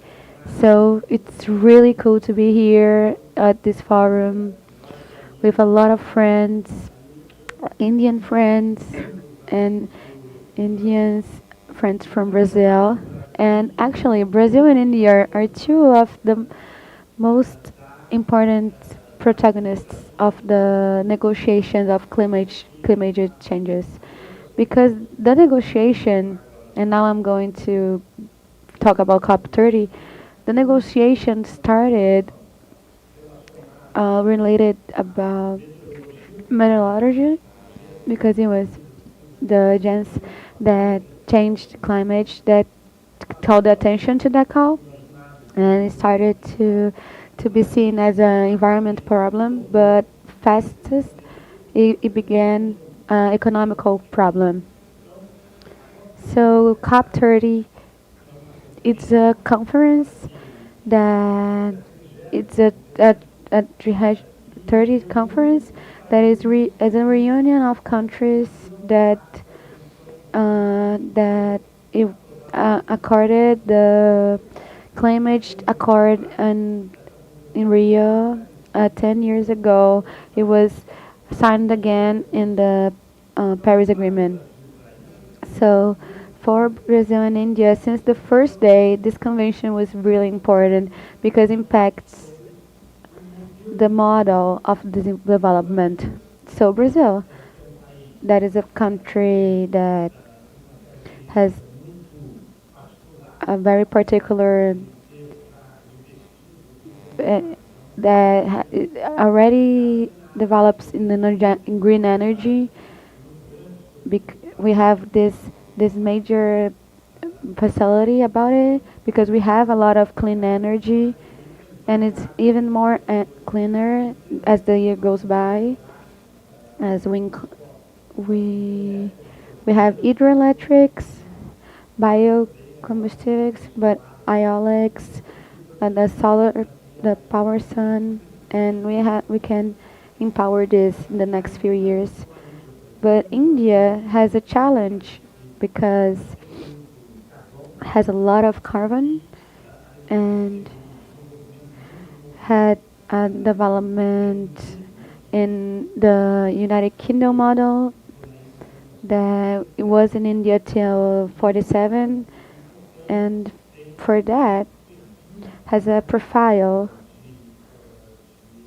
of energy very different from Brazil, and it has a transition to green energy in a very impressive way, very fast. Eolic energy and power from the sun, it's very impressive. And India is the seed of the power of the sun energy in Nova Delhi. So India is between the countries like Brazil that are more willing to go to this economy. And this economy has a great challenge to a lot of countries, but a challenge particularly interesting in India because India has a lot of inhabitants in energy consuming very high, more than the usual. So India has to invest a lot. So with biofuel, we are developing a very good biocombustible in the world. It's already the largest sugar producer in front of Brazil. So India has a lot of challenges, but the biggest potential of winning with this agenda. So this is very important to COP30, to Brazil, because Brazil has to acknowledge the advances of this energy, with agriculture. They have this sustainable practice internationally, and Brazil has a lot of other technologies that gives us a lot of advantages to these new energies in the scenario of the world. So what we need to know that our challenge is different because of the source. It's a source. An emission source very related to illegal activities, so it might be you're not gonna be able in a very decided way. And more than a Brazilian decision in Dubai 2 years ago was talking of two big decisions that wasn't that registered, but I'm gonna tell four stuff that were decided there in Dubai and the whole world. One of them is to make 3 times the renovation in the world. Brazil can do it because it has already 90% of the electric matrix renovated.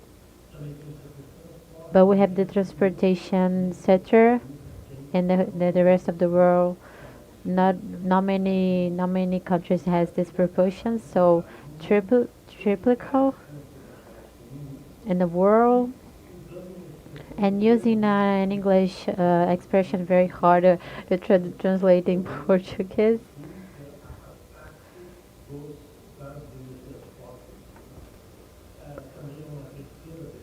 So a third decision that the world's gonna advance more decided to let the through, and most of the country has compromised to not use carbon till 2015, and India gave a number 2070. But most of the countries is 2015, and Brazil is one of them. And the fourth decision of Dubai is to finish the logging and to be able to do the florestal resources, because we have this reforestation in Brazil. Is the only way, scientific way, to capture the gases that are already in the atmosphere. So it's a great potential to, once the rules are already being followed, to be the most powerful product in the carbon market.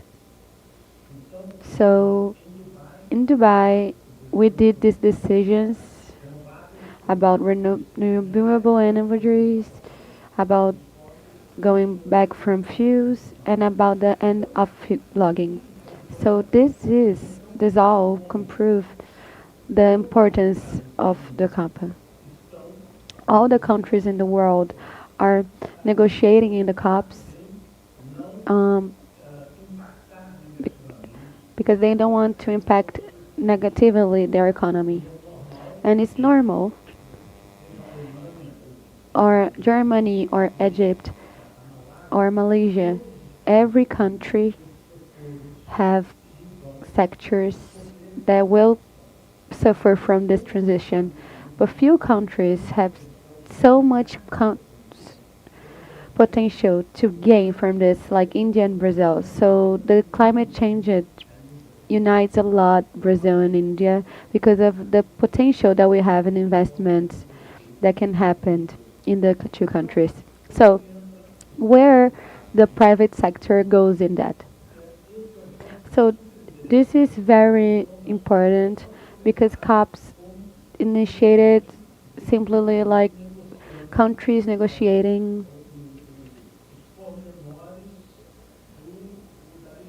a legislation when climate change and the Paris Agreement were done. And copy, we still do that. We have more formal parts. And all the countries that are members continue to debate some teams. But and some things that still have to be have rules. But most of the parts were already set, already had an agreement after all these years, 20 years before Paris and 10 years after Paris. So there is a lot of decisions that are already going on and have to be implemented. And it's very frustrating for the world because people say that we are negotiating and nothing happens, but it's not true. But the thing is, sometimes it's not notable. So that's why since Paris was created, similar COP that calls action. So the same space of negotiation. So it brings the one that doesn't negotiate, because in a negotiation only participate the countries, but in these actions bring another governments of states and brings all the parts of private companies and technologies, academies, and of course the civil, the society. So this action shows what the states decided in the agreement, but it has to happen for another states. So these other states will be in this action. And Brazil did some time ago, we did this program of this action and decided this Dubai decisions, because we can say that it's similar to Paris Accord that was approved already. So if it was approved, we can implement this. And we got the main subject, about 30 big subjects about this Paris Accord. And we put this, transforming this in the agenda, principally in the private sector, so we can find your role in this transition. A transition that for some countries is more difficult to others, but in the case of Brazil and India, it shows a lot of potential. So this agenda basically is divided in 6 rooms. We'll have a big room where you have every day 7 discussions. Every one of the room will have more than 70 events, more than 400 events actually. And in these 6 sections, One is essentially the part of energy, transportation, industry. Everyone knows in the most countries is the most carbon emissions. It's not the case of Brazil, but most of the countries are. And we'll have a dimension about forests, oceans, water, about the part of nature. And it will be used to invert the perception of the forest as a problem because of the logging. But once logging is over, we'll have the opportunity to create restoration and capture carbon.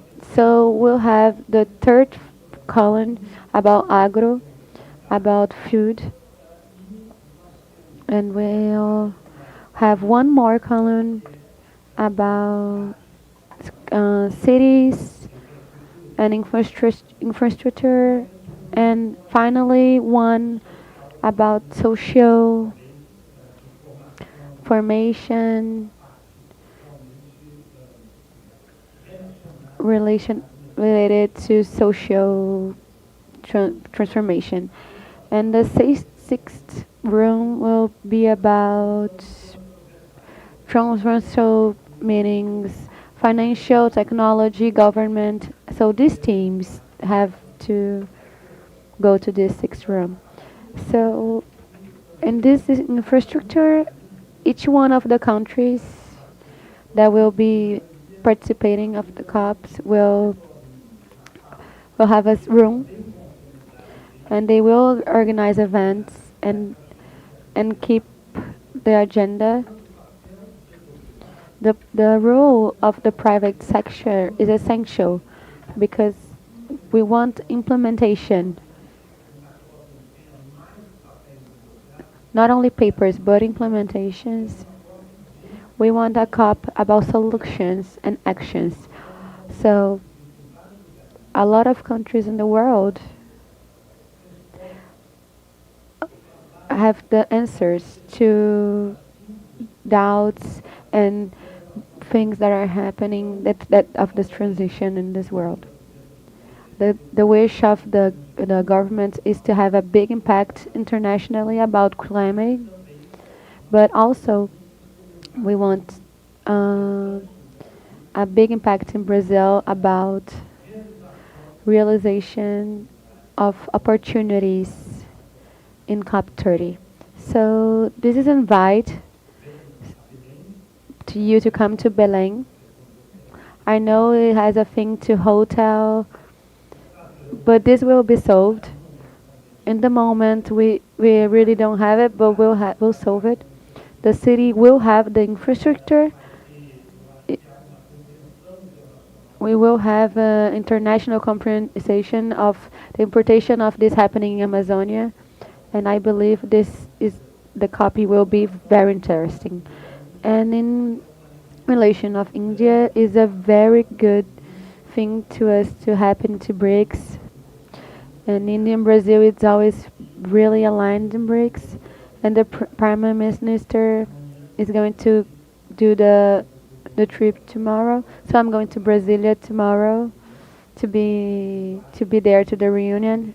And that change of climate is something that is going to approximate us, because India and Brazil are trying to be leading this economy, and this is a reason to the countries to be partners. Thank you so much, and in really big event.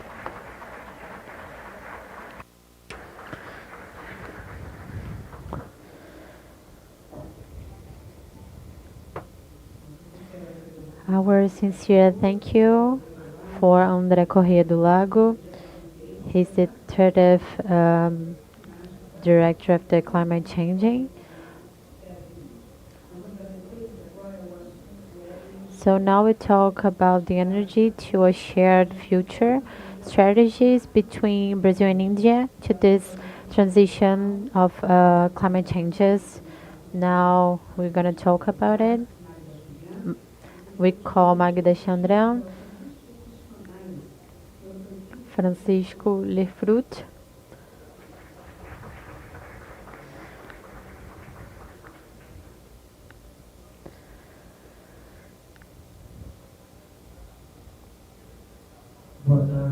Good afternoon, ladies and gentlemen.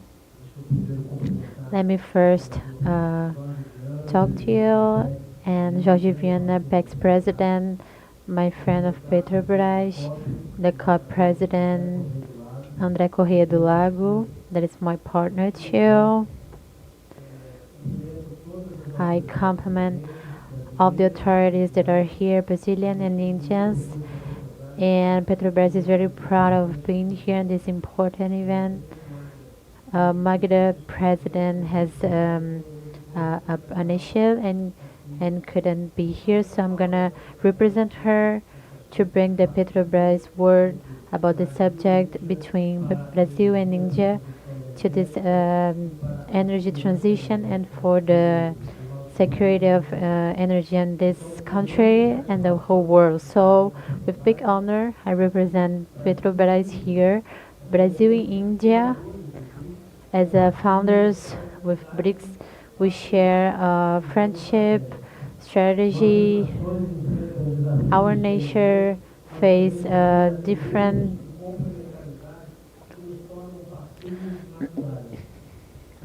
together. We have the responsibility to lead the South. We promote cooperation, innovation, and the sustainable innovation and the whole world, and this alliance shows how it can be, how if when two countries with shared history work together for a better future. The past years we had made stronger our dialogue between Brazil and India with very good meetings. In September of 2024, we had the honor to receive in Brazil Mr. Hardip Puri, where we discussed about the petroleum exploration gas between the importation of petrol to Indian market. In February of this year, we met again in Nova Delhi. I was there with President Magna, where we celebrated the understanding besides the energy. It's a matter of importance of globally. It's fundamental that India and Brazil talk about it. Our nations shared our difficulties. We are in development. We need energy, and we need to combat poor energy and to have the better things for our people. Meanwhile, we search for a better side for the world. The biggest disaster is because of the one Brazilian consumes 1/15 what an American does, or an Indian. An Indian 1/10 what consumes what an American person consumes, and less than 1/4 than what a European does. It's important to say this, as we say about social development and energy. Is this what we say when we say that is only the energy fair transformation? At the same time as we want energy as a fair prices, we know that we live in a singular moment in history. We have we have to have the sustainability and energy, and there's never been more urgent. And as a leader and representative of Petrobras, the biggest industry of Brazil, of petroleum, I can affirm, is not a unique answer to this. Brazil has a beautiful story to share Our energy is already renewable, and we have 65 energy renewable until 2050, while the world is thinking about 39%, and it's resulted for decades of organization, and that's why Petrobras shows a good compromise with good energy and accessible for Brazil. We provide about 48% of energy that people consume, and this fair transition of energy, we are compromised with this. 15% of our total investments will be designated to energy transition. We are compromised to do low carbon, to renovation, bioproduct, and other objects. We do compromise the relevance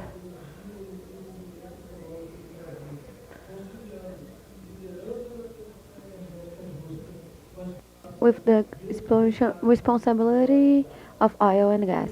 We believe that the transition to energy has to be fair and inclusive because we have pleasure that in the world 1.1 billion people live under the line of living, and more than 8 billion doesn't have access to electricity. I returned from Yapog this week, and I had the privilege to be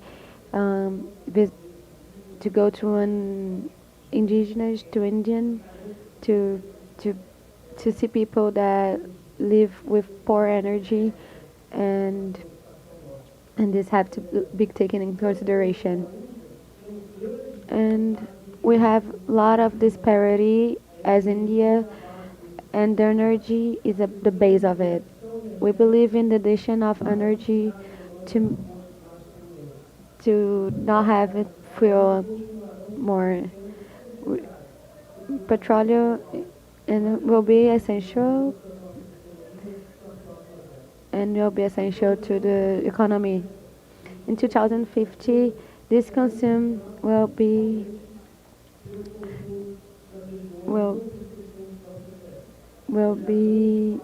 not where the spaces of poor energy is very important. So today we need to invest in more frontier and this equatorial. This region is very important to the production of gas and petroleum. It can be a petroleum mondially, but we need to do it. Our situation is very critical about ambitions and operational matters. We need to prepare to this situation, and Petrobras is ready for it, for preparation, with no incidents.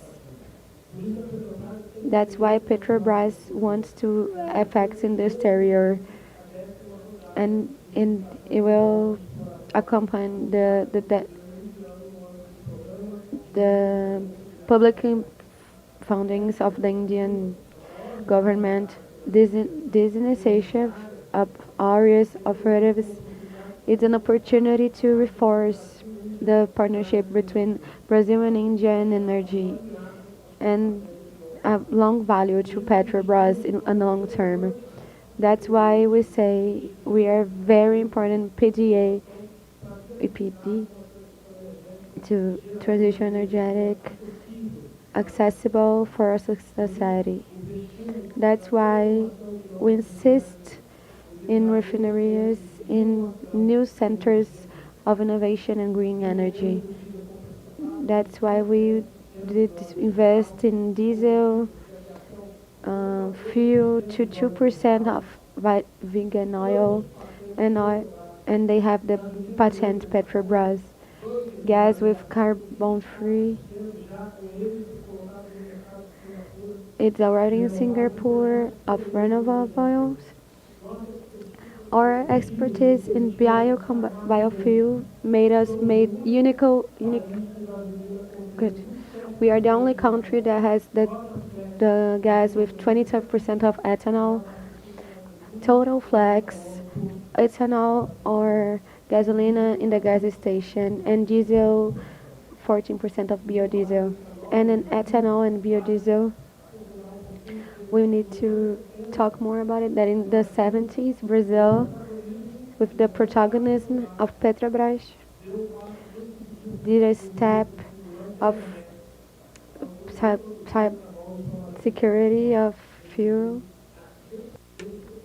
Reduce the dependence of the import of petroleum. So looking for the reduce of the dependent, we built a sustainability, and now this partnership between Brazil and India is very interesting and important and we want to show our experience in Brazil to there, and we want to know the Indians' experience too. So the same way happened in 2000 with biodiesel, and this very important movement made Brazil as a global reference in biocombustível. Nowadays, ethanol and biofuel, how innovation, strategy, compromise can make challenges and opportunities, and with much more accessible fuels. Ladies and gentlemen, we believe in the energy future will be built with partnership, innovation, and compromise with sustainability.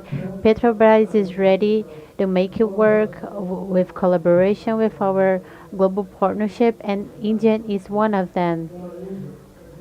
Like India to develop solutions to attend how we preserve our planet. And I would like to say again, Brazil is our energy. Thank you so much.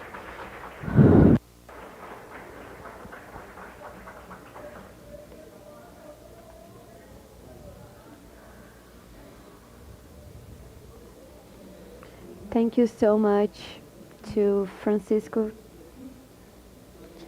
We will keep going with our talking.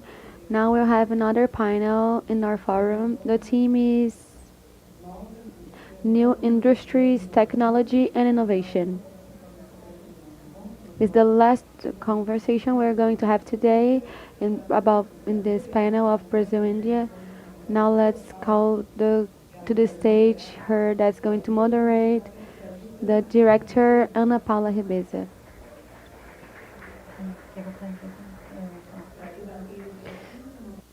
To debate about this, we invited the Vice President of MRE, José Serrador.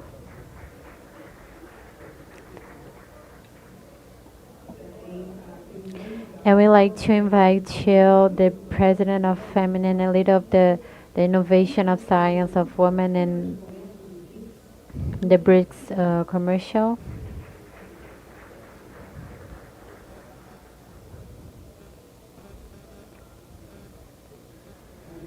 We invite the Vice President of Stefanini, Ailton Nascimento.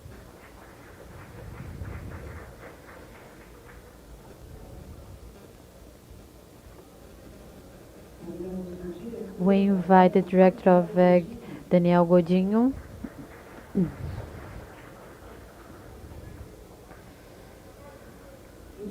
And the Director of Sustainability for Latin America, Leticia Brasil, François Dossa.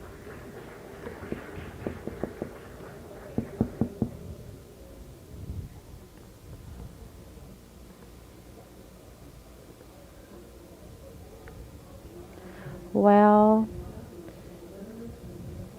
now I would like to tell you that we are looking for a blue bag. If someone find it, you can talk to us. Thank you.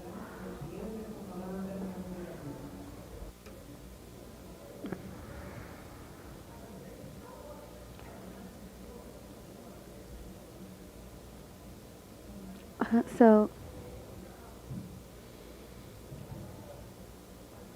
Good afternoon.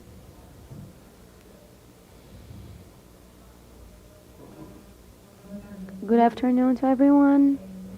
So first of all, I want to thank everyone that been here. We know that we've been in a lot of reunions of BRICS since last week, and it's very important that we can have these bilateral conversations like we're having here today.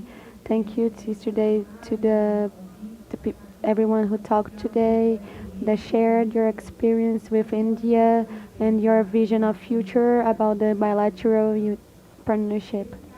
This panel, its objective is to talk a little more about the possibility of cooperation and ampliation of integration economically of Brazil and India, principally in sectors like in industry.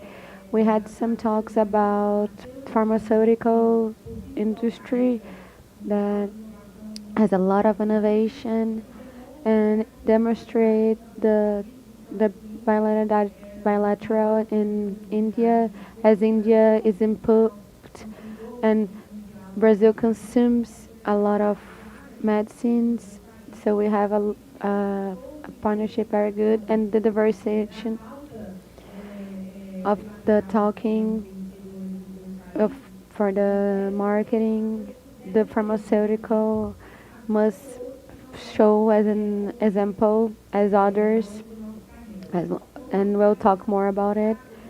We are focused on this potentiality of the publical governmentals, so we can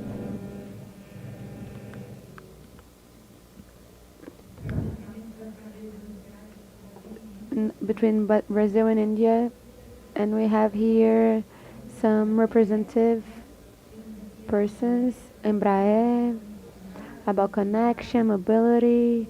We have some industrial conversation like feminine empowering that for Brazil is important and relevant, especially in this government, and India has a lot of examples too. We have a Hilton that is going to talk about technology and innovation. Daniel Godinho, who is going to...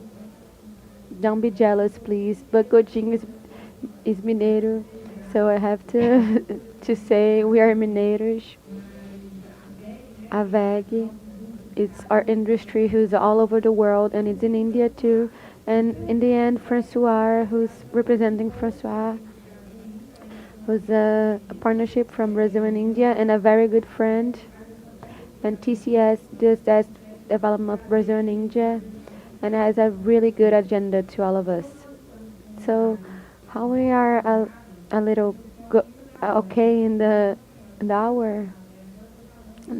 Later, now we are okay. We have a good time. So I'll do a question to all of you, so you can comment in your reality, in your industry, in this team, about, and the team is here about how is the relation Brazil-India in your segment, how the relationship can go further, considering the publical things. In our case, in new industry, Brazil, who wants more productivity to our industry, more markets, more sectors. So I'll give the word to you so you can say about your reality. Thank you. Thank you, Anna. First, we talk about the honor of being this panel, talking about the relation between Brazil and India, a very strategist, a partner. I need to say hi to Jorge Viana, PEX president, that has been doing a great job in elevate PEX to a good position, an important one in international dimensions. And Marcio Elias, that participated and has been acting with the Nova Indústria Brasil in this important path and put an industry and Brazil in international positions. So I will talk a little bit about India. First, when we say about Navy, when we can see the production.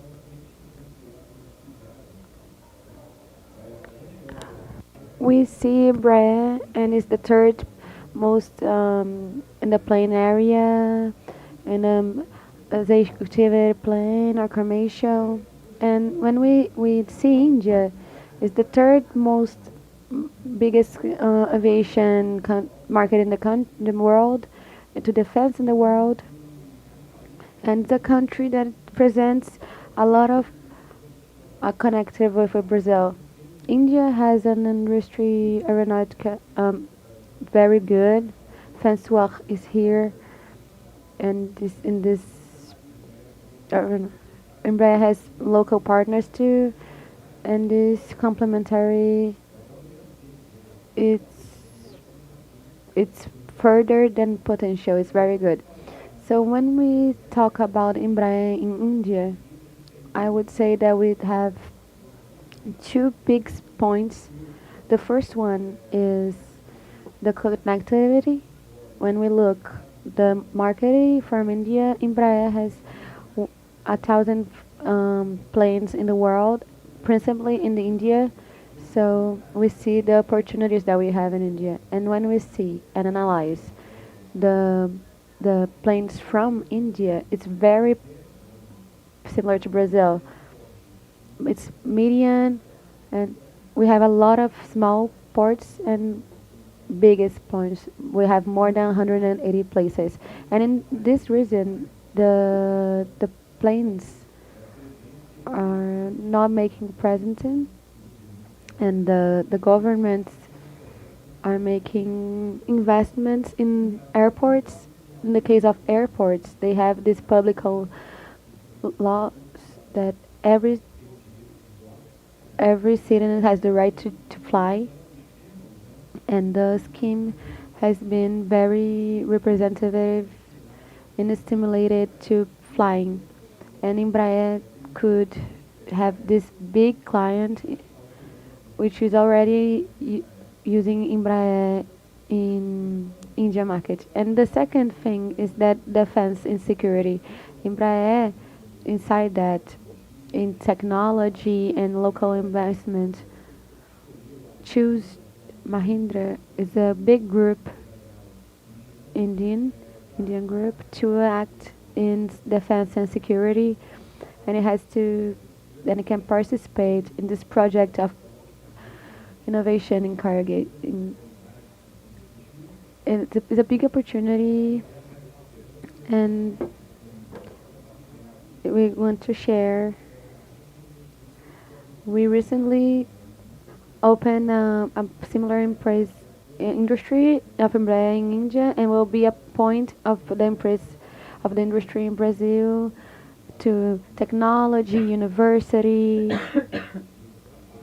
work for developments, partnership, and to have more opportunities in the market. So this is the biggest scenario in India of Embraer, but I want to say again that we see this relation of Brazil and India very good. We really like it. We are really excited about it with the Prime Minister coming. It's really important to Brazil, really important to the sectors, and I want to thank again to the seminar from Apex and say thank you. Thank you. Ruby, please.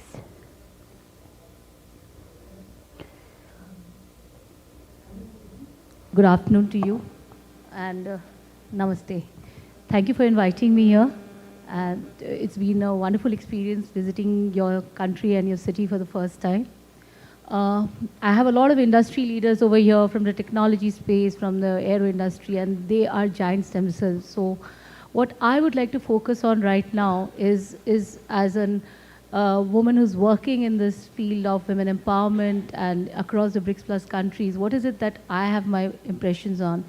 And one thing that I would like to first start off is with the fact that India and Brazil both have a long bilateral relationship, but both were known as IT services hubs, but now they have a strong manufacturing presence also.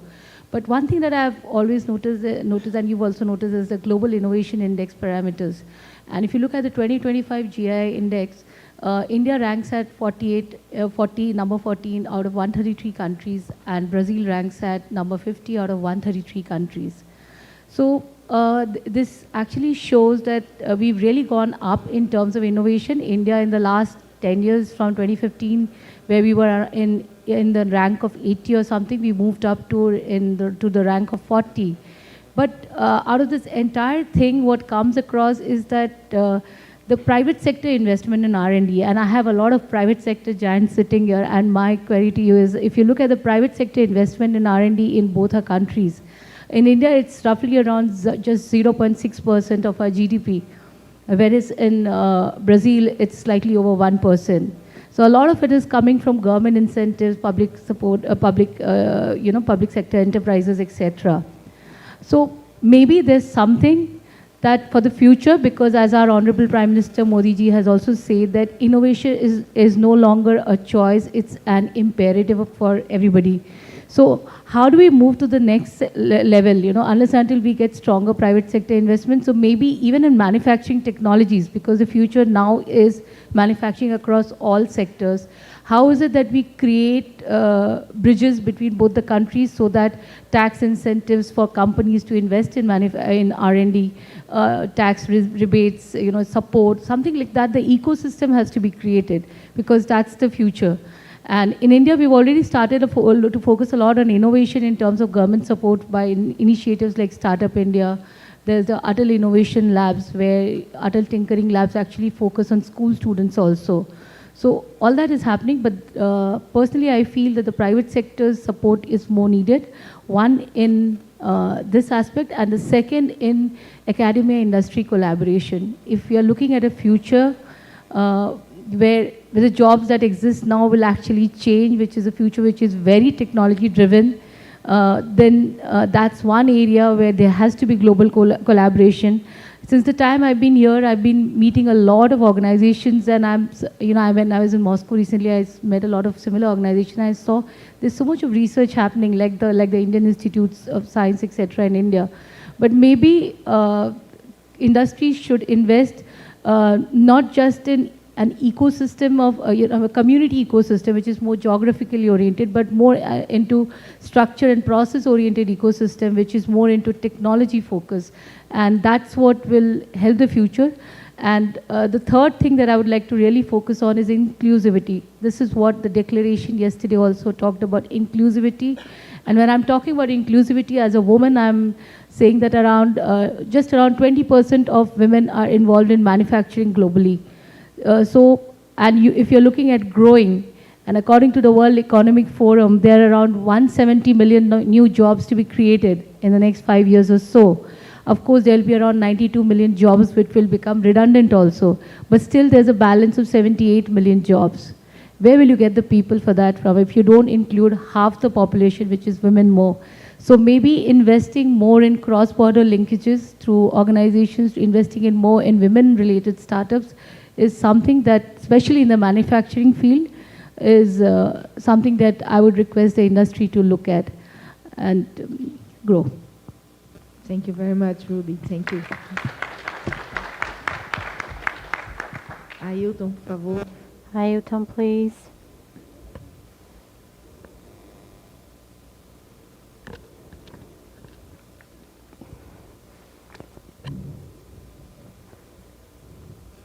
Thank you. So first, I would like to thank PEX for this opportunity of being here, and to Juliana for the compromise with these events.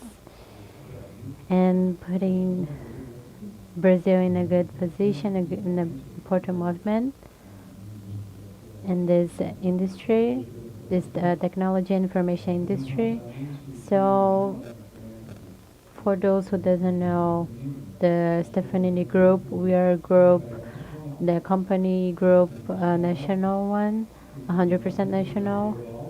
But in the whole world, we are in 46 countries in all the segmenters. We are dealing with all the economic segmenters. We are doing work in India too.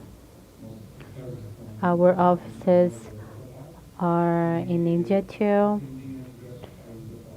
and are attending many countries. What I would like to say about this cooperation, this possible cooperation, Brazil and India are big in terms of technology. India, for sure, everybody knows, is a giant and global technology giant, attending everybody.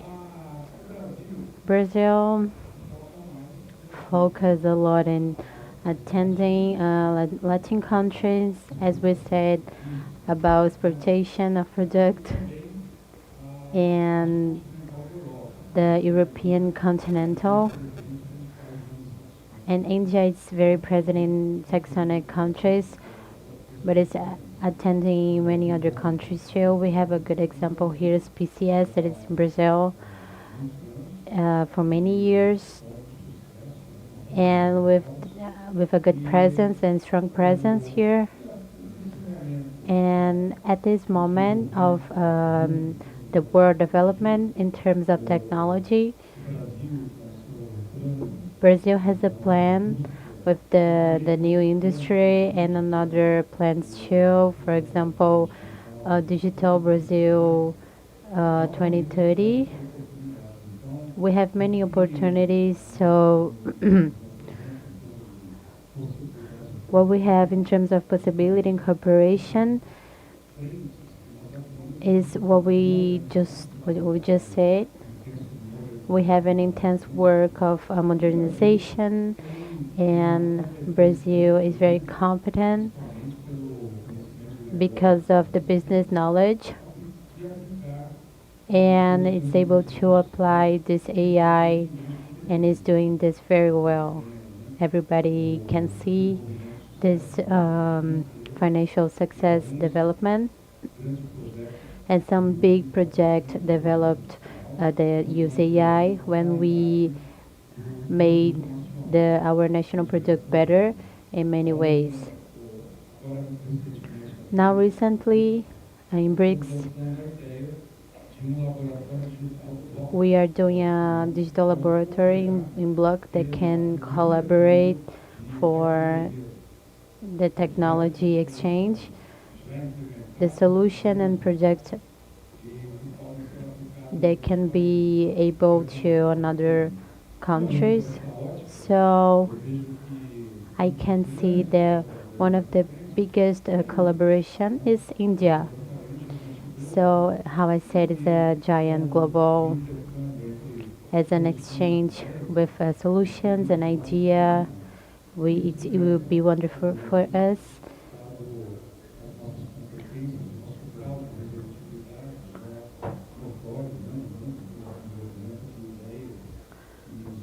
And solutions applied for technologies. It could be very interesting to India too. So I only see advantages in this change, and I believe as the next steps, we can start to look where we can be stronger for each other and introduce the technology in our industry. That's what I see at this moment. Thank you so much, Ailton. Godinho, please. Good afternoon to everyone. I'd like to thank Jorge Viana and my friend Ana Represa for the invite to be here in the name of WEG in this afternoon in this forum so important. WEG is an industry that is Brazilian, has 66 industries in 18 countries in the world and 35 markets with our projects, and we have 47,000 collaborators, and 2,000 is in India. In 4 industries of WEG in India, of motors, and hydrogen automation, and in the last few years WEG has been developing a lot, and it has the goal to even go further. And when we look forward and try to imagine the opportunity to grow, the bilateral meaning, we see, I always listen a lot, the ambassador, we're looking for the forward, we're looking for innovation of climate. We look to see our products with opportunities with the climate energy changing. So we see 4 big fronts: efficiency, operational, digitalization, automation, green energy, and 4th, mobility and energetic. So I'll give some examples of the collaboration for the in India and in Brazil in these 4 goals. The mobility, electrical mobility. So electrical mobility goes by motors with biofuel. As we always refer, patrimony from Brazil and biofuel, it's very important. They are space to everyone. Hybrid, ethanol, electric, and we see this a vision to Brazil and to the India, and it's a very good possibility. We produce all this infrastructure to it's a very good sector to grow in the next year. Energetic efficiency. Half of the energy of the world comes from electric motors engineering. So you imagine what efficiency that it will be reduce the reduced emissions it can cause to opportunities. And this is what we are where we do a lot of research in this area, and we are bringing this production to India. Our last industry in India is about electrical engines, and we have a lot of space and regulations that must have very low standards in India and Brazil, and we have to advance in this area, and we have this big opportunity. And now I'm going to close talking about green energy.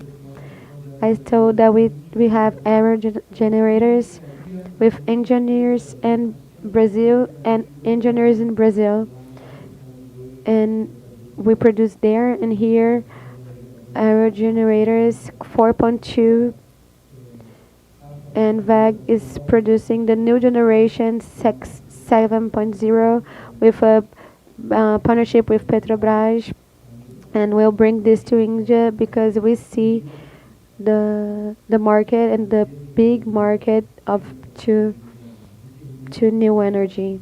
And I finished saying that the power energy that India brings to the table, power with battery, solar power with battery, and WEG produce this battery, and we want to bring to the world because we know this is the future, because without it we don't have solar energetic enough, And Brazil and India are going in this direction, and we think this have to be done together and like see the potential in it.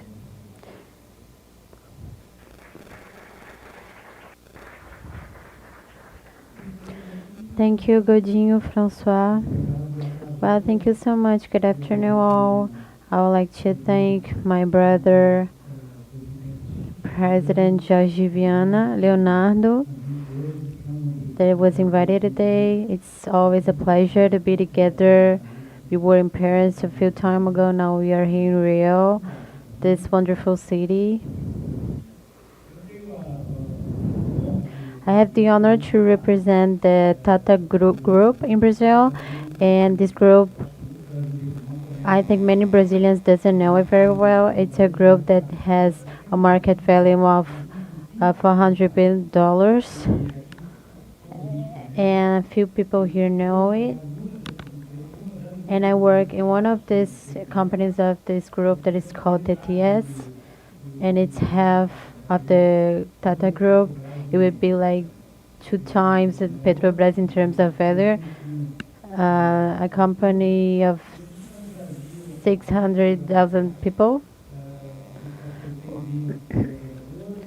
We had 6,000 people. Now we're gonna have in 7 and almost 10,000 employees. So now what we can say to our Indian friends is that Brazil, it's a very friendly country where our Indian companies can grow and make good business. But now, I would like to say something what Ruby was saying about innovation, because I think innovation is very important.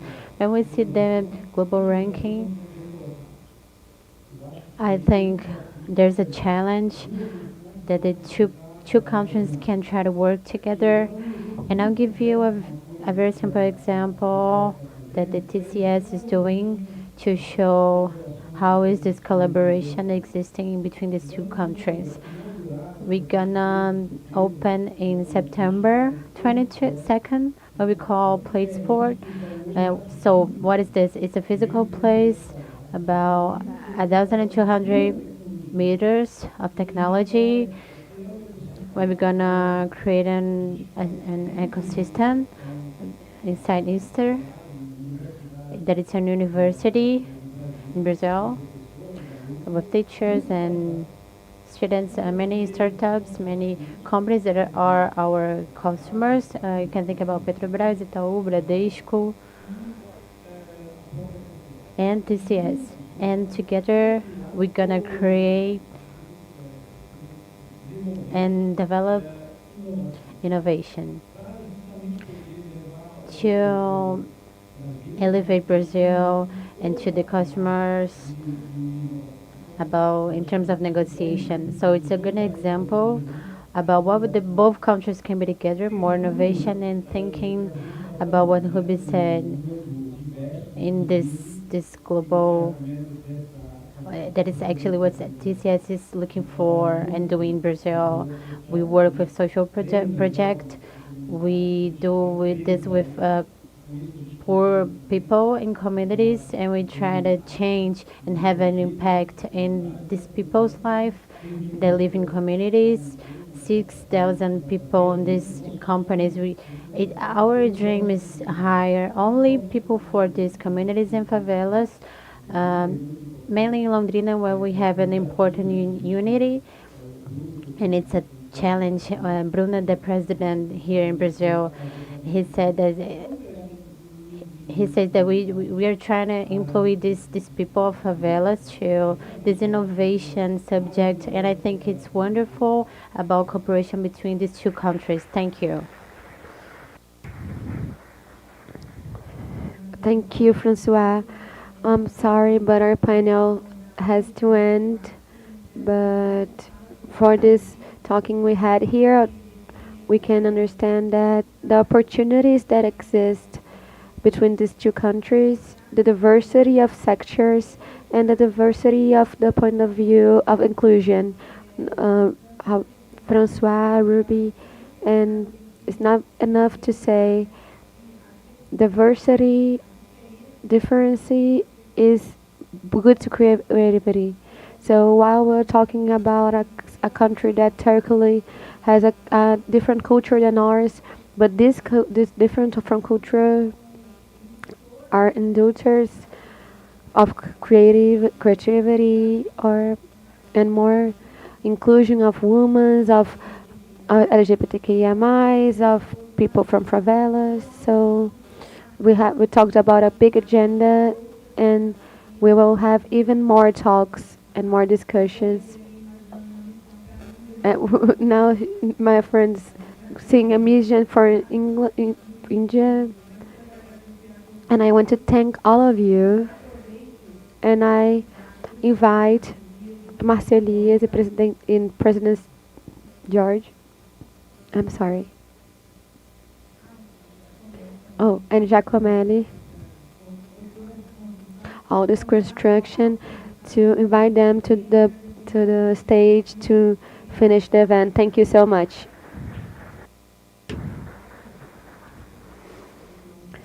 Well, so our sincere thank you for all of you. So we are waiting for the other authorities so we can do the finishing. At this moment, everybody make yourself too comfortable. We have another important consideration to do.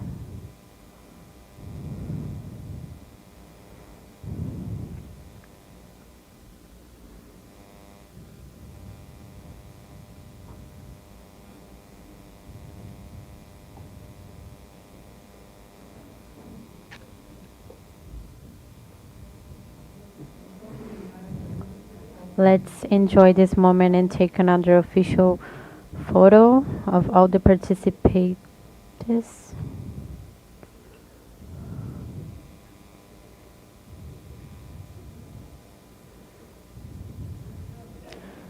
Well, so ladies and gentlemen, applause please. Now make yourself comfortable, and now we're gonna do the last moments. So at this moment, for some important considerations, so we're gonna start with the negotiation director, Ms. Ana Paula Ribes. Oh, so first the president of ApexBrasil, Jorge Viana, please. Oh, thank you so much, everyone. Thank you for everyone who helped us to understand more the potential of the relation, all the aspects that we can have to improve in this relation that is historically, cultural, and good negotiations between Brazil and India. The Minister Master Alicia is going to finish our event in a brief talk, and I want to thank Celi, Itamaraty, and a lot of persons who involved to make this event. And how I said in the morning, when we talk about India, it's a beautiful country. We have a big connection with Brazil in a lot of aspects. I said about the importance for the agro, for the pecuaria, not only this, but all the races that came from India, the cows that came, almost 2,000 that came are from the currency from India in races that adapt to Brazil. More than 6 things of popping, sugar, ethanol, that is so important for the energy. It's really important. So we depend a lot of the economy of the Brazil. We depend what we came from India. So this shows the potential. When we see Marco Polo, Weg, Francois talking about the industry that we bring, that has been with the presidents and has been doing a lot of investments in Brazil. It's a big company from India, as he said. and it opens an innovation front for technology, for we work together. So I want to thank Ana, Carla, and everyone who helped to make this event happen. So difficult to be done because of the BRICS. So everything is closed. Airport is closed. Hotels are difficult. But even though we did a big event, and as Ana represented, let's go quickly. Do a mission to India to open even more to India and Brazil. Thank you. And now I invite Márcio Elias Rosa to represent the Vice President. So look how he's important. He represents the Vice President because he's the Vice Minister of the Industry and Development, and he represents the Presidential. So this paper that he has on his hands is the message that the President would like to say. So applause, please. Good afternoon. Earlier I was here with you and I had some words of the Vice President. Now I can say the President's words. The President Lula said that because he couldn't be here because he likes this environment very much. He said, Márcio, you can take my message and read my speech with my own words. And I'm improvising. I shouldn't be improvising. Jorge, Ana Paula, Alex. I would like. The President said that I wanted to give you a good hug and could read the speech that he made for this event. I thank PEX and CNI and Commercial and the Federation of India Commercial for reuniting many companies today. This is the first step of the first Minister Narendra Modi to this country. Tomorrow we're gonna be together in Brasilia to talk more about the relation and cooperation. At this moment right now in the world with war and taxes, and the relation between Brazil and India is very strategic. We are one of the biggest together economy in the world. We have good companies, good economy.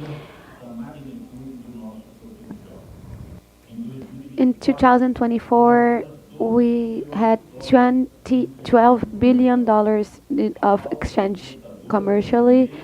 The exportation of Brazil is in few items, but we are determined to change this. The ampliation of Mercosul India, which is vigent since 2009, can show results in those sectors. In this semester, this will be a priority of presidents of Brazil. In the last few years, we did more than 70 industrial in India. In the same period, we received here in Brazil 40 visits guided from India. We own a lot of agropecuary from India. 90% of the cows in Brazil are from India, and the genetic, according of the Embrapa and the Agricola, it stimulates innovation in food. As a global leader in technology, India has a lot to teach us. A cooperation on public structuration, it will accomplish better negotiations in the energy area. Our trajectory in gas and petroleum has been diversity, and we will be in COP30 as a leaders to the trade of energy Fair Trade Energy. We show it's possible to increase the economy and sociability. India took leading COP30 shows the leading of the emergency countries. We are partnerships to biofuels who was talked in 2020. India is the biofuel the most accomplished in the world. The country has as a goal to mix ethanol and gas, so biodiesel and oil diesel. Brazil has a lot of years with biofuels and is one of the first of flex engines. We already had 30% of ethanol in gasolina and 15% in biodiesel and diesel. We will adopt tomorrow our capabilities of technology and capacities in green energy. As I said before in BRICS, minerals are really important to global south. We will initiate soon cooperation for different parts of inputs. Health is another place that is very important. In India is very important to pharmaceutical India products to Brazil. But the Indian products was very important to act against the pandemic. Allowed our product of insulin. New partnerships can bring better vaccines and medicines to make SUS better. The defense area offer big possibilities and good possibilities too. Brazilian and India has the capacity to produce innovation. The opening of MRE in Nova Delhi shows the potential of collaboration in this area.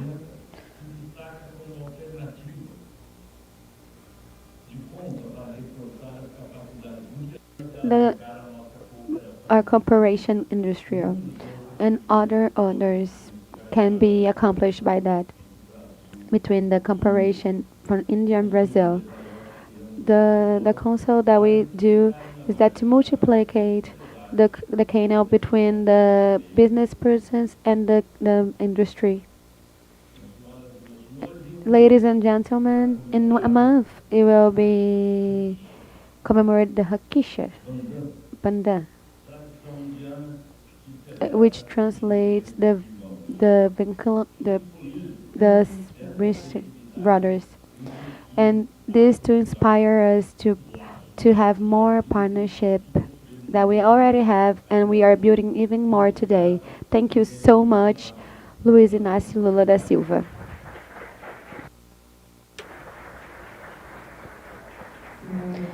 Ladies and gentlemen, at this moment we're finished. We thank you all. We wish you a good trip and we see you next time. Have a good day. Good night.